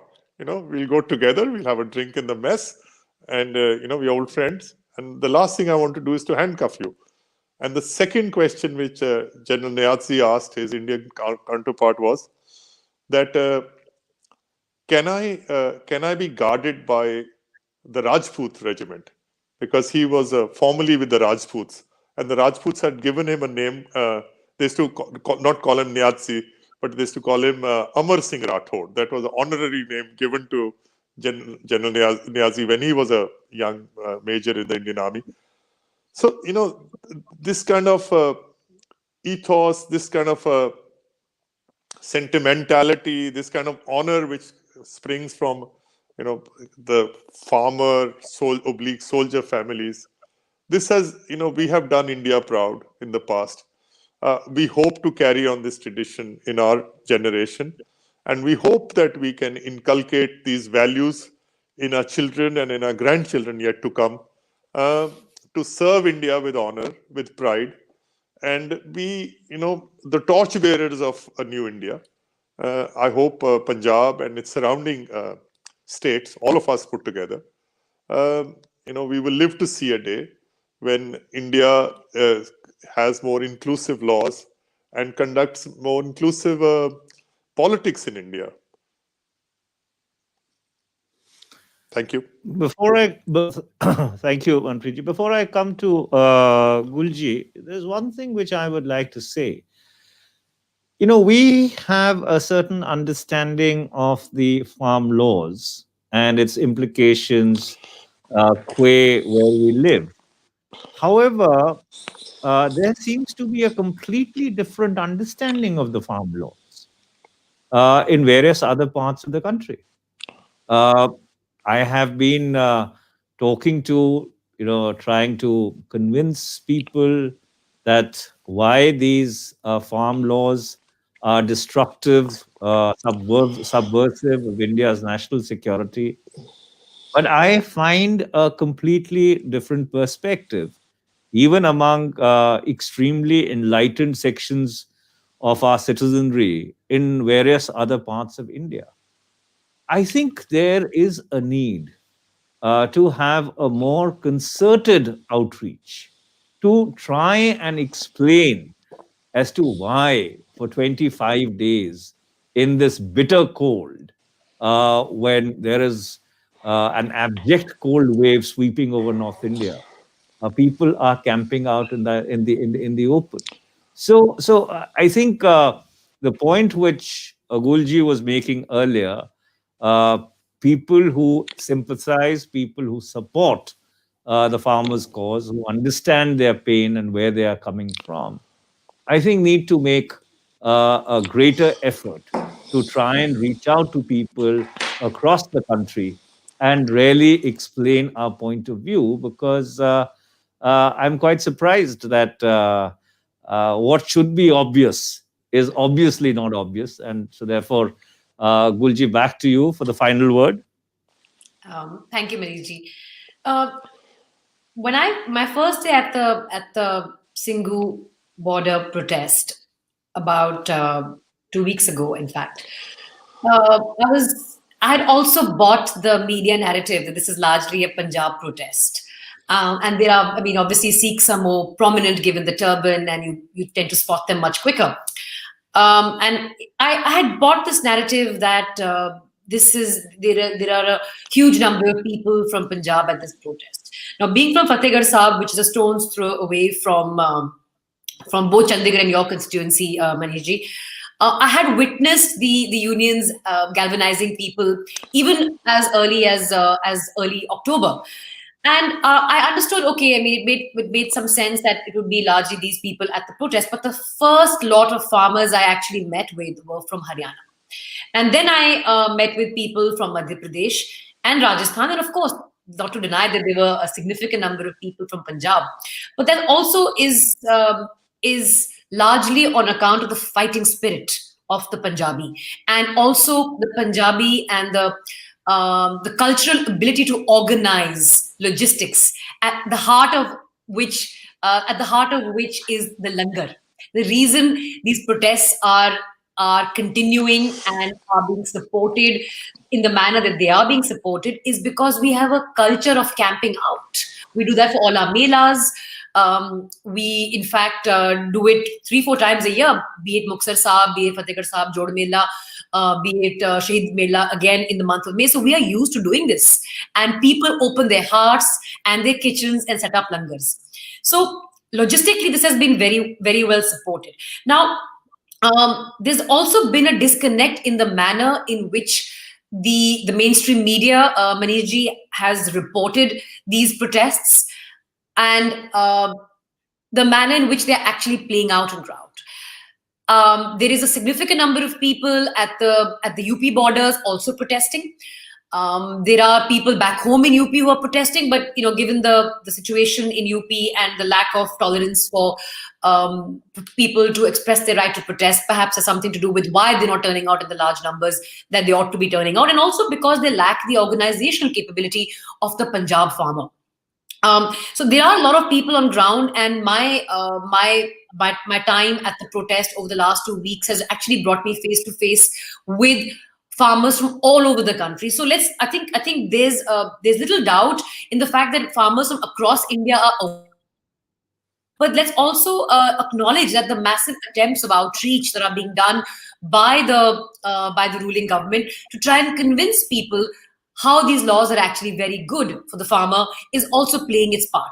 Now, let's look at what these protests have achieved. These protests of farmers and soldiers, because so many people in the protesting farmers are actually retired soldiers from various forces, be it the BSF, CRPF, and of course the 3 Indian Armed Forces. Now, for the first time, we've seen a public protest of this scale cut across caste and religion, which is something I think to be really spoken for, because this kind of unity we haven't seen before. Despite there being concerted attempts to divide farmers across regions by Haryana farmer, and Rajasthan farmer, and Madhya Pradesh farmer, and UP farmer, and Punjab farmer. So those attempts have actually failed because the farm union leaders have managed to hold this protest together. And what they've also done, and for good reason, is to keep political parties at bay, and allowed the protest to some extent to remain, to a large extent, to remain pure. Now, it's difficult for the government to turn down, because the principle of administration is that the government must not surrender under pressure, because it will open multiple other fronts for them and weaken their position going forward. And it's unlikely that we are going to see the kind of a result that the farmers are asking for in this present moment. So I would agree with Mr. Badal when he says that the best case scenario right now is for the Supreme Court to show to match the intent that it's shown with intervention, which says that these laws must be kept in abeyance and their enforcement stayed till the committee gives its recommendation. And again, on the committee, it's really important to bring all stakeholders back on board, which means not just the farmers and agriculturalists, agricultural scientists and agricultural economists, but also the corporations, because a large part of what the farmer feels is that this is being done to benefit big corporations. And ultimately, there have to be confidence building measures, because Maniji, what my time at the protest has clearly demonstrated is that there is a huge trust deficit that exists between the farmer and the government, on part of the farmer feeling that the government does not have its intent in the right place. And that's been demonstrated again and again in two ways. Largely in the manner in which the bills were passed, first as an ordinance and then rushed through Parliament in September. And then the manner in which every attempt has been made by unofficial spokespersons of the government to label these protests, to subvert them, to discredit them, and to malign them. And the duplicity with which it appears, and the duplicity which is perceived of the government's actions, because you have union ministers labeling these protests as anti-national and as elements of terrorist organizations hijacking it, while at the same time the union agriculture minister writes this letter to the farming community protesting. So are you now having a conversation with people you are alleging to be terrorists? So there is this duplicitous stand that has been taken repeatedly by the government in negotiating and reaching out to the farmers, which is why there is a huge trust deficit. So the way forward, the way I see it, is to agree with what Mr. Badal has said, but I honestly don't see these farmers going back home anytime soon. And it's really cold, temperatures dropping below 6 degrees, and they're continuing to camp out in their trolleys. And I really don't see them going back. And I also don't see the government yielding. So it's a bit of an impasse and an uncomfortable one, especially for the farmer and his family that are actually now camping out across on all borders of Delhi. So it's an unfortunate situation, and the urban folks who are particularly insensitive to the plight of the farmer perhaps need to pay a visit to the protest to try and understand what this is about, because this isn't really far away. This is happening right at the doorstep of the national capital region. Gulwal, I take. Rishi, can I come in for a second? Yeah, please go ahead. Manish, one of my heroes in history is Mustafa Kemal Atatürk, the founder of modern Turkey. And many years back, when I was a teenager, I read his autobiography. And he recalls an incident where Mustafa Kemal was a young major. He was posted as a military attaché to a country called Hungary, and the capital city was Budapest. And in his autobiography, he mentions that one evening, I was in my uniform with all my medals, and I went out to dine in a restaurant, in a very upscale restaurant in Budapest. Budapest is a very beautiful city. And he said, while I was having my dinner, a peasant walked into the restaurant. He was dressed in a very shabby manner, and his boots had mud on them. And he sat down on a table next to me.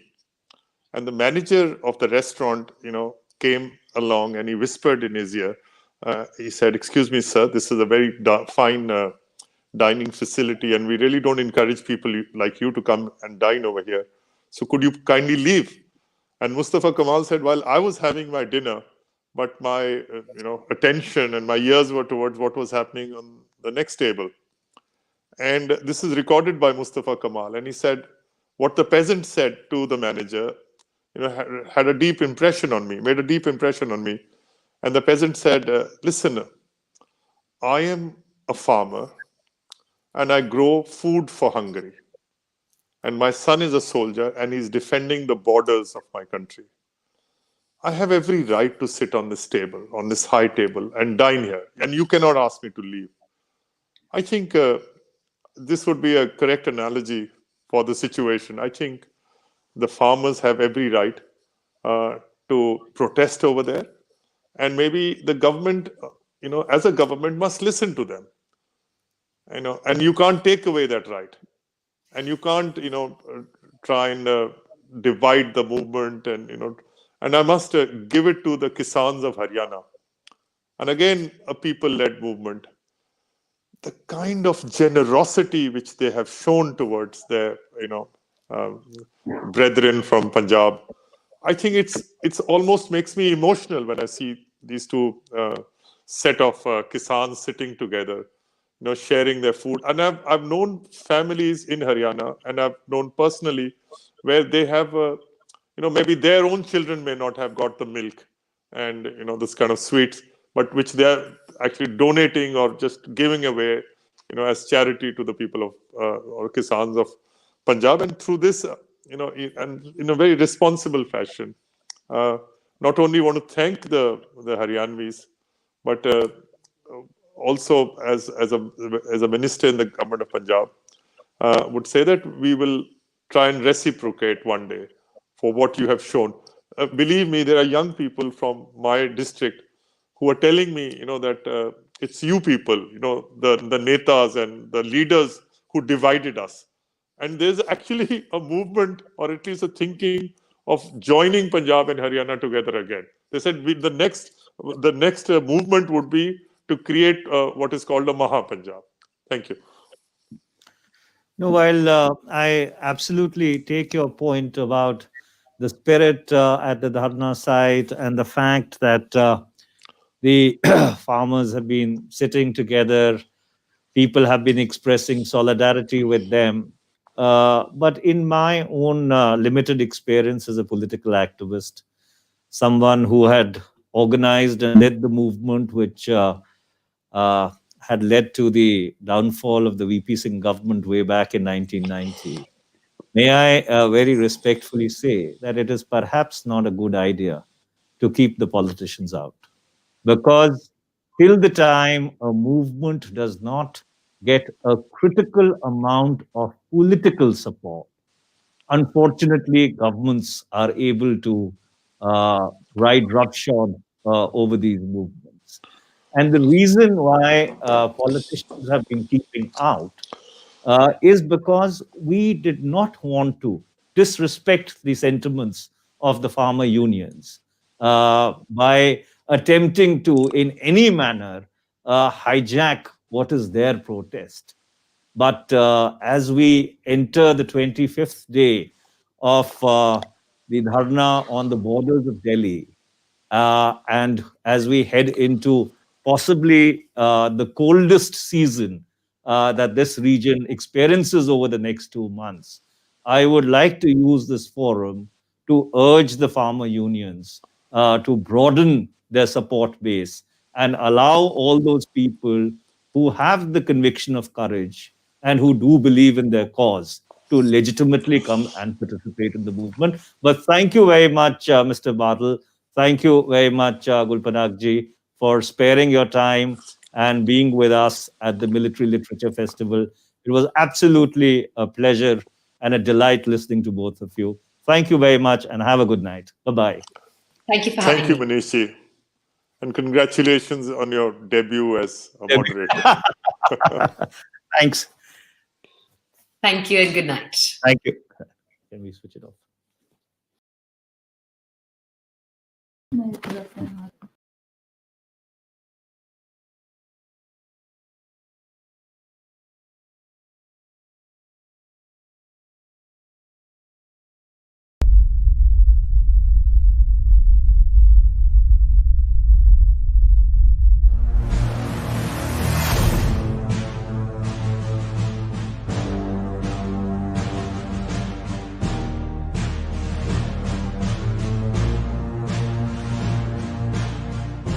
Four years ago, we started the Military Fest program in Punjab.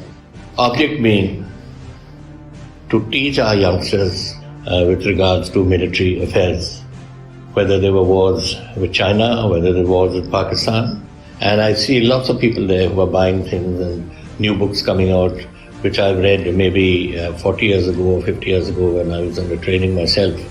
And subsequently, further research has gone into it and new books emerged with different events. So we thought that this was something that, of course, keep everyone abreast with what's going on, and also for the newer generation to understand. I'm very happy that the organizers, led by General Shergill, have done a great job.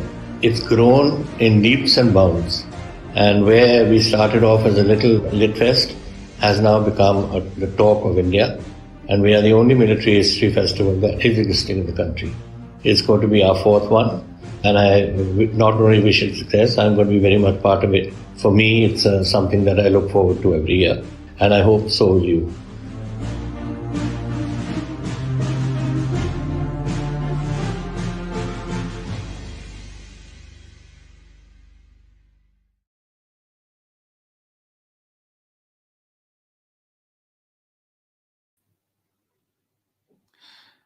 Good evening, ladies and gentlemen, spectators, viewers, and students. What an exciting 3 days it has been with marathon sessions of stimulating views and presentations. We've had some extremely eminent guests on the panel. There have been veterans, serving officers, actors, critics, union and state ministers, and all of them have brought fresh viewpoints to the forum. We've had 4 episodes of Children's Samvad, where the children and the youth were motivated via audio visuals of decorated war heroes, thus passing off the baton of bravery and courage to the future generations. We've had 2 episodes of Make in India virtual exhibitions of military equipment. Here we talked of the military equipment used in mountains, deserts, and plains. We've had 6 clarion call episodes called Josh or Jazba, showcasing the feats of valor and bravery of the Indian soldier. Book discussions on scintillating, controversial, intriguing subjects were also held. There were 13 panel discussions spanning from domestic military affairs to global geostrategic military thoughts, and reminiscing history and examining future possibilities of India's position at the global level. With such a worldwide virtual beaming of the Military Literature Festival, the chairman of the Military Literature Festival, Lieutenant General T.S. Shergill, PVSM, thought it would be appropriate to release an e-book. The e-book is titled Ladakh 2020. Ladakh 2020 is an e-book that has been produced and prepared for release during the Military Literature Festival 2020, MLF 2020. The e-book is a valuable collection of selected published articles and is an excellent compilation for any student of geopolitics, strategy, and political science. The idea of compiling a book of articles with a focus on the India-China standoff at the LAC was mooted in July 2020 by the chairman of the MLF, Lieutenant General T.S. Shergill. The initial work began with an initiative to get various authors to write specific articles dealing with the strategy, operational thinking, and various military and geopolitical facets of the then ongoing and developing imbroglio. As the standoff continued and developments speeded on, the idea morphed into one of compiling a plethora of writings on the subject by various authors, both veterans and journalists. A large number of articles have been penned by veterans who have served in Ladakh and who have had the hands-on experience of this high-altitude desert battlefield.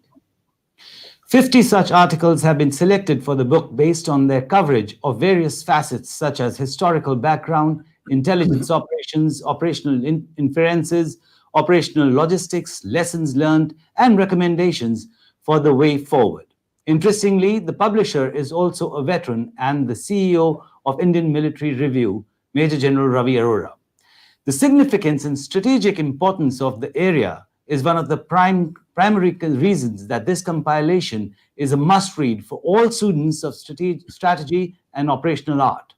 The book can be read as a flip book or on the MLF website. I would now request the chairman of the Military Literature Festival Association, Lieutenant General T.S. Shergill, PVSM, to kindly invite the Honorable Finance Minister, Shri Manpreet Singh Badal, to release the book. I hand you over to the chairman of the Military Literature Festival, Lieutenant General T.S. Shergill, PVSM, for releasing the book and giving his closing address. Honorable Thank you, sir. Finance Minister Manpreet Singh Badal, I will be asking you to release this e-book, which is of Ladakh. And the important factor is that it's been written by ex-servicemen, by servicemen, and those who have actually been in those areas. It's not journalese, it's facts. And whether it's about the failure of intelligence, or it's about the size of the opposing forces and the difficulties of logistics in that era, we put this together really as a salute to our historians, our own journalists, for putting their expressions together to make this book. I'm quite sure that various students of military history, and particularly what's taken place in our northern frontiers, will find this book very useful. And this is what it looks like.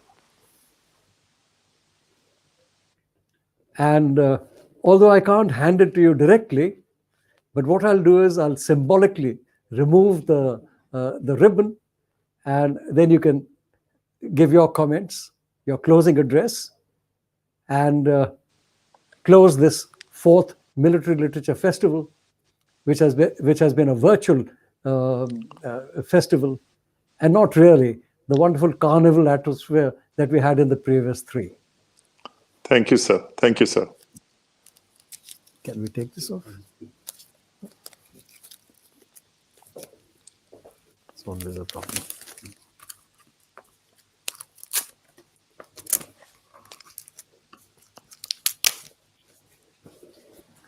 Well, there it is. Thank you, sir. Lovely.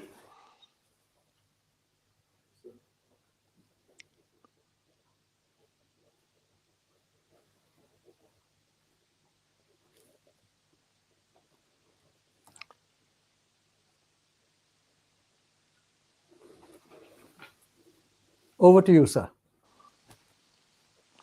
Thank you very much, sir. Lieutenant General T.S. Shergill, my sincere compliments once again for having very successfully conducted the 4th edition of the Military Literature Festival. And you made us proud. I was listening to some of the sessions which took place over the last 3 days. And I'm reminded of a beautiful quote by the famous, the general of the American Army, George S. Patton, where he says, the soldier is the army, and no army is better than its soldiers. The soldier is also a citizen. In fact, the highest obligation and privilege of a citizenship is that of bearing arms for one's country. I think when we started this festival 4 years back, and the government of Punjab, why we were interested in joining this military literature and sponsoring it and actually taking a lead role in it. One, because we have a former soldier in the form of our Chief Minister, Captain Amarinder Singh Ji, who's heading our government. But also, we felt that, there is this great tradition in Punjab, which I thought was being diluted by young children not getting motivated to join the military. And so I think over the last 4 years, we have created enough buzz around Punjab. And in the last, in fact, 3 batches of the Indian Military Academy, the Sword of Honor has been won by a cadet from Punjab. So I think all this is contributing to young people from the state, coming up and taking up the profession of their fathers and forefathers. I think we owe a debt of gratitude to you, General Saab, and to the Indian Army as a whole for the services which you have rendered to this country. And as somebody said, once you become fearless, life becomes limitless. And that is the message that I would like to leave for the young children of Punjab and the future of India, that in the quest to grow individually, may they shine and make India proud of them and protect our nation from adversaries. Jan Sahab, thank you very much for having successfully conducted this literature festival. We hope that next year we can actually go in for a physical one, because I miss buying the military history books from the stalls. I miss seeing all those old military vehicles, and I actually miss meeting our veterans.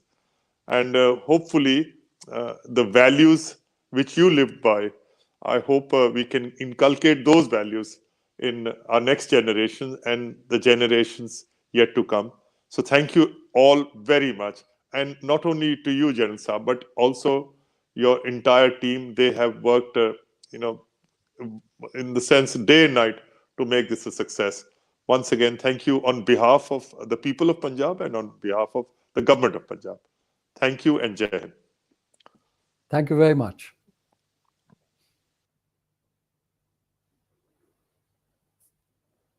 It is now left to me to bring the curtain down on these at least 10 days since we started this festival.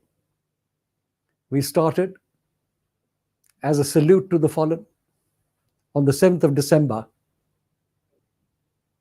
by holding a wreath laying at the Chandigarh Memorial, War Memorial, on Armed Forces Flag Day, and progressed slowly, bringing out various interesting programs for the children, so that what they'd missed in the carnival atmosphere in previous years, they would at least get to see on the screen.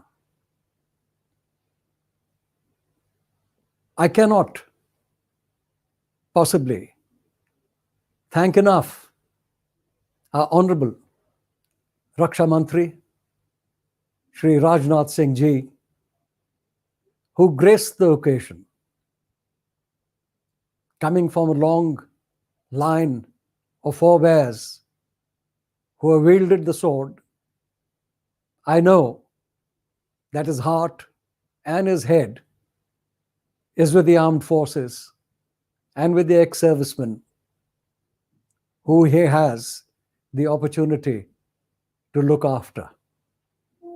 And of course, the security of India. I don't think such a festival, which is unique in its own way, could have been held without the vision, support, and guidance of His Excellency Shri VPS Badnaw, the Governor of Punjab. And with him, our own national and international historian, military historian, Captain Amrinder Singh, Honorable Chief Minister of Punjab. And wherever these two luminaries have been, there has been the full support of the headquarters Western Command, and this time as commanded by Lieutenant General R.P. Singh. I'm thankful to all of these very high personalities for allowing us to conduct this festival. It was not easy because the pandemic was on, and we were hoping against hope that it would clamp down and we'd be able to hold it as we had done last year. We waited till the last moment and then decided, all right, we have to do it virtually. We can't escape from that. And I had a word with His Excellency, the Governor, and I told him, I said, well, things are not looking good, but we can't give up. Punjab doesn't give up. So maybe we should go virtual and perhaps do it later. Let's do it next year so that we can combine both years for this festival. He said, no, the people of Chandigarh, this huge melting pot of the armed forces, and the people of Punjab and the people of Haryana, Himachal Pradesh, they are used to this festival in December, and so let's do it in December. I took it up to the Chief Minister, again hoping that he might say that we'll do it next year. But he too said, no, we'll do it in December. So there we were. And I must tell you, this festival draws its support from the government of Punjab, from the administration of the Union Territory of Chandigarh, and Headquarters Western Command. But the people who put it together are ex-servicemen, families of ex-servicemen, and they're all volunteers. There's no key of any of the governments, whether the UT or Punjab, that suddenly unlocks this festival. It is thanks to the dedication of these volunteers who give up their time without money, without transport, and spending time away from their families and moving in a COVID virus atmosphere. And they decided it's they who have put up this festival. And I salute each and every one of them, women, children, and of course, my dear friends, my colleagues, the men, the officers who have put their shoulders together and brought this all to you. I do hope you've enjoyed the festival. There are some ups, there are some lows, but all in all, we've enjoyed bringing it to you. Next year, come October, we are looking forward to staging this again. And in our previous avatar of the carnival, as somebody said it to me in Punjabi, he said, General Saab, ये सिर्फ literary festival nahi haga, ये तो मेला भी hai. And yes, that's for the children. And we will do it next year, perhaps in October. And we'll let you know that the festival is on. Thank you all. God bless. Thank you for viewing us. And good night.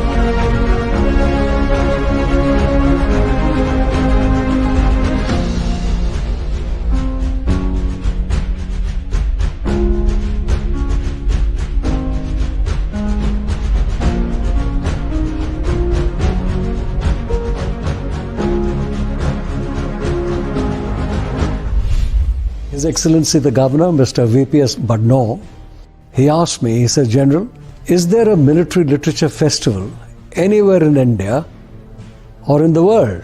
So I told him, I said, I'm not aware. There isn't any military literature festival anywhere. So he said, why can't we have it in Chandigarh? I said, certainly we can make an effort, but first I must have the views of the Chief Minister of Punjab. 4 years ago, we started the Military Fest program in Punjab.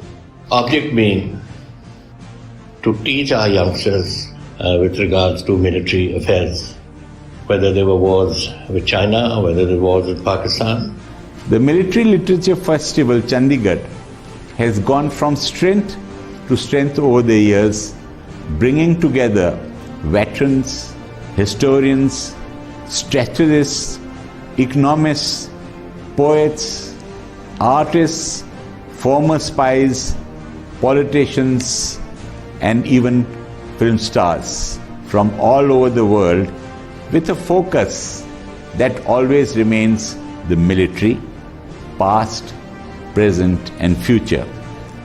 Military Literature Festival of Punjab is one of the most inspiring events which takes place in Punjab every year. And it is attended by veterans who have not only done this country proud, but who can inspire future generations.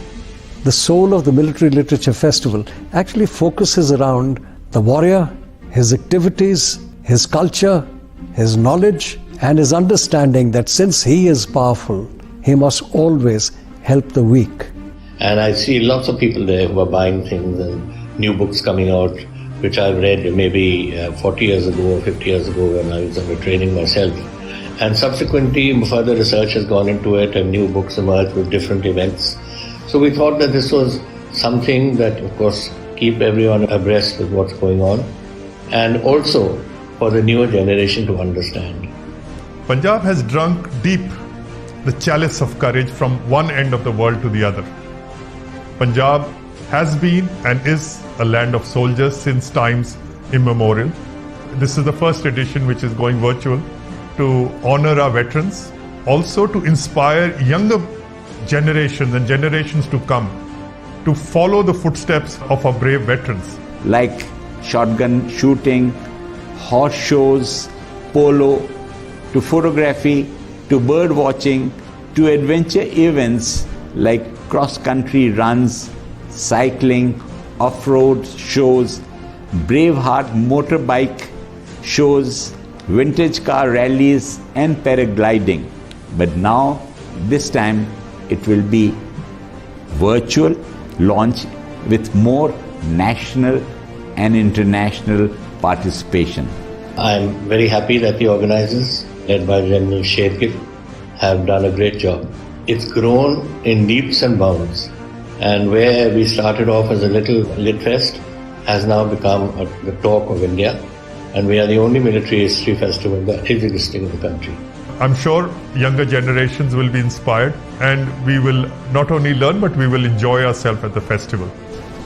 This year, since we are going to have it virtual, I would want lots of people to be virtually be connected to us in this Military Literature Festival. Well, I'm sure that this year we'll have a great virtual content which is going to reach out to the far corners of the globe. So look forward to meeting you all in this virtual Military Literature Festival from the 18th to the 20th. The Raksha Mantri will be addressing the Military Literature Festival in company of His Excellency the Governor and the Honorable Chief Minister. It's going to be our fourth one, and I not only wish it success, I'm going to be very much part of it. For me, it's something that I look forward to every year, and I hope so will you.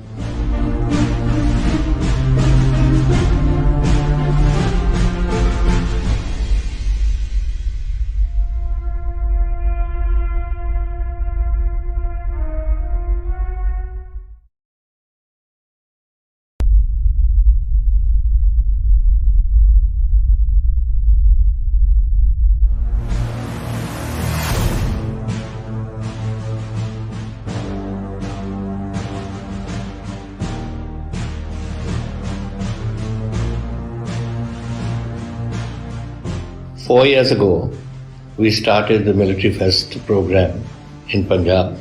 Object being to teach our youngsters with regards to military affairs, whether there were wars with China or whether there were wars with Pakistan. And I see lots of people there who are buying things and new books coming out, which I've read maybe 40 years ago or 50 years ago when I was under training myself. And subsequently, further research has gone into it and new books emerged with different events. So we thought that this was something that, of course, keep everyone abreast with what's going on, and also for the newer generation to understand. I'm very happy that the organizers, led by General Shetty, have done a great job. It's grown in leaps and bounds, and where we started off as a little lit fest has now become the talk of India, and we are the only military history festival that is existing in the country. It's going to be our fourth one, and I not only wish it success, I'm going to be very much part of it. For me, it's something that I look forward to every year, and I hope so will you.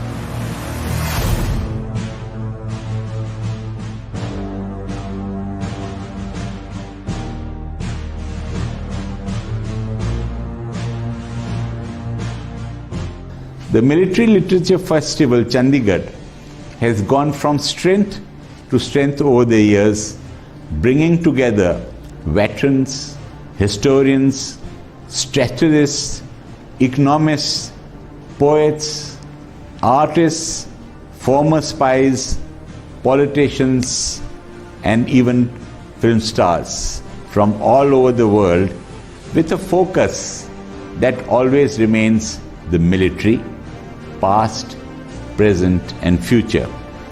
The previous 3 military literature festivals witnessed a wide range of events held from panel discussions by leading thinkers and experts on matters of very important implications to military equipment, displays, military industrial manufacturers, to books, to art, military memorabilia, galleries, and cultural exhibitions, to riveting audiovisual shows, to reflections of war heroes, to martial and sporting events like shotgun shooting, horse shows, polo, to photography, to bird watching, to adventure events like cross-country runs, cycling, off-road shows, Braveheart motorbike shows, vintage car rallies, and paragliding. But now, this time, it will be virtual launch with more national and international participation. This year, since we are going to have it virtual, I would want lots of people to be virtually be connected to us in this military literature festival.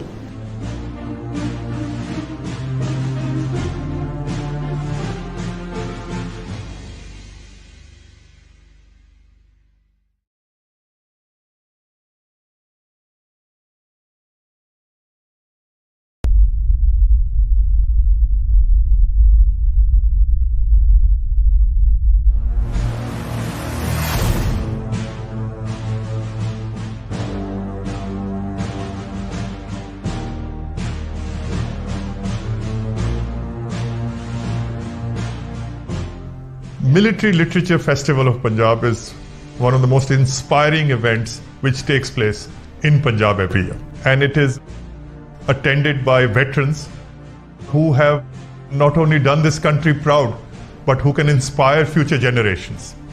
For all eyes and for all times, Punjab has been an expression of hope, courage and glory for the Indian subcontinent. It doesn't need any testament from either me or from any other man. This great region has written its own history. Punjab has drunk deep the chalice of courage from one end of the world to the other. Punjab has been and is a land of soldiers since times immemorial. This is the first edition which is going virtual to honor our veterans, also to inspire younger generations and generations to come to follow the footsteps of our brave veterans. I'm sure younger generations will be inspired, and we will not only learn but we will enjoy ourselves at the festival. So look forward to meeting you all in this virtual military literature festival from the 18th to the 20th.